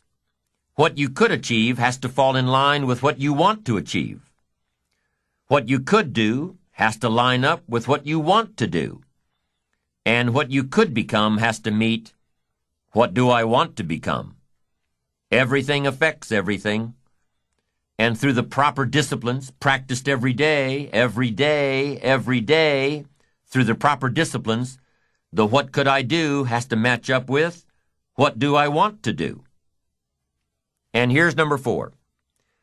What can I do to achieve this that I'm not doing now? What could I do to achieve my goals that I'm not doing now? What things do I need to work on that I'm not working on now? Remember, it's easy to do the disciplines, the little things every day, and it's easy not to. It's easy not to. Look back at the self-knowledge inventory that you took on side 3 of this program, the session on positive self-direction. Look back at the list you made of your 3 most important work-related goals. Look back at your list of the 3 most important personal and spiritual goals. How are you doing with these? Are you making progress a little each day, Are you appreciative of the progress you've made so far? It's important that you take time out to acknowledge yourself, your achievements, what you've done so far, where you've come, who you've become.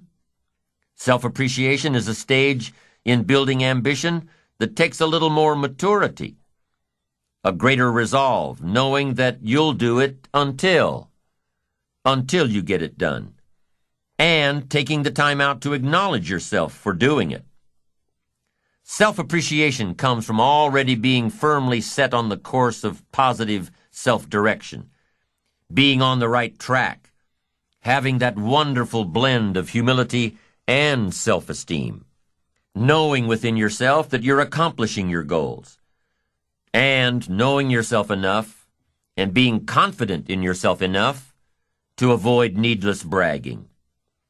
Self-appreciation says that you admit there's room for improvement, knowing that you're on the right track, but admitting the need for continued growth, more books, more seminars, more skills, more disciplines, greater awareness, bigger vision.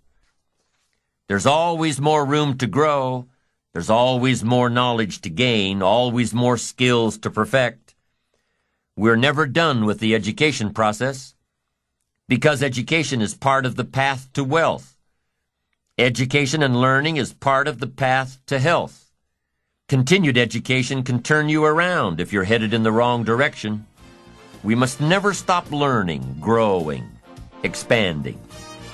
And we must never forget to take time to appreciate ourselves for what we've done in pursuit of what we want to become.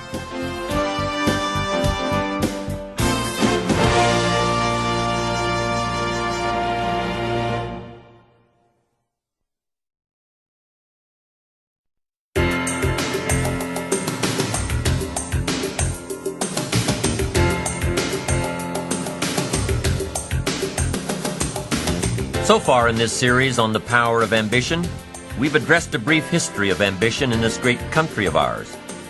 And we've talked about the 6 steps of building our ambition. Before we go into how ambition affects our personal lives, let me just review the steps we've covered so far. Step 1, positive self-direction, knowing who you are and where you want to go with your life. Step 2 is self-reliance, taking responsibility for your own life and taking responsibility for all that happens in your life.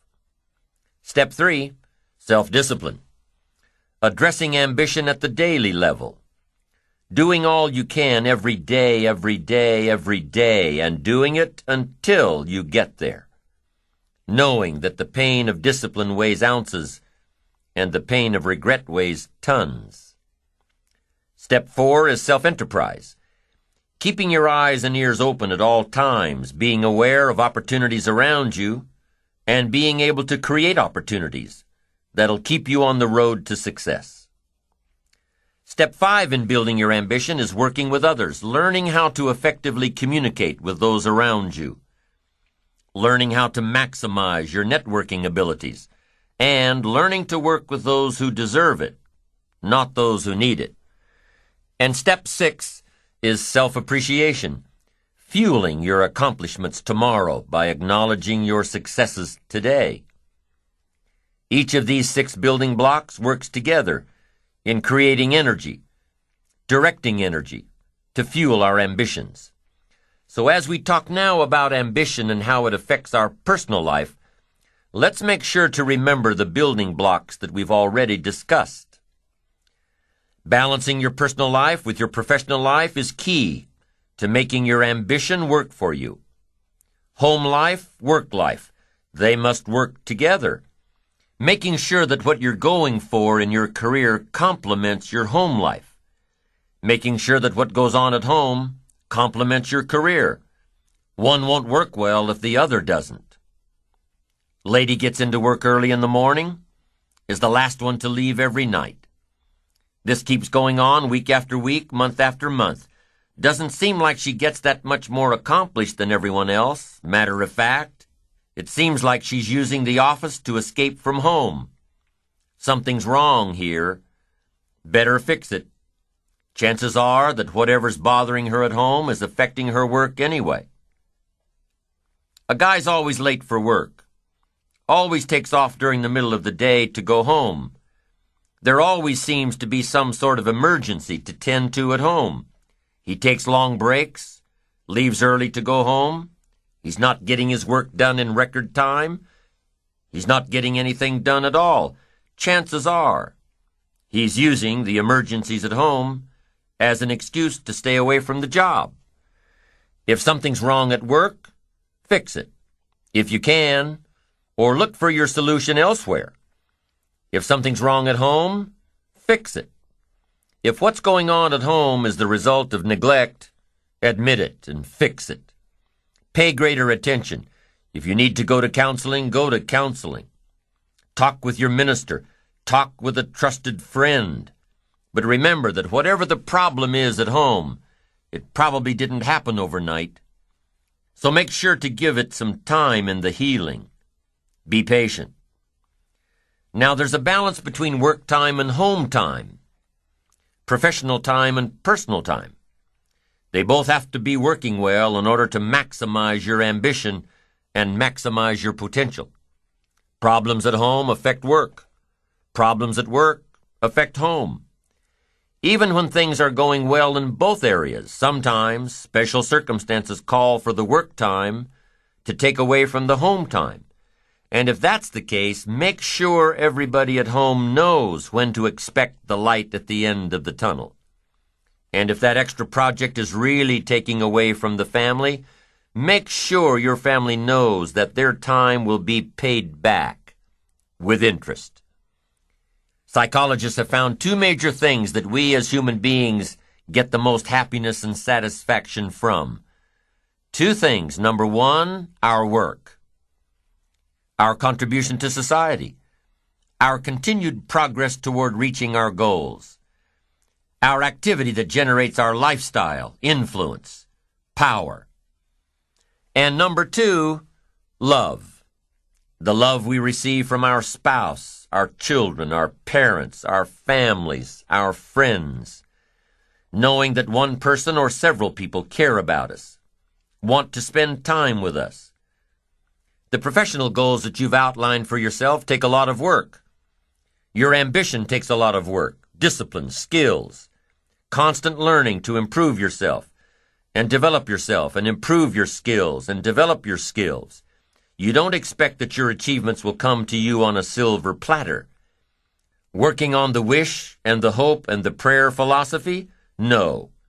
You know that your goals require constant attention and discipline every day. Or they'll what? They'll never come to you at all.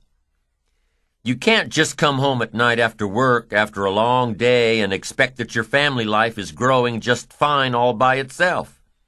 You can't just expect that your personal life will grow and flourish without attention, without taking time to feed and water and weed out the bad stuff, the negative stuff that happens while you're away. No, creating the perfect personal life, family life, takes just as much attention as creating the perfect professional life. It takes love and nurturing and kindness and sincerity and caring. It takes all those things. And that's one of the biggest mistakes that happens today. People spend all their time, focus all their energy, give everything they've got. They give it all to the job. It can't work that way. Your family requires more than that. The investment we make in our personal relationships before they're put on paper is the investment we must continue to make. The more we give, the more we get. If you stop giving, guess what? You'll probably stop receiving too. So keep your investment in relationships and family active. That's part of the good life. What good is a mansion on the hill if you've got no one to share it with? It's no good. What good is an investment portfolio worth millions if you've got no one to share it with? It's no good. What good is working so hard day after day, month after month, year after year, working until you accumulate everything you want, and in the meantime, your family left you? It's no good. It all loses its value. Life has to be balanced. Work hard, play hard. Work 6 days, take 1 day off. Work 3 months, take 1 week off. Life has to be balanced, or your lifestyle will suffer. Life without balance can cost your relationships. Life without balance can cost your health. Life without balance can cost your spirituality. Life without balance can cost your wealth. Happiness. Balance. Work on a balanced life. Work on balanced ambitions. If you're a believer, don't neglect it. Study and practice if you're a believer in spirituality. Nourish, study, and practice the art of spirituality. Because we learned before that the great destroyer of all of us is neglect. Starts like an infection, becomes a disease. One neglect leads to another, starts spinning out of control. Here's one thing to consider if you've neglected your spirituality, if you're a believer. Now, I'm not asking you to be a believer, but I'm asking that if you are a believer, do not neglect that part of your future. Study and practice as diligently as you study and practice ambition and parenting and skills and success in the marketplace. Faith helps sustain ambition. Here's what else plays an important role in your ambition: your physical side, your health. And here's some of the best advice I've got on the physical side. Ancient scripture says, treat your body like a temple. Excellent advice. Treat your body like a temple, meaning something you'd take extremely good care of. A temple, not a woodshed. No, a temple. And here's why. The mind and the body work together. You've got to have both functioning well. Here's one of the best ways I've come to look at it. Your body needs to be a good support system for the mind and the spirit. A good support system that can take you where you want to go, support you with strength and energy and power and vitality. Here's a major part of success: vitality. I'm telling you, some people don't do well simply because they don't feel well. Now, feeling well is a personal responsibility. By taking care of the temple, it's the only place you've got to live. Your physical body. Cherish it. Ancient scripture says this: sometimes the spirit is willing, but the body is weak. See, that's a sad combination, a willing spirit and a weak body. You can't think of a much more pitiful combination. You wake up in the morning and the mind says, let's go get 'em, and the body says, I can't even get out of bed. You now have to have a conversation with your body that says, that's the last time you're going to fail me. Give me the excuse that you can't get out of bed. I'll drive you to your knees to do push-ups until you're exhausted. I've got these plans for fortune and enterprise, and there's one thing I'm going to demand, a strong, unbelievably powerful support system. From now on, I'm going to have a support system that will take me wherever I want to go. Support me with power. Support me with vitality, strength, uniqueness, zest. Anything less than that, I will not settle for. I'm telling you, you've got to take care of this physical side because it's so important. Be conscious of self, of your support system. Be conscious of self, but not self-conscious. Don't work on it too much, more than you need to. You don't have to spend 6 hours a day to have a good support system. You don't have to. 30 minutes a day, 1 hour a day, and you can have a strong, healthy body. Exercise, you can do just a few simple things. Take the stairs instead of the elevator, unless you're on the 50th floor in New York. When you're looking for a parking space, don't look for the one that's right by the front door. Park a block away and get a little bit of exercise. But here's the best exercise program in the world, the one that'll work for you, the one that you'll do, the program that won't bore you or hurt you. If you don't like to jog, if your joints can't handle it, go for a walk. If you don't like to walk, take up swimming half a mile a few times a week. If you don't like exercise that seems like exercise, get into a sport, like tennis or racquetball or basketball or softball. You don't have to do too much, just enough to keep your body a good support system. Here's what else happens when you participate in a regular exercise program. You just plain feel better. Not just your body, but your mind. It's kind of a paradox, but the more physical activity you do, the less sleep you need. The more physical activity you do, the better your mind works. We've all heard of the runner's high. Well, it's true. 20 to 30 minutes of sustained activity starts releasing endorphins in our bloodstream. And endorphins are our body's natural secretion of morphine. No wonder they call it a runner's high. It is. Take care of the physical so that it becomes a happy support system. It'll have the muscle and the strength and the vitality to take you wherever you want to go, accomplish whatever you want to accomplish. Develop a good support system to take care of you, and make all of your dreams come true. Because you've got to have the physical. Okay, and here's what else you need to pay attention to in the physical. Those things that could hurt you, like overeating and smoking and too much alcohol. These things can destroy your temple just as surely as pure neglect. Now, a fine glass of wine with dinner is one of the joys of life, lifestyle, but drinking too much too often will tear down your temple, and it'll do more than that. Drinking too much at business dinners or social dinners will end up alienating you from the professionals who know their limits. Make sure you know your limits. A fine glass of wine, yes. A bottle of wine, probably not. Know your limits. Pay attention to your behavior in the marketplace, lest it cost you more than you'd like to pay. It's all about balance in life, how your ambition in the marketplace translates into a balanced life at home. If you're giving too much at work, pay it back to your family with interest. Balance. It's important. If you don't have balance, you have what? You'll end up paying too high a price, sacrificing your family for your work, being careful with your clients and careless with your children. Without balance, there's a price to pay, and we must all pay the price. And sometimes the price is just too high. So evaluate the price before you begin. What must I give up to achieve this goal? What must I become? Evaluate it all. Now, do you think your disciplines at work can affect your personal life? Do you think the skills you perfect at work affect your personal life? Of course. The skills you bring from work have an enormous bearing on your personal life.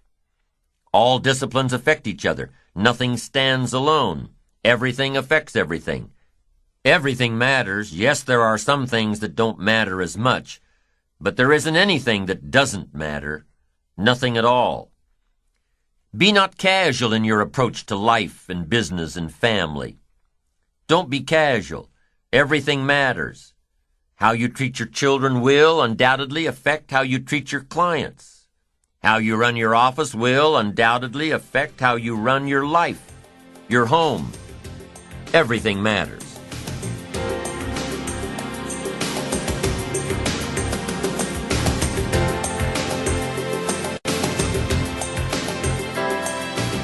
Now let's look at leadership.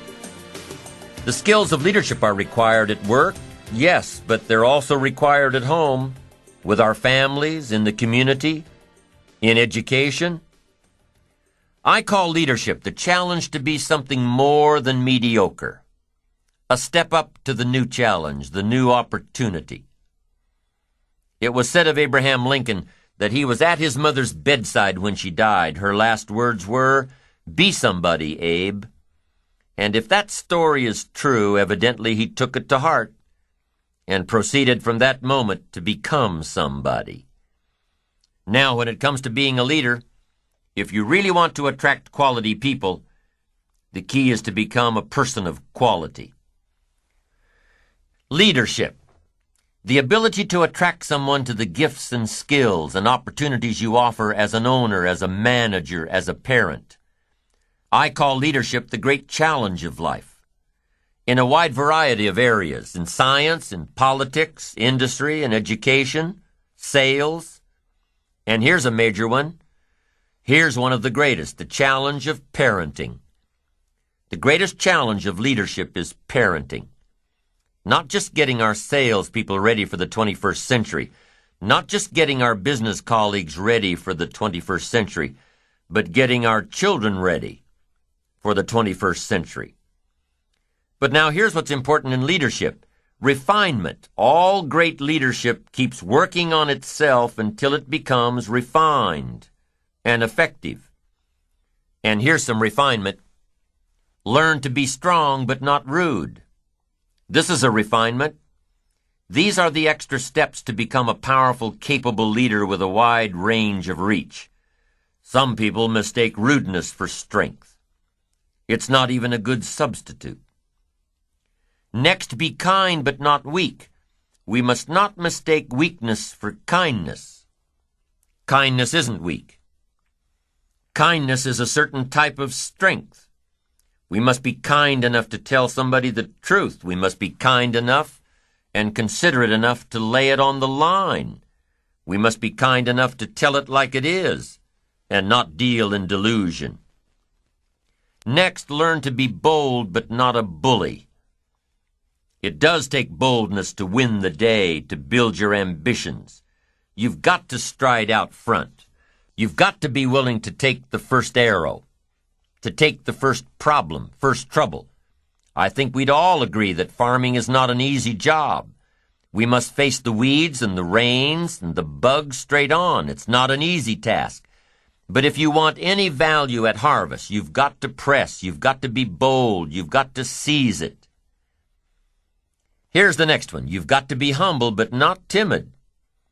You can't get to the high life by being timid. Some people mistake timidity for humility. But humility is a virtue. Timidity is a disease. It's an affliction. Now it can be cured, but it is a problem. Humility is almost a godlike word, a sense of awe, a sense of wonder, an awareness of the human soul and spirit, something unique about the human drama versus the rest of life. Humility is a grasp of the distance between us and the stars, yet having the feeling that we're part of the stars. Here's a good refinement. Be proud but not arrogant. It takes pride to win the day. It takes pride to build your ambition. It takes pride in community. It takes pride in cause, accomplishment. But the key is to be proud without being arrogant. Do you know the worst kind of arrogance? Arrogance from ignorance. It's hardly tolerable. And it can be expensive.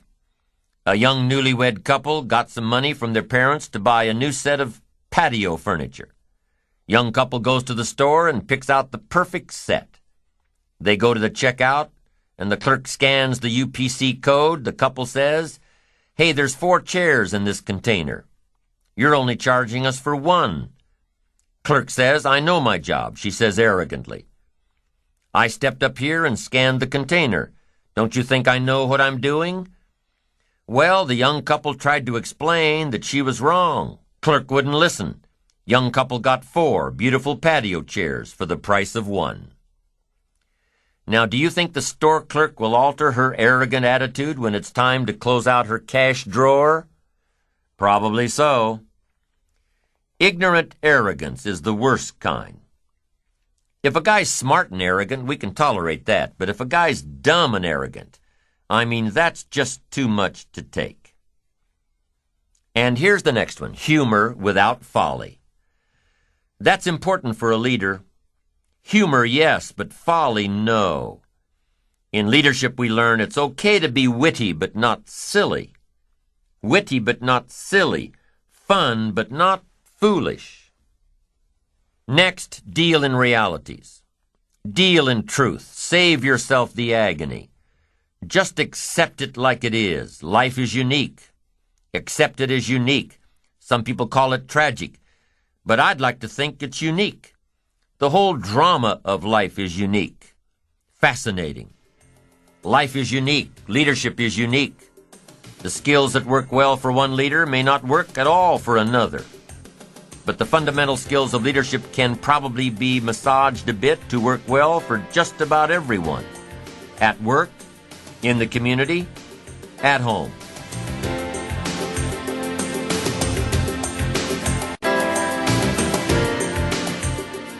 Many people assume that the skills involved in having a good, solid family come naturally. To who? They don't teach how to raise a family 101, how to raise a family 102 in school. They don't. They should, but they don't. People tend to assume that good leaders in the community are automatically good leaders at home. So what are some of the skills involved in raising a good, solid family? Communication is number 1. Every member of the family has to know that they have a voice and that their voice is respected. Every person in the family has to know that their opinions count, that the family is a democracy, that if there's an issue, they can put it on the table. And that's what's so important about the dinner table. It's not just a place for the evening meal. No, it's a place to bring out all the issues, to talk about the day, to share experiences, to ask questions and hope for answers around the dinner table. Now, in today's society, there are a lot of broken homes, divorced parents that share custody of the kids. How do you raise good, solid kids when they're split between 2 households? Make sure the philosophies in both households are compatible. Now, obviously, the reigning philosophies are different. That's why the home is split. But for you parents facing this kind of challenge, put away the personal differences and develop one set of philosophies by which to raise the kids. Why? Because if you don't, the kids will be a mess. One set of rules for one house, another set of rules for another house. No, you can't do this, because if you do, the kids will grow up confused as to what's right and what's wrong. So regardless of how your household is set up, make sure that communication plays a vital role. Everybody needs a voice. Everybody has to be heard. And everybody has to acknowledge that everyone else's voice counts. That's number 1, communication. Here's number 2 in raising a solid family, activity. There was a study done a while back that surveyed a large group of happy families, and here's what they all had in common. First thing, they made a regular habit out of eating dinner together as often as possible. Second thing, They were all involved in one physical activity or another: walks, tennis, swimming, basketball. They planned family physical fitness activities. Third thing, they made a regular habit of spending Sunday mornings in church. And the fourth common denominator between successful families: the parents scheduled quality, personal time together. Alone. So why would the parents' personal time affect the entire family so dramatically? Because when the parents are happy with each other and invest in each other, they present a unified front to the kids. Personal time together, it's important. So the second key in raising a solid family is activity. Outside activity, planned activity, bike rides in the summer, ski trips in the winter, boating, fishing, trips to the zoo, frisbee in the yard, baseball, softball, basketball, whatever interest your family has. Make sure you take time to schedule these kinds of activities, outside activities, on a regular basis. And then schedule inside activities, doing things together at home on a regular basis. If you've got a young family that's gotten used to plopping down in front of the TV during every spare moment, start weaning them off this activity one day a week. Plan one evening a week without the TV. And during this time, read together, work on household projects together, go through the family picture albums and videos together, plan vacations together. Start a family journal. Write in it once a week what all you did, where all you went, and what all you saw, and how all you felt. Family journals are a wonderful way of tracking the growth of your family and the growth of your kids. When you look back on these family journals, you'll find they're one of the greatest treasures you have.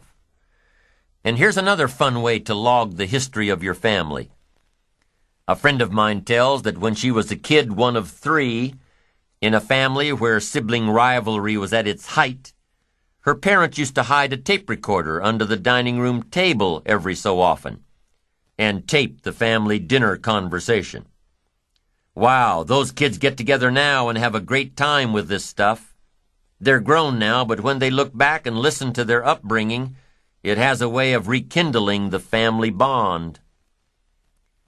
And here's the third most important key to raising a strong, healthy family with bonds that'll last a lifetime: a spiritual connection. Now, I know that your beliefs are your own, and whether or not you call the power behind our existence God or not is entirely up to you. But whatever your faith is, whatever your beliefs are, share them with your family, share them with your children. Make time frequently to discuss the spiritual aspects of life. Give your kids the opportunity of choice by giving them a basis of knowledge. There are all sorts of wonderful programs at churches these days, aside from the Sunday sermon that's so valuable. There's Sunday school for kids, vacation, Bible school, camping trips, family outings, weekly Bible studies, picnics, plays, musicals, concerts. If you're searching for a new church home, visit several churches to find out which one is right for you. There are many things you can do with your family to build strong bonds and healthy relationships. The tips I gave you are just a few. You may have other ideas, and that's great. Just remember that the more energy you expend on your family, the more time and attention you give to your family, the more love and attention you'll receive in return. Your children will love you unconditionally when they're young. Just make sure that when they grow up and know better, that you've given them a reason to continue their unconditional love. So be together with your family. Go to church together, spend time together, talk with each other. Get to know your children, who they are, what their dreams are, their visions of the future. Get to know your children. They're not just miniature versions of you. They're special little people with their own personalities. The greatest satisfaction after a productive day's work, the greatest satisfaction is coming home to a harmonious family. Balance, it's part of lifestyle. It's where ambition can lead you, if you deem it part of your course.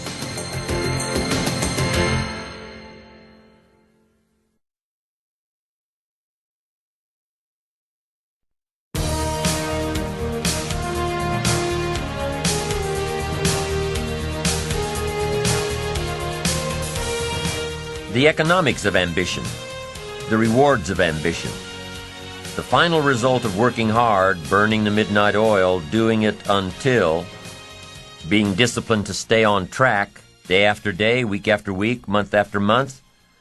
What's all this working hard going to get you? Better put, what's all this working smart going to get you? As you've followed this program on the power of ambition, as you've learned to set your goals and develop a game plan, and use the tools of reflection and discipline in putting your life together, as you're building your ambition to reach your destination, surely, somewhere in your list you wrote down wealth. I'm sure you didn't write down that you wanted to earn enough to just get by. No, you probably wrote down that you wanted to have a certain amount of money. To some it may be to earn $50,000 a year. To others it may be to earn $500,000 a year. Or $1 million. It doesn't matter. You probably wrote down what you believe that you're capable of earning if you really exercised your potential. What you want to earn the next year, 3 years, 5 years, 10 years, in your lifetime. And that figure probably would be viewed by the majority as being rich, getting the most from your ambition, being rewarded by your ambition. Now, I'm not talking about the incredible feelings of accomplishment. I'm talking about the tangible rewards of ambition. How wealthy should you be in knowledge and in spirit? As wealthy as you possibly can be. How rich should you be? In dollars and investments. As rich as you possibly can be. Now, I'm not talking greedy. I'm talking reward for success at the service of others, not at the expense of others. Is it okay to strive for success? Is it okay to strive to become rich and wealthy? Many people struggle with the concept of being rich. Rich people lack morals. Rich people are cutthroat. Rich people don't care. No, that's not true. Now, some rich people lack morals, are cutthroat, and don't care. But a lot of poor people have those same traits. So corruption is not inherent with being rich or wealthy. Corruption is inherent with gaining at the expense of others. Corruption is evil. But wealth is not evil. Wealth says discover your own talents and use them and take care of them, so your own talents and skills and gifts can take care of you.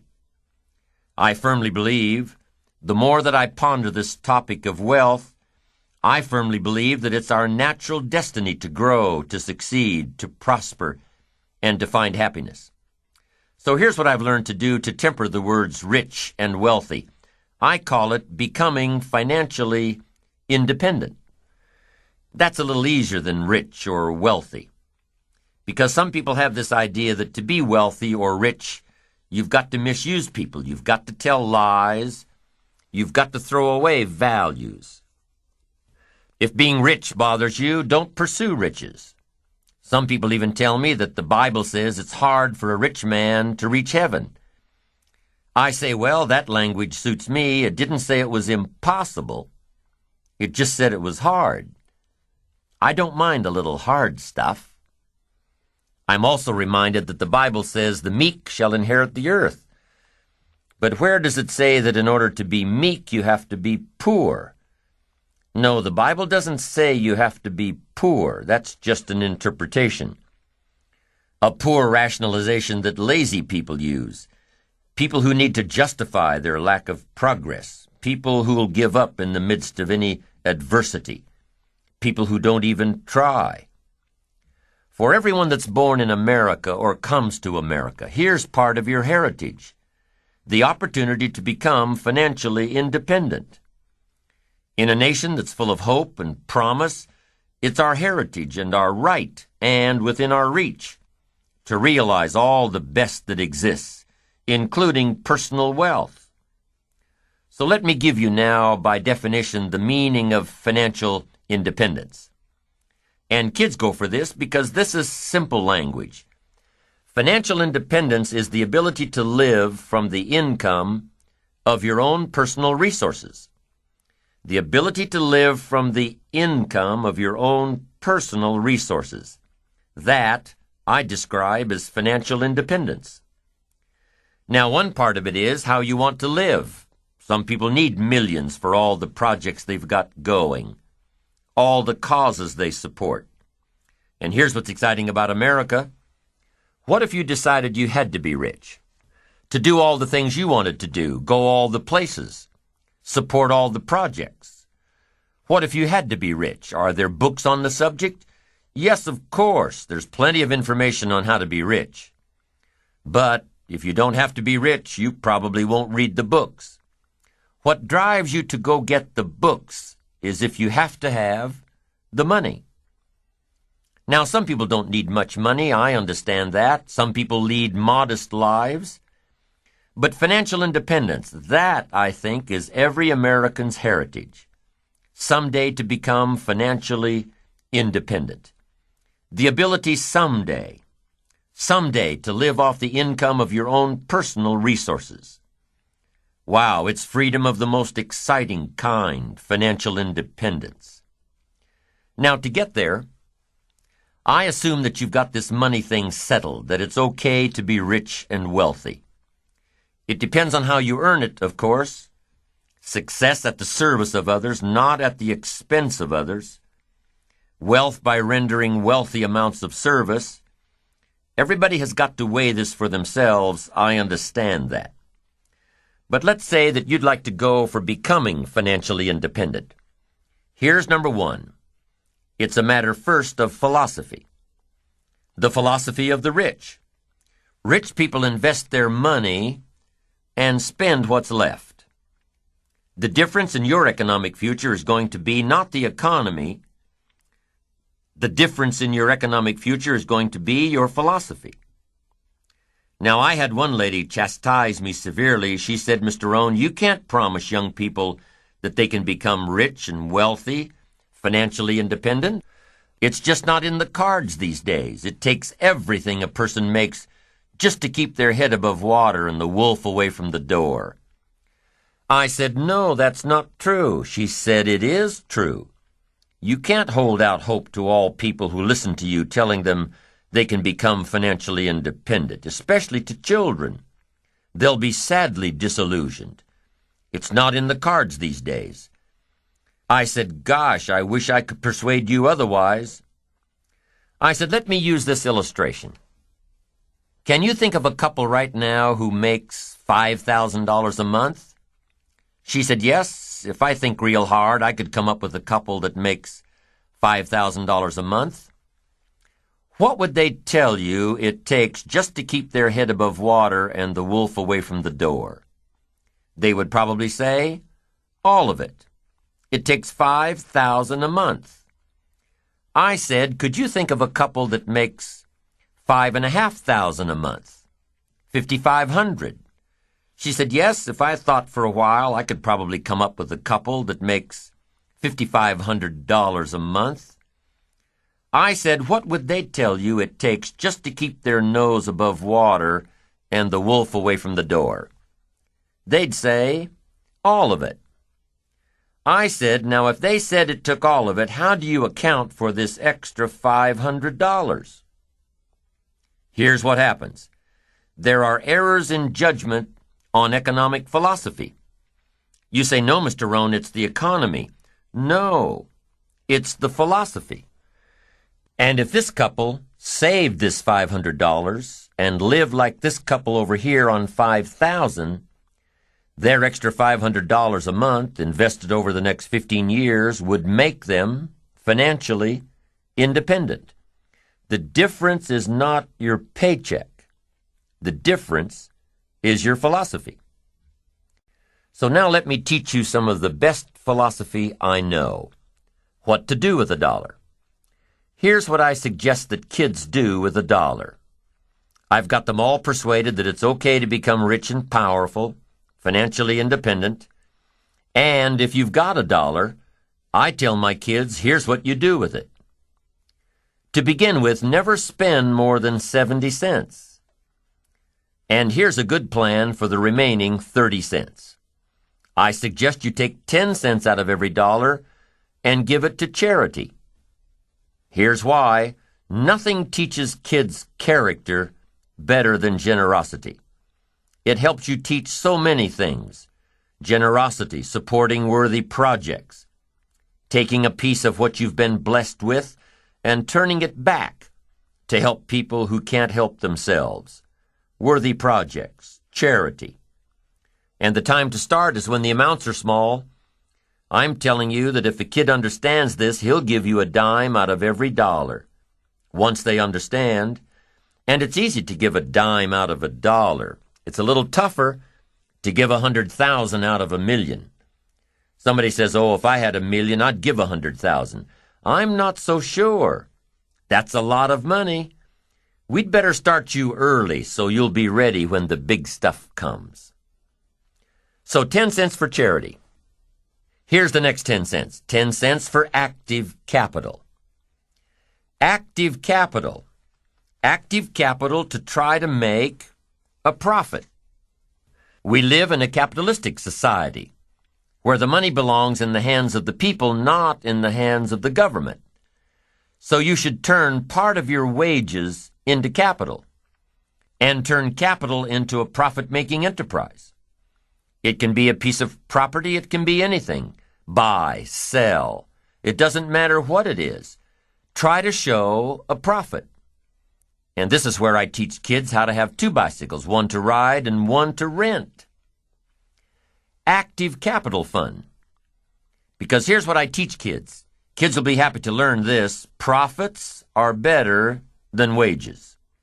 Kids need to know that. The benefits of living in a capitalistic society. Kids can start a Kool-Aid stand before they can get a job. Kids can clean out their rooms, have a garage sale to earn some profit. It doesn't take a kid long to figure out that profits are better than wages, better than allowances. And that's what America is all about, a profit. And here's what's exciting about making a profit. You can make a profit long before you can legitimately earn a wage. There are no limits. Your profits can sometimes accelerate much faster than your wages. Teach your kids early. Profits are better than wages. Wages make you a living. Profits make you a fortune. And we should all try our hand at making a profit since we live in a capitalistic society. How long will it take to triple your wages currently? A while. But profits, there's no limit. My gosh, once I understood this, I went bonkers. Profits. The whole world benefits if we all leave more profit. Leave a profit. Make a profit. I talked to a man who rents a lot of apartments. He said, Mr. Rohn, you wouldn't believe it. Most people, when they leave the apartment, it's trashed. I said, you've got to be kidding. He said, no. What a reputation. Everything you touch turns to trash, gets dirty. Got to turn that around. One of the best ways to train yourself is to leave a profit. A friend of mine has made money on every car he's bought. Why? Because when he traded it in or sold it, it was always better than he found it. It was always better than he found it. The key for parents is to touch a life and leave it better than you found it. Touch a business and leave it better than you found it. Touch a job and leave it better than you found it. Whether you stay 6 weeks, 6 months, 6 years, always leave it better than you found it. Make a contribution. Leave a profit. What a world this would be if everybody left a profit, not a piece of trash. A profit. Now here's the third 10 cents, and you can become as wealthy as you want. The first 10 cents goes to charity, the second 10 cents goes to active capital, and the third 10 cents is for passive capital. Passive capital means let somebody else use some of your money. You're the passive partner. They're the active partner trying to make a profit. They'll pay you interest. And one of the most valuable things for your future is called compound interest. Nothing more valuable. And I suggest 10 cents for passive capital. Let someone else use it. pay you interest on it. Now here's what else I teach kids. It's a Bible philosophy. And here's what it says. The borrower is servant to the lender. Excellent information. The borrower is servant to the lender. And if you've taught this properly and asked kids, what do you want to be? Here's what they'll tell you. They'll say, I want to be one of those lenders. That's the power position. If you're interested in power for the future, influence for the future, being ruler over much, I'm telling you, the key is to be one of those lenders. Not a spender, no, a lender. Now, if you can't reach this little formula right now, if you can't start here, here's what you do. Start where you can and work toward it. 70-10, 10 and 10 is the ideal. And it doesn't matter if you're trying to lose weight or to get your health in order or to get your finances in order. Here's the key. Set up the ideal and work toward it. Set up the ideal and work toward it. Next in building your financial independence is to keep strict accounts.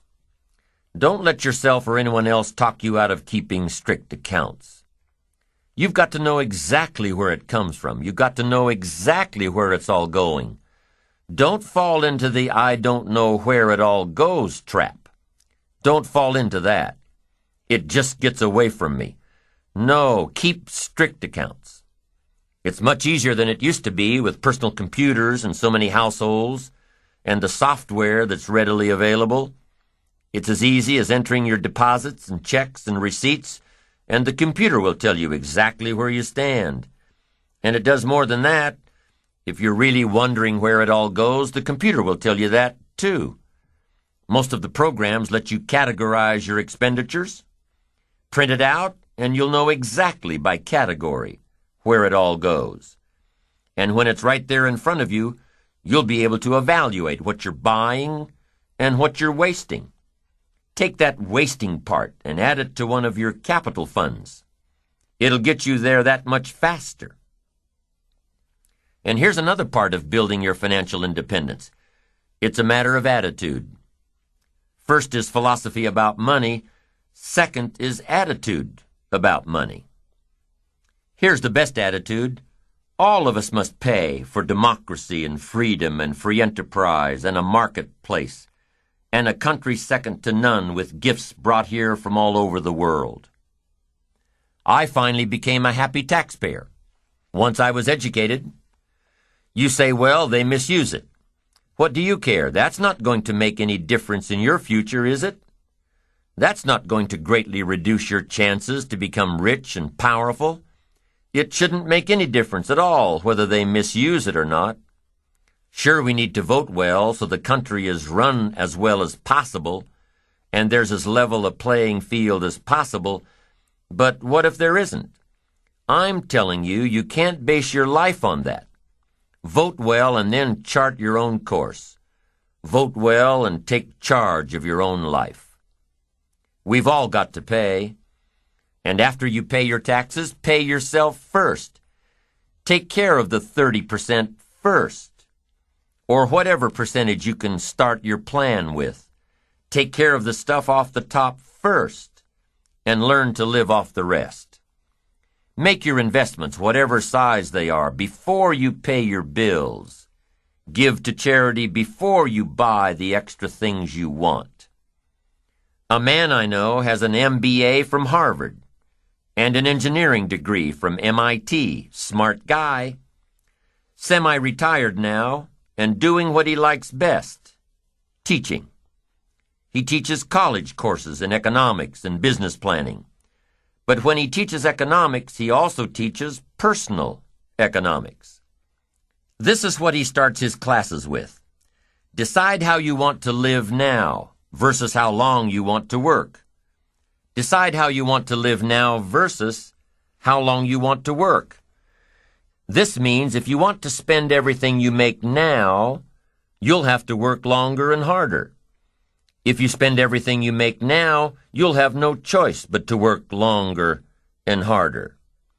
But if you start investing in your financial future now, you'll have the choice between retiring early or traveling more, or continuing your career, or starting a new career later in life.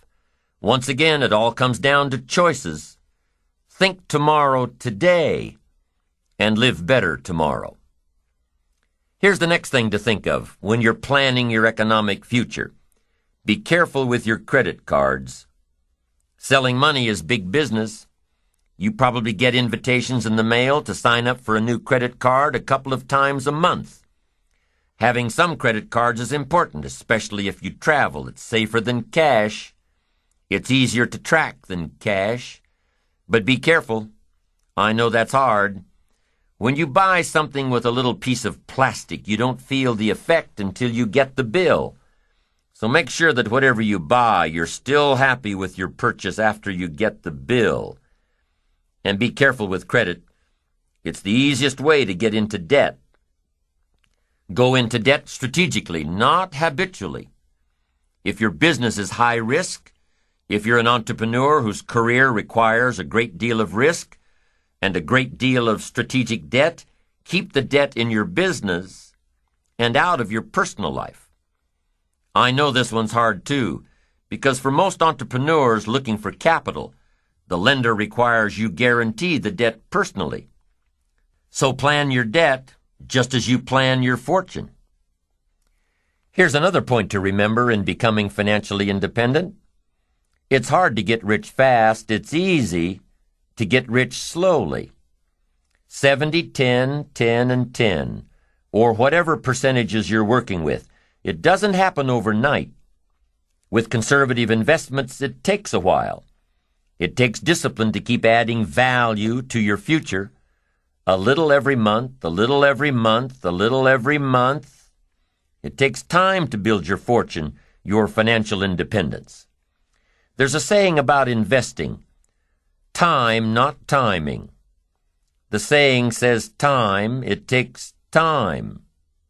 Now, if playing the stock market is what you do, then you know that timing is a whole other ball game. But for the average person, it's time. A study was done a while back that analyzed stock market investments. The study took two scenarios into consideration. The first one took place over 40 years. In the first scenario, stocks were bought at the very worst possible time and sold at the very worst possible time. Bought high and sold low. And after 40 years, the average return was around 10%. Scenario 1 dealt with time. Now, in the second scenario, stocks were analyzed over a 10-year period. The second scenario dealt with timing. Stocks were purchased at the best possible time and sold at the best possible time. After 10 years, the average return was around 10%. Be patient in building your financial independence. It will come small steps at a time, little advantages after little advantages. It's hard to be patient, but it's just like building your ambition and achieving your goals. It happens one step at a time. And what if patience has nothing to do with building financial independence? What about those trust fund babies that are handed their financial independence on a silver platter, never having to work a day in their lives? First car is a Porsche. First house is a mansion. First job is at daddy's company. What about those people born rich? Some guy says, "It isn't fair that I'm working like crazy all day, all week, all month, all my life. It just isn't fair. I'll never have that kind of money." Well, some things aren't fair. Inheriting money. But what does that have to do with you, really? If your goal is to have greater financial independence than some of those you know, then you'd better start working harder and smarter on your goals, your own visions, and stop pondering what's fair and what isn't. Start examining what's keeping you back instead of what's keeping them ahead. Start looking at what you're doing. Start looking at you instead of it. There are plenty of stories and examples and experiences of people who began their careers destitute and had enough resolve to do it until. until they had more than they ever dreamed of. Study the experiences of others who built their way to the top instead of those who were born there. And what if you decided you had to be rich? What if you really followed the power of your ambition and your life started turning around? Well, aside from getting on the right track, increasing your earning potential, decreasing the percent you spend, increasing the percent you save, invest, give away, aside from all the benefits of achieving, there will also come some disappointments. Disappointments in the circle of friends you started with. One of the disappointments that come from achieving all you can be is in the people who choose to remain right where they are. They will chastise you for your accomplishments. They will abandon you for trying to become better. They will remain behind and say, "Boy, he's forgotten us now that he lives so well." And they'll probably say more than that. They'll probably gather in their little group and say all sorts of things to justify their own mediocrity. But remember, those who choose to stay behind have chosen their own path, an average path, a path of mediocrity. And those who have climbed above the crowd almost always wish they could return to their earlier friends, to embrace them in friendship and love, and try to help them get out of their ruts, to share ideas of hope and inspiration. But it rarely happens. Jealousy builds a big wall, one that is almost impossible to break down. So as you change, your life will change, your friends will change, your circle of influence will change. And that's part of achievement and ambition and success, an ever-changing process required to become the person worthy of reaching your goals. There are many reasons why people don't build their ambition, strive to become better, be the best they can. Many reasons, but it only takes one. We talked about many fears in an earlier session and how to work to overcome them. But here's one we didn't talk about: risk. Different professions call for different levels of risk. There's an old saying, no risk, no reward.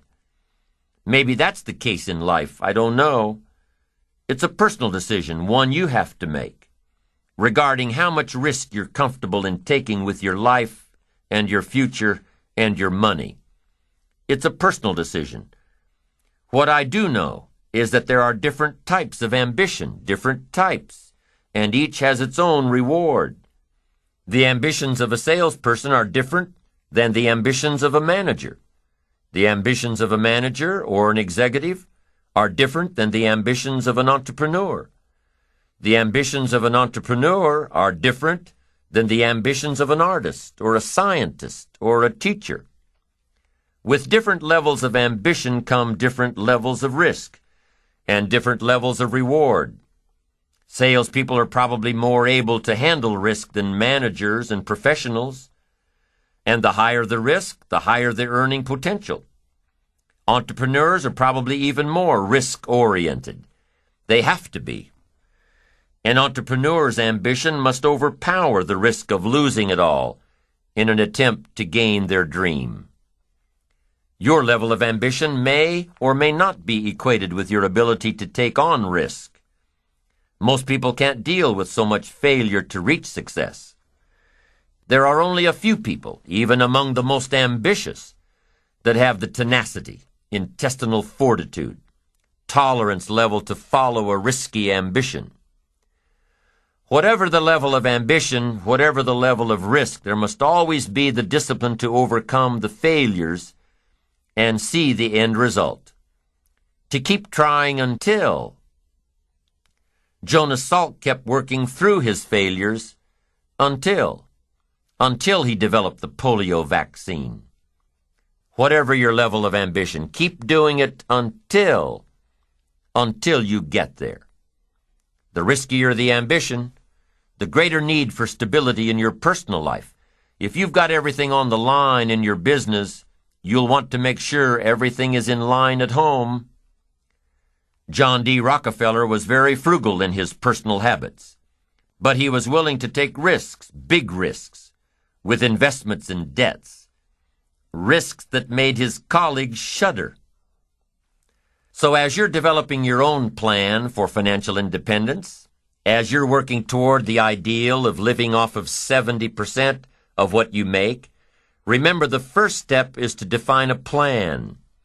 It may not be ideal, but you're taking the first steps. And when you follow your plan, the money you put away today will help you build your financial independence tomorrow. And with financial independence, the result of your ambition, the reward of your ambition, with financial independence comes freedom like you've never known before.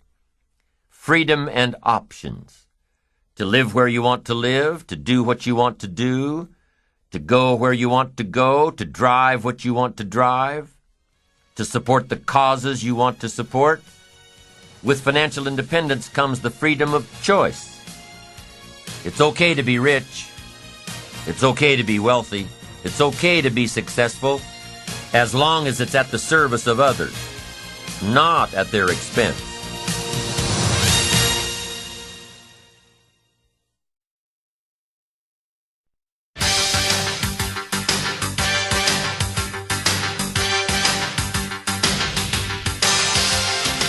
Success is the steady progress toward your own personal goals. Goals designed by you with a plan implemented by you. Your goals, your philosophy, your plan. So if success is the steady progress toward your own personal goals, what then is failure? Is failure working on a project that ended with poor results? No, of course not. Is failure launching a new product that failed miserably in the marketplace? No, of course not. Is failure doing the best you possibly can with your kids and having them disappoint you in a very personal way? No, of course not. There's no failure in pouring your heart and soul and energy into something that didn't work. Rather, failure is not trying at all. If success is the steady progress toward your own personal goals, then failure is no progress at all. None. Not even trying. Success and failure are always linked together. Success and failure are always linked to ambition. And let's remember, success is doing, failure is not doing. It's that simple. Tom Peters, world-renowned author and management expert, said recently, "There is only one way to be in serious trouble today, and that is not to be trying, not to be failing, not to be stretching yourself. Success is a doing. You've got to actually do it.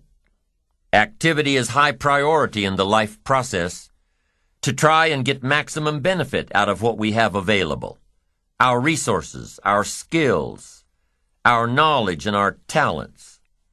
Success is a doing that tries to get maximum benefit out of what we have available." Benjamin Disraeli, former Prime Minister of England, once said, "Nothing can resist a human will that will stake even its existence on its purpose." I'll do it or die. What a powerful set of words. We've already talked about resolve, doing it until, but here's what else resolve says. Resolve says, "I will." Two of the most powerful words in our language. The formula for disaster: could, should, don't.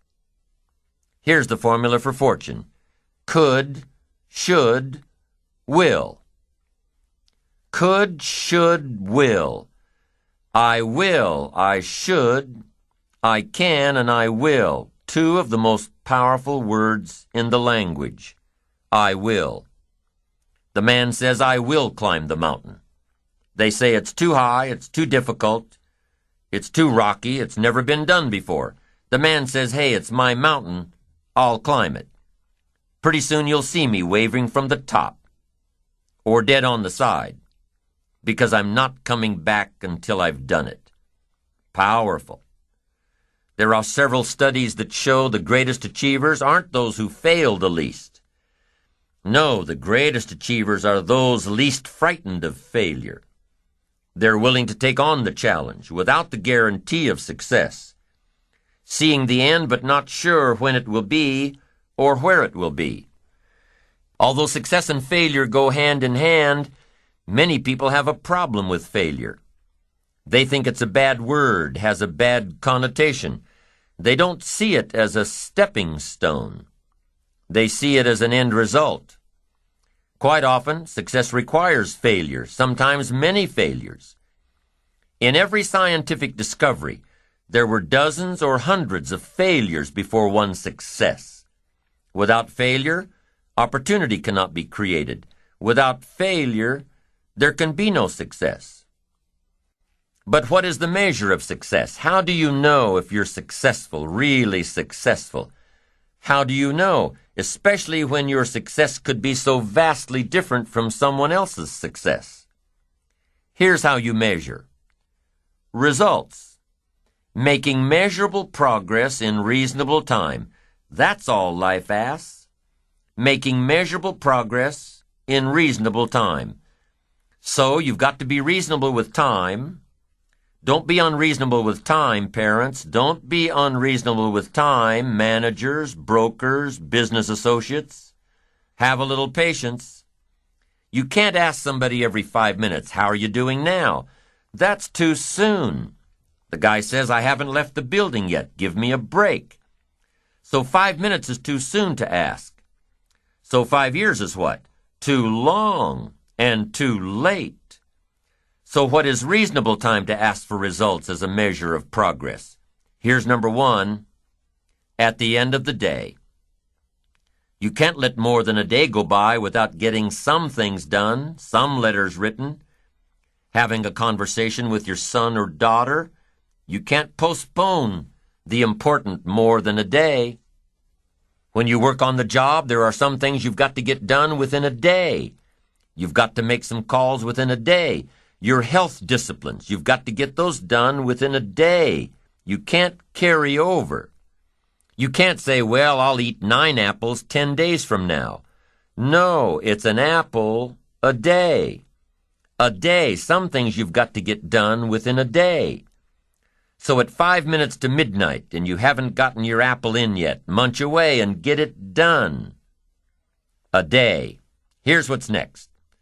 A week. Some things you've got to get done within a week. Stuff on the job, calls made, activities.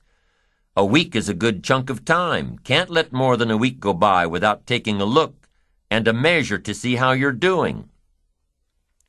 John joins this little sales company. He's supposed to make 10 calls the first week, just to get acquainted out there in the marketplace. Would it be legitimate to call John in on Friday and say what? "How many calls did you make?" That's legitimate.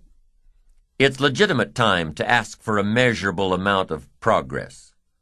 He's supposed to make 10 calls. Come Friday, how many calls did you make? John says, "Well," you say, "John, well won't fit in my little box here. I just need a number." Now John starts with a story. You say, "John, the reason I made this little box so small is so a story won't fit." I don't need a story. I just need a number. Now here's one of the better phrases to take home. The numbers tell us the whole story. On you personally, the numbers tell us the whole story. Success is a numbers game. There are 3 important questions to ask yourself in this area. Here's number 1. How much money have you saved and invested during your career? Second question. In the last 90 days, how many books have you read? To invest in the miracle of your mind, give you ideas to ponder, fashion your future with meticulous care. How many books have you read in the last 90 days? Third question. In the last 6 months, how many classes have you taken to improve your skills or to develop new skills for your future and your family? How many classes in the last 6 months? I'm telling you, numbers tell us everything. Success is a numbers game. You've got to make progress. You've got to make progress in reasonable time. You've got to take a look at the numbers and see how you're doing. It's the name of the game. How often should you weigh the new baby? Well, you say, I'll weigh the new baby next spring. No, you can't wait until next spring. Don't you have to weigh the new baby often? And the answer is yes, of course. To see what? To see whether it's gaining weight or it's losing weight. What if it's losing weight? The alarm bells have got to go off. You can't let a little baby lose weight very long. It's called disaster. These numbers are important. How often should you check the corporation to see if it's healthy or not? You say, well, in a couple of years, we'll get all the accountants together. No, you'll be out of business.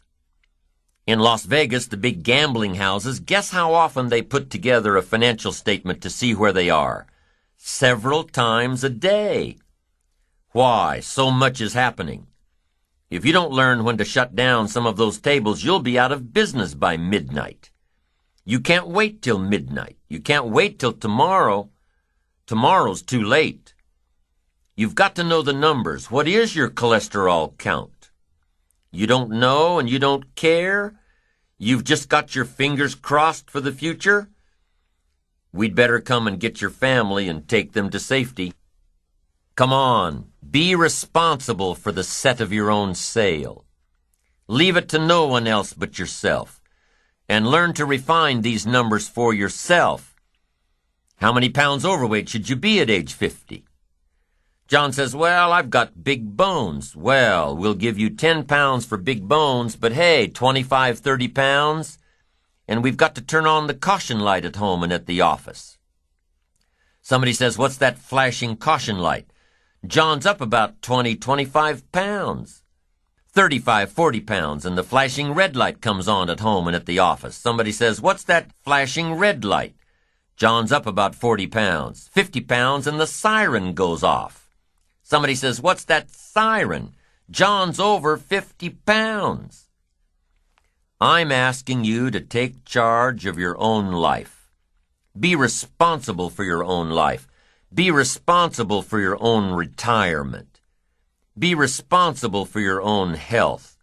Don't just drift along with the crowd. Those who don't care to be responsible about the numbers, meticulous about the numbers. Some of these numbers have got to be coming down, like your cholesterol. Some of these numbers have got to be going up, like the number of books in your library. Don't be satisfied until you've looked at all your own numbers, and be responsible. Don't wait for somebody to come along. What if nobody comes along? You've got to be responsible yourself. Results are the name of the game. Let's check the numbers. Don't be satisfied with anything less than the best of numbers. Jesus walked along one day and saw a fig tree. Interesting story. And as Jesus looked suspiciously at this fig tree, he said to his disciples, does that fig tree have any figs? Do you think that's an important question? I'm telling you, for a fig tree, it's an all-important question. Does it have any figs? His disciples said, no, sir, of all the trees you were to pick, this particular fig tree does not have any figs. The story says Jesus lost his cool. One of the few times he lost his cool. Why? I think to make a point. A fig tree without figs? It is unacceptable. Jesus said, if that fig tree doesn't have any figs, I suggest you promptly take it out. And he added, why let it take up the ground? So you've got to get all your people together every once in a while and say, today we're counting the figs. What for? To see who gets to stay. Why? It's the name of the game.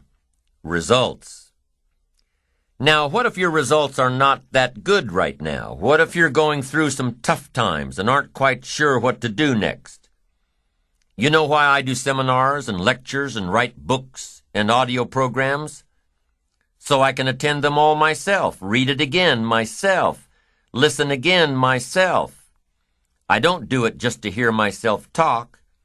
And I don't do it for the money. I do it because the teacher always receives the greatest lessons he seeks to teach others. What's the best way out of a blue mood? Talk somebody else through theirs. What's the best way out of a mental energy slump? Talk somebody else through theirs. What's the best way to start solving your own problems? Talk to somebody else about theirs. Why? Because when you start talking someone else through their blue mood or their mental slump or their problem, you'll hear yourself say amazing things. You'll hear all the knowledge that you've gathered come out to help this other person, and it will ultimately help you by hearing it again. It just works that way. It's often easier to tap our resources for somebody else than it is to tap them for ourselves. Sometimes defeat is the best beginning. Why? Well, for one, if you're at the very bottom, there's only one way to go: up.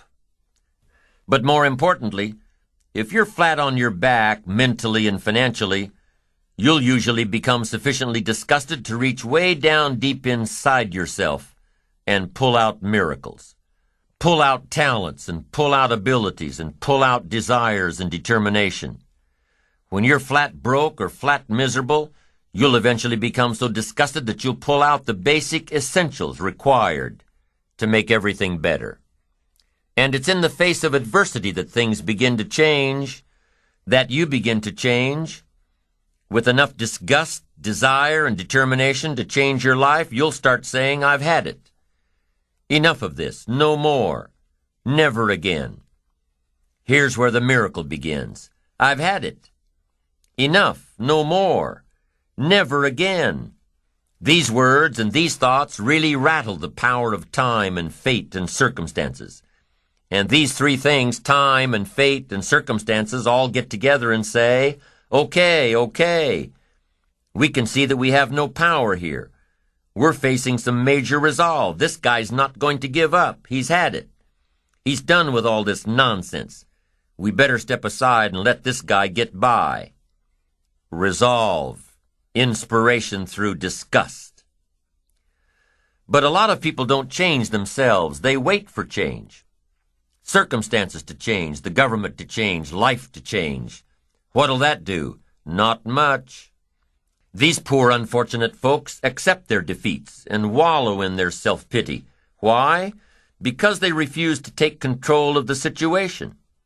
They refuse to take control of their life, their career, their health, their relationships, their finances. They refuse to take control and take responsibility and get sufficiently disgusted to change it.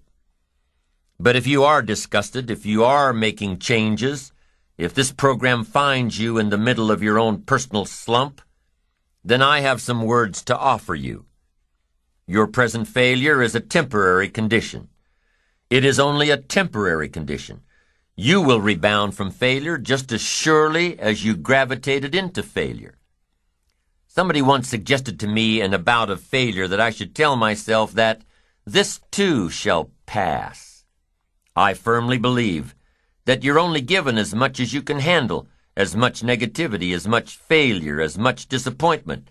This too shall pass if you grasp for a new beginning, if you pull yourself up and move back into the world with a plan.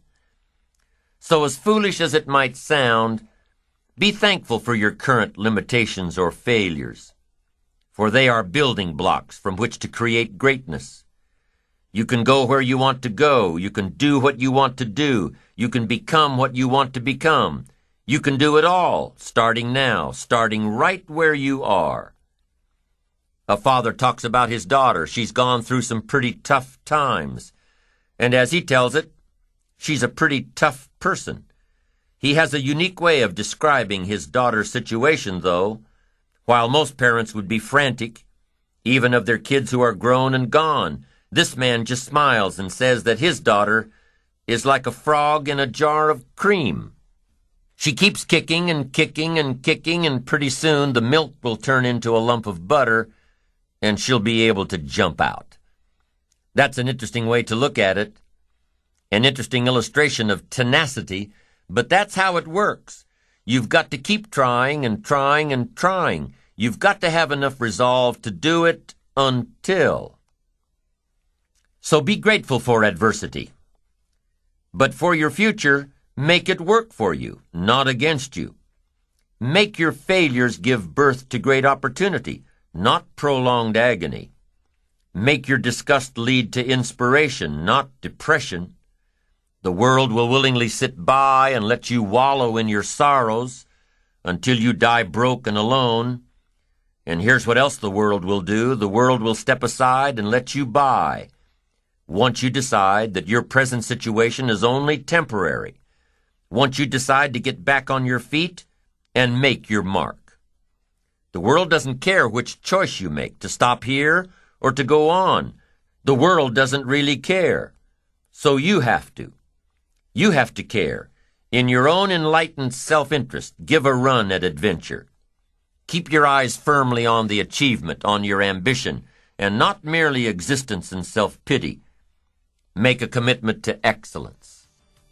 And remember, it is your challenge, your own personal challenge, to use all your gifts and skills and talents and knowledge to succeed.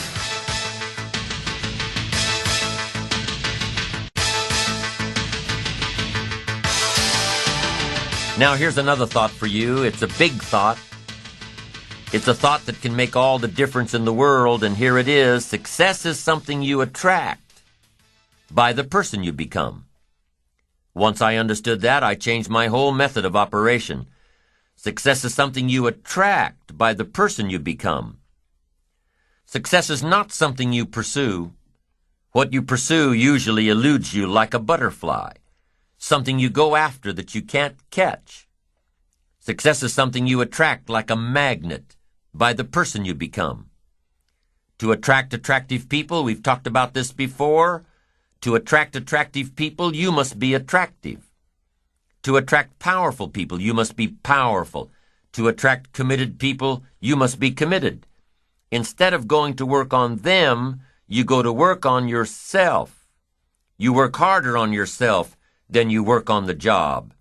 And if you become, you can attract. The whole key is to make yourself valuable. The key is to make yourself attractive. The key is to make yourself skillful, competent, willing, powerful, unique, sophisticated, cultured, being able to manage, in control, healthy.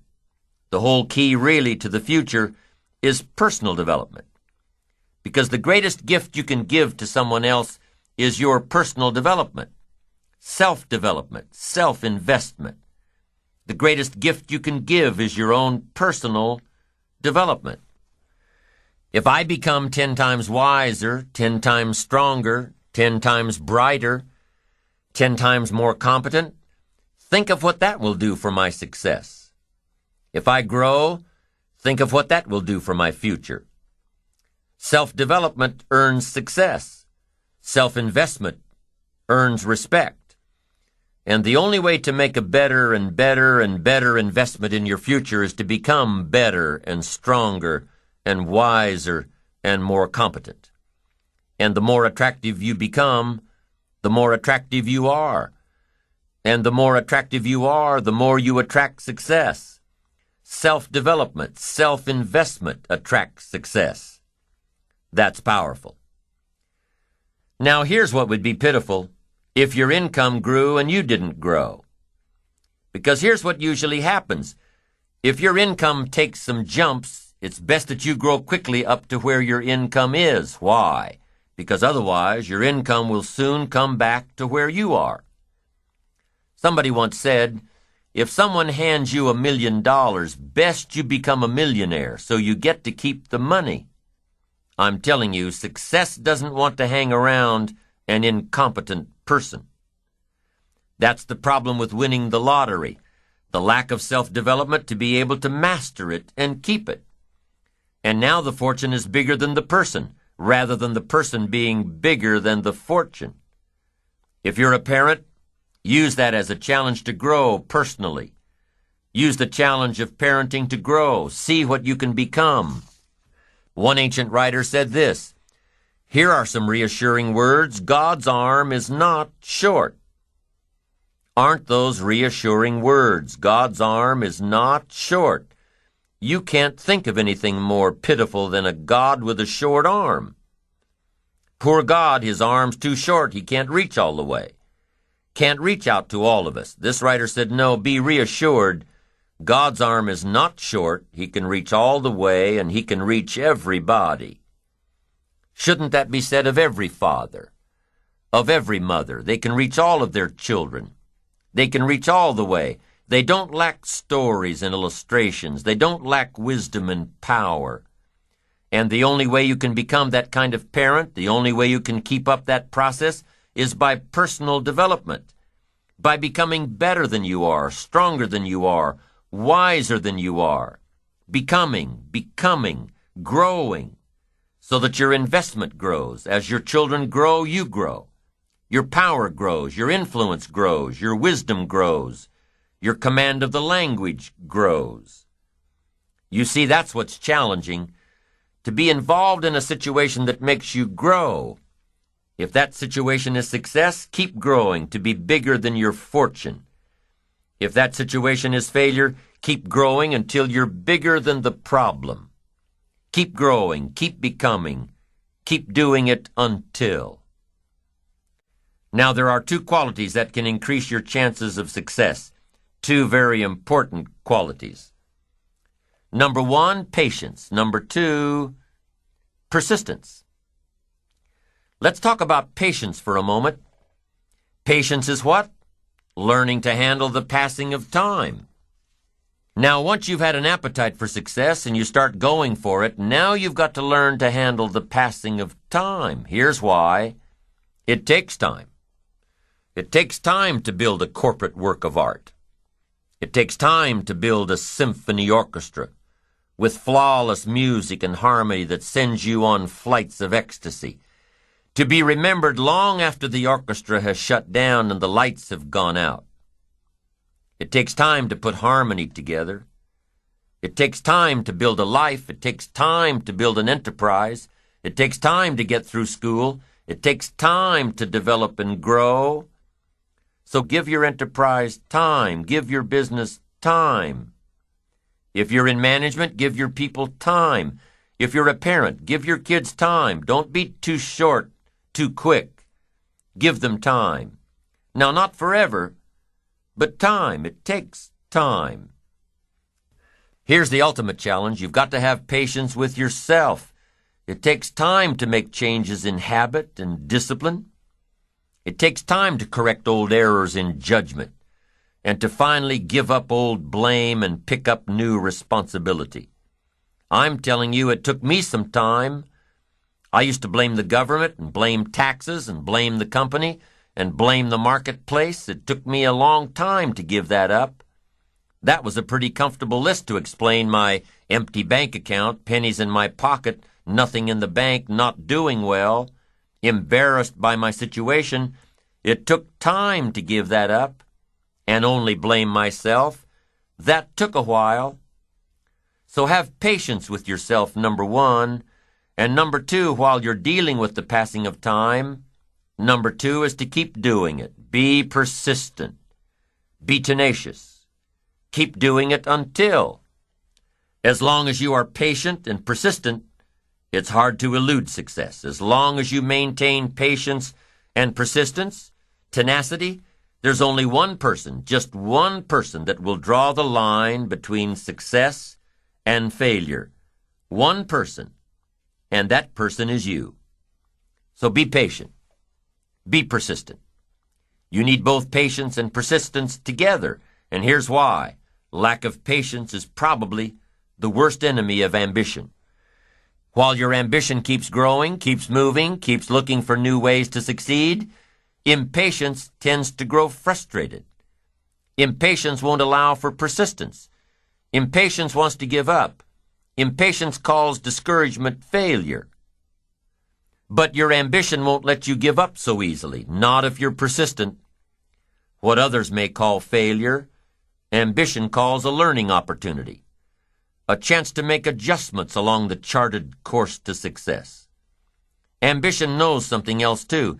Ambition knows that the longer the achievement is in coming, the more valued it is.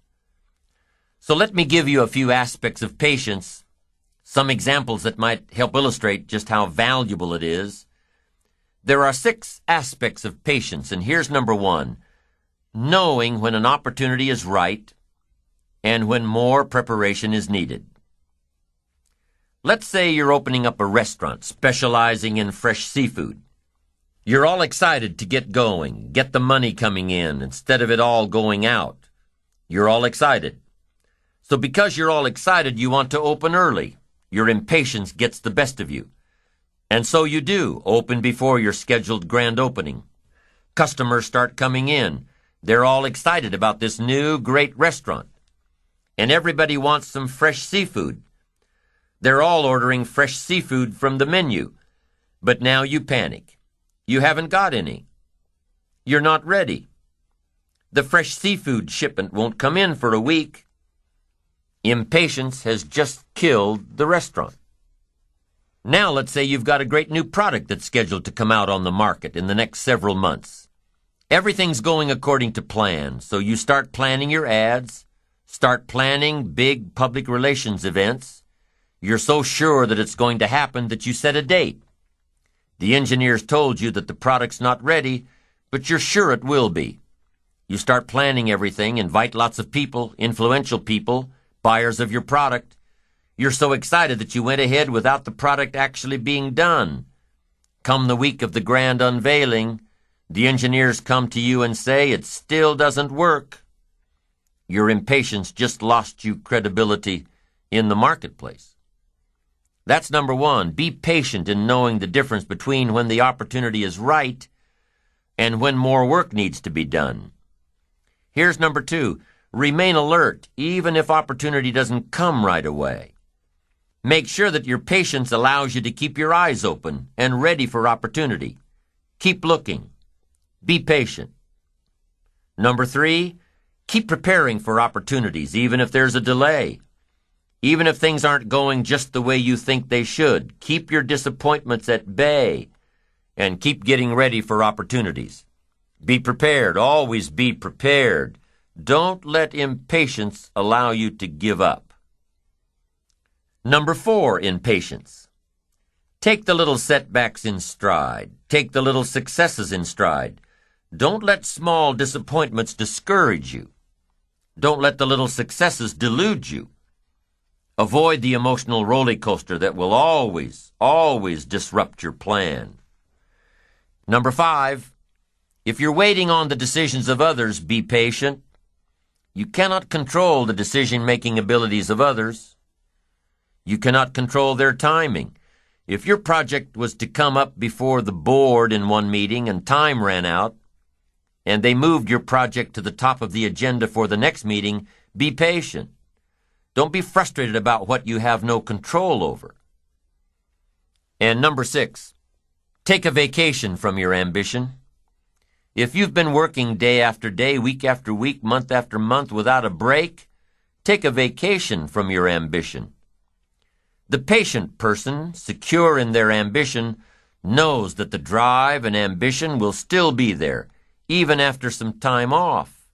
As a matter of fact, with some time off, the ambition will have a stronger pull than ever when you come back to it. Persistence is patience in action. Persistence is creative, always looking for new opportunities. Persistence is courageous. It doesn't give in to fear. Persistence is hopeful. It doesn't let discouragement through the door. Persistence is positive. It keeps you on track with your plans and your goals. And the last thing that persistence is cheerful, not gloomy, cheerful. Persistence knows that gloom and depression and disappointments waste energy. Cheerfulness creates it. Patience and persistence are both required for success.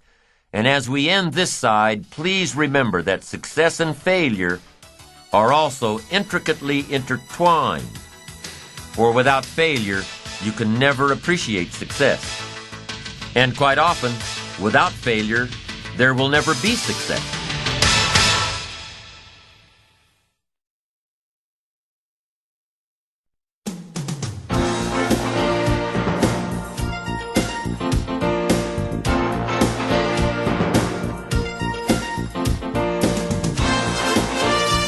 You are more than your ambition.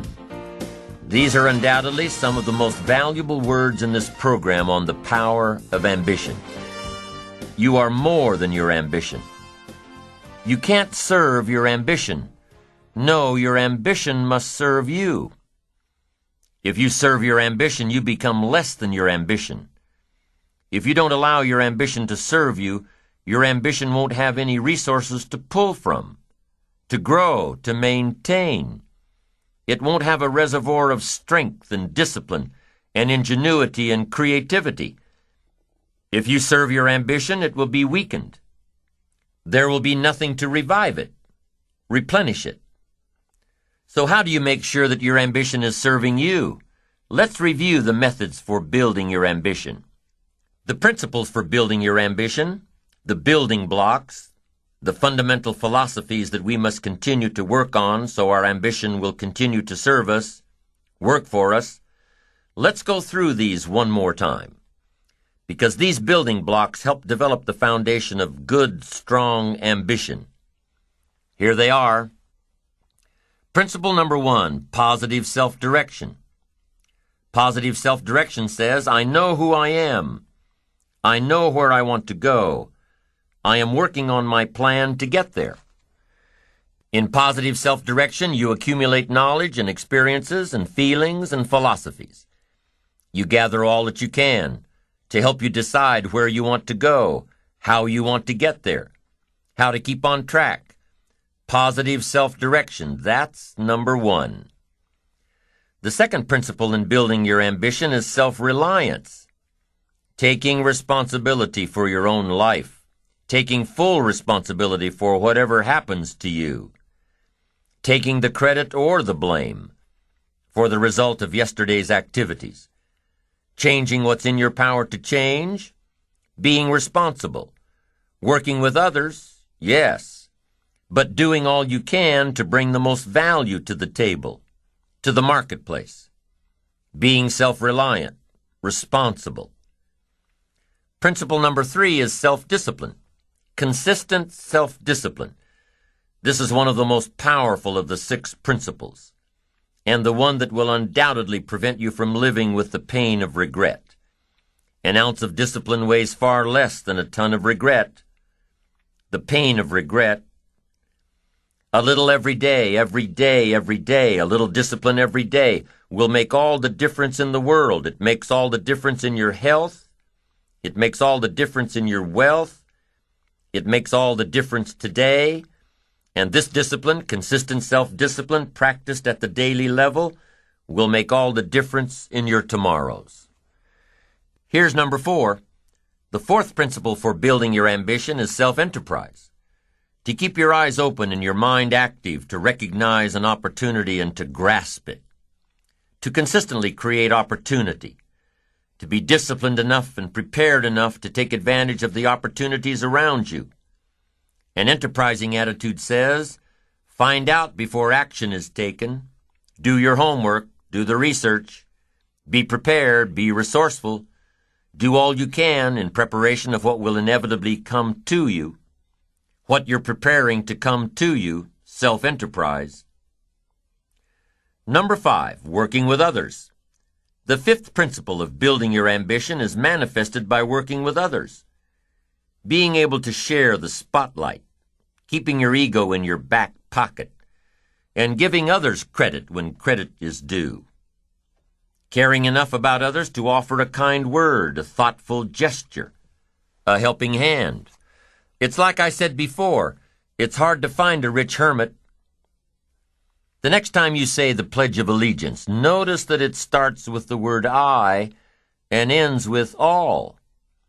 A country can't be built by one person. A company can't be built with one person. A family can't be built with one person.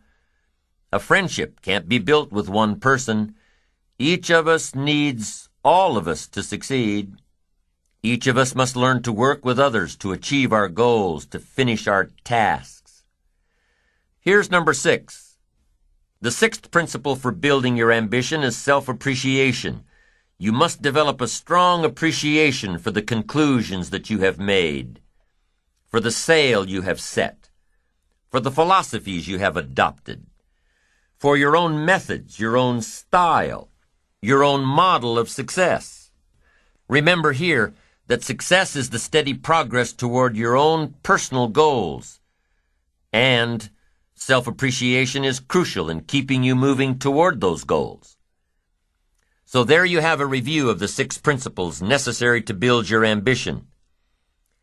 During our past sessions, we have also learned how to bring balance to our work and personal lives, to understand the rewards of ambition, that it's okay to be rich and wealthy, and to come to understand that success and failure are part of the same process. Through the consistent practice of everything we have covered in this series, you will begin to develop 3 cornerstones of the ambitious life: focused concentration, resilience, and integrity. Focused concentration, resilience, and integrity. By developing these traits, by incorporating them into your character deep within your very being, you will allow your ambition to serve you. You'll be able to direct your ambition to achieve even your wildest dreams, and you'll have the satisfaction of knowing you're on the right course. Together, these 3 cornerstones bring stability to your ambition. Stability, which is the most valuable asset in pursuit of achievement. We'll cover each of these, focused concentration, resilience, and integrity, in depth, but the key point here is that each of these cornerstones is cultivated only through the practice of the 6 principles of building your ambition. The 6 principles, worked on consistently and simultaneously, will develop these 3 traits in your character. Here's number 1, concentration. Focused concentration. We talked about this in time management, but the key to building your ambition, keeping on track with all of the principles, is focused concentration. You've just got to zero in. You've got to identify your target and let nothing stand in your way. You've got to keep your eye on the target until you've released the arrow. Let nothing capture your attention unless it's in the best interest of your ambition. Let not an obstacle come before you without getting around it, going over it, going under it, trying a different path until you get there. Concentration in sports is crucial. The consummate professional on the field or on the court won't hear the jeering of the crowd. Their concentration keeps all noise and clutter at bay. They have one thing in mind, and that's moving the ball. You have to have just one thing in mind, keeping on track, closing out all the noise and the clutter that gets in your way, going around all the obstacles of negativity and influence. In a tennis match, how long does it take for your opponent to return the ball? Not very long. And what if you lose your concentration? Game's over. One little slip of concentration, just that fast, one little slip of concentration, your opponent puts the ball by your feet, and there goes the tennis match. In a major presentation, just lose your concentration for a flash of a second, and I'm telling you, you could lose it all the hard work, all the long hours, all the preparation, all the momentum building to that crucial presentation could be gone if you don't keep your concentration. If you don't watch your audience, if you don't keep your mind on what you're doing, if you don't keep focused on the task at hand, it could slip right on by you. Wherever you are, be there. Whatever you're supposed to be doing for the moment, do it. You can't be thinking of everything you have to do at one time. All the time. You have to concentrate on just one thing at a time. One project, one job. You have to take it one task at a time and complete it. Do what you've set out to do. Keep your mind only on that one task. Why? If you don't, you won't accomplish anything. Concentration takes a lot of discipline. It takes a lot of discipline to demand privacy, to keep the do not disturb sign on your door while you're in the middle of an important job. It takes a lot of discipline not to answer the phone every time it rings at home. That's why they make voicemail and answering machines, so you don't have to answer the phone every time it rings. Your family will appreciate an uninterrupted dinner hour. Your night work will get done a whole lot faster. Concentrate on the work at hand, and demand of yourself the discipline to stay focused. If you have a long list of things to get done within a day, do the toughest ones while your concentration is at its peak. If you're a morning person, get the job done in the morning. Don't wait until the evening when your energy is all spent. No, do the jobs that need the most concentration when your body is best able to handle them. If you're a night person, save those tough jobs for the night, not in the morning when you've still got cobwebs in your brain. Learn your body's rhythms and do the jobs that need the most concentration when you're able to do them best. When you're at work, be at work. When you're in a conference, be in that conference. When you're at your kid's school play or soccer game or dance recital, be there. Don't let your mind wander. Stay focused. Stay focused on the task at hand or the company you're with. Don't let your mind wander during conversations. You never know what important points you'll miss. Stay focused. Stay true to where you are and what you're doing. Use your discipline to keep your mind in line. When you recognize the need to concentrate more, when you recognize this need, and when you discipline yourself to stay focused, it will come easier and easier. Focused concentration can be learned. Focused concentration can become a habit.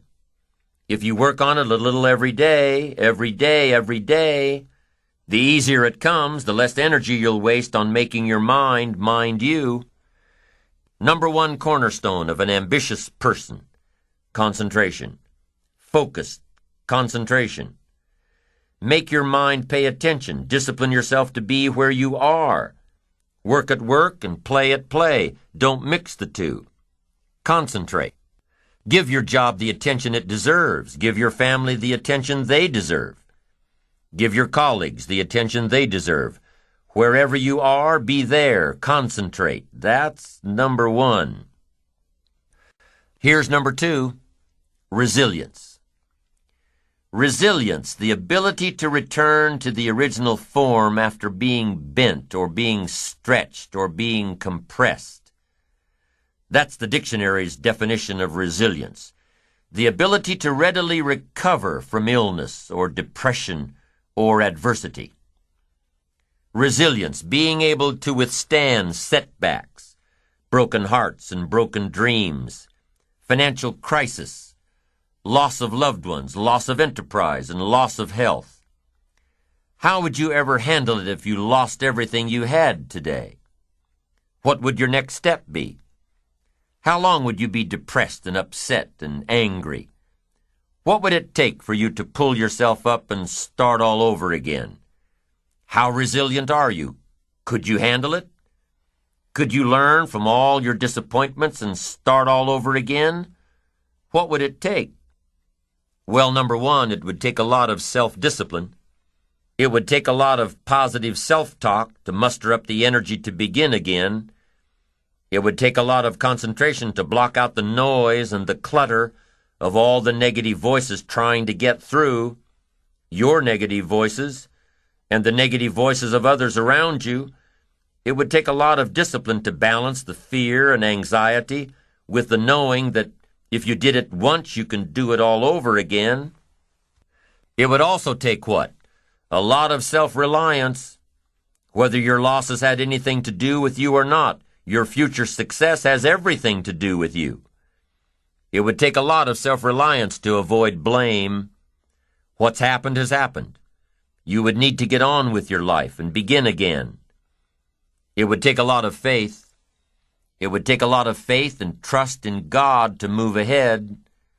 If you lost everything tomorrow and were gathering all the courage to try again, it would take a lot of self-appreciation, knowing that you have the skills and the talent and the strength to do it one more time? Resilience, the ability to bounce back from adversity, no matter how large or how small. You lose a client, one of your biggest ones. Accounts for over 25% of your gross revenues. Losing this client is going to hurt financially and emotionally. Losing this client is going to negatively affect things for a while. The first thing you do is to figure out why you lost this business. What role did you play? What part are you responsible for? You just can't rant and rave around the office yelling and screaming at those around you. Even if it was the wrongdoing of someone else, you can't act like this. It's not professional. No, you'll lose respect.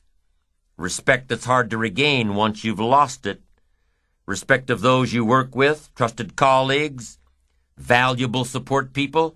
You have to approach the situation rationally and figure out how to bounce back from your loss. You have to evaluate the situation and then start a plan to recapture the lost business. Increase your market share with other businesses.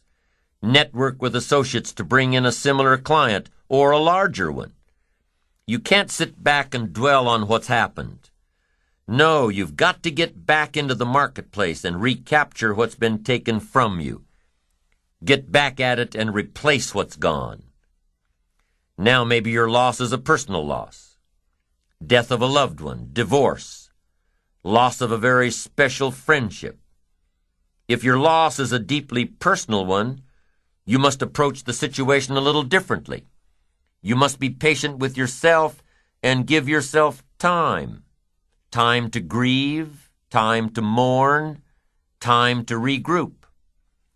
The stages we go through in loss, be it death of a loved one, death of a relationship, or death of an enterprise, the stages we go through are beautifully defined in Elizabeth Kubler-Ross's book, On Death and Dying. If the death is a literal one or a figurative one, the stages are the same. Denial, anger, bargaining, depression, and acceptance. And only by going through these stages and reaching acceptance can we rebound and begin again. It's said that children are often more resilient than adults. Why? Well, maybe it's because they don't evaluate their current situations based on past experiences. They approach it in a fresh way, a new way. And in their own minds, they deal with loss much better than adults. Children who grow up in the unfortunate circumstances of poverty or abuse or neglect, children who grow up in these conditions and become successful, are known as dandelion children. Because if they can succeed and prosper with terrible conditions, they can grow anywhere. It's important to be more like a dandelion child, to be able to grow and prosper and succeed despite our current conditions, to be able to grow and prosper and succeed despite our losses, to be resilient. Cultivating a resilient character turns what others would call failure into success. A resilient person won't give up. A resilient person will, in spite of all obstacles and setbacks, keep doing it until. In their book, The Resilient Self, Stephen and Sybil Wolin have studied the characteristics of resilience and have found 7 key skills which comprise it. To build a resilient character, you must have, number 1, insight. The ability to ask tough questions of yourself and be honest with your answers. If you had something to do with your loss, be honest and responsible for it. Number 2, resilience is independent. A resilient person counts only on themselves to bounce back into life. Number 3, although resilience is independent, it's also tied to others. The more people you are responsible to, the greater the motivation to begin again. The stronger the reason, the stronger the action. The 4th component of resilience is initiative. The ability to take charge of the situation, the ability to take charge of the problem, the ability to stand up and do whatever is necessary to get back on course. A resilient person is, number 5, Creative.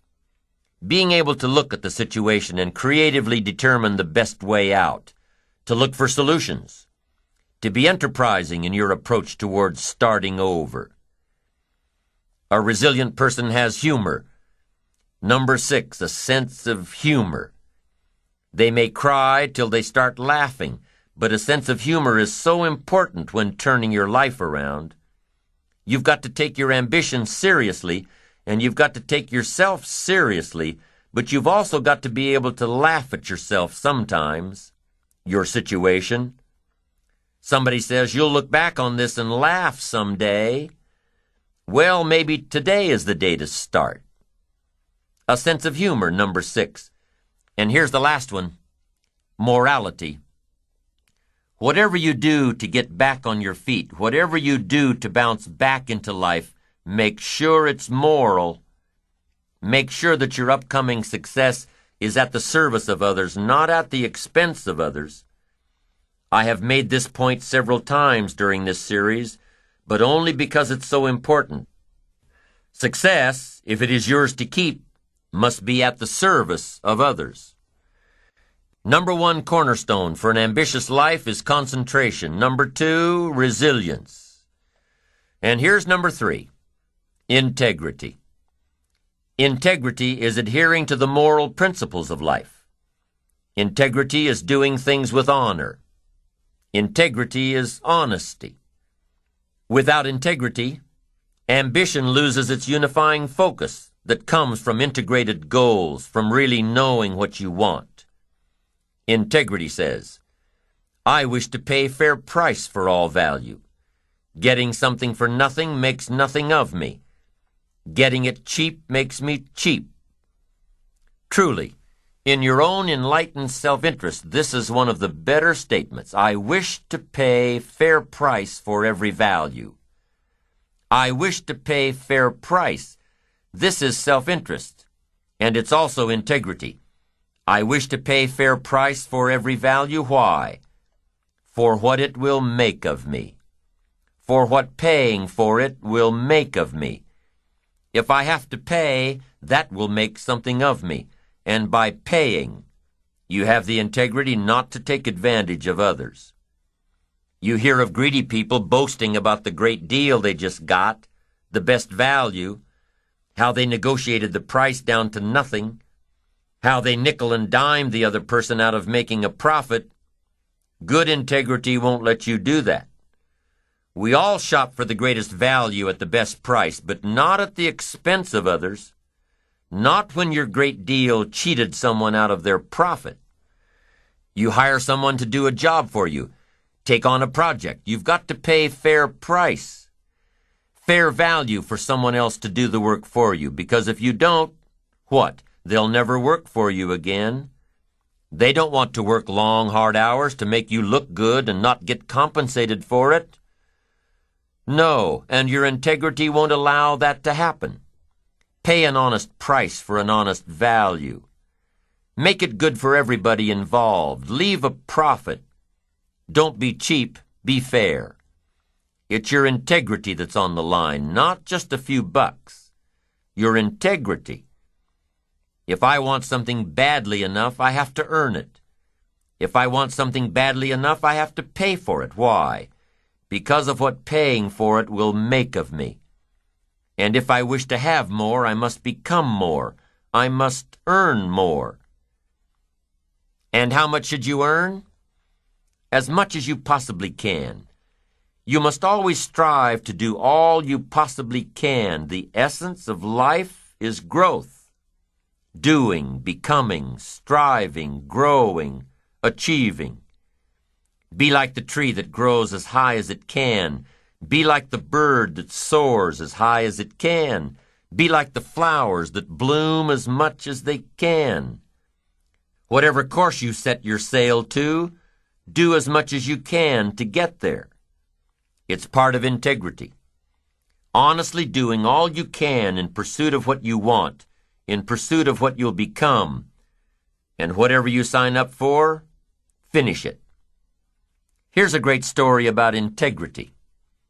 The Apostle Paul, this great man, said, I'm about to go, and here's the reputation I want when I'm gone. Here's what I want people to say about me. He said 3 things, and here's number 1. I fought a good fight. Let that be your reputation. You fought a good fight.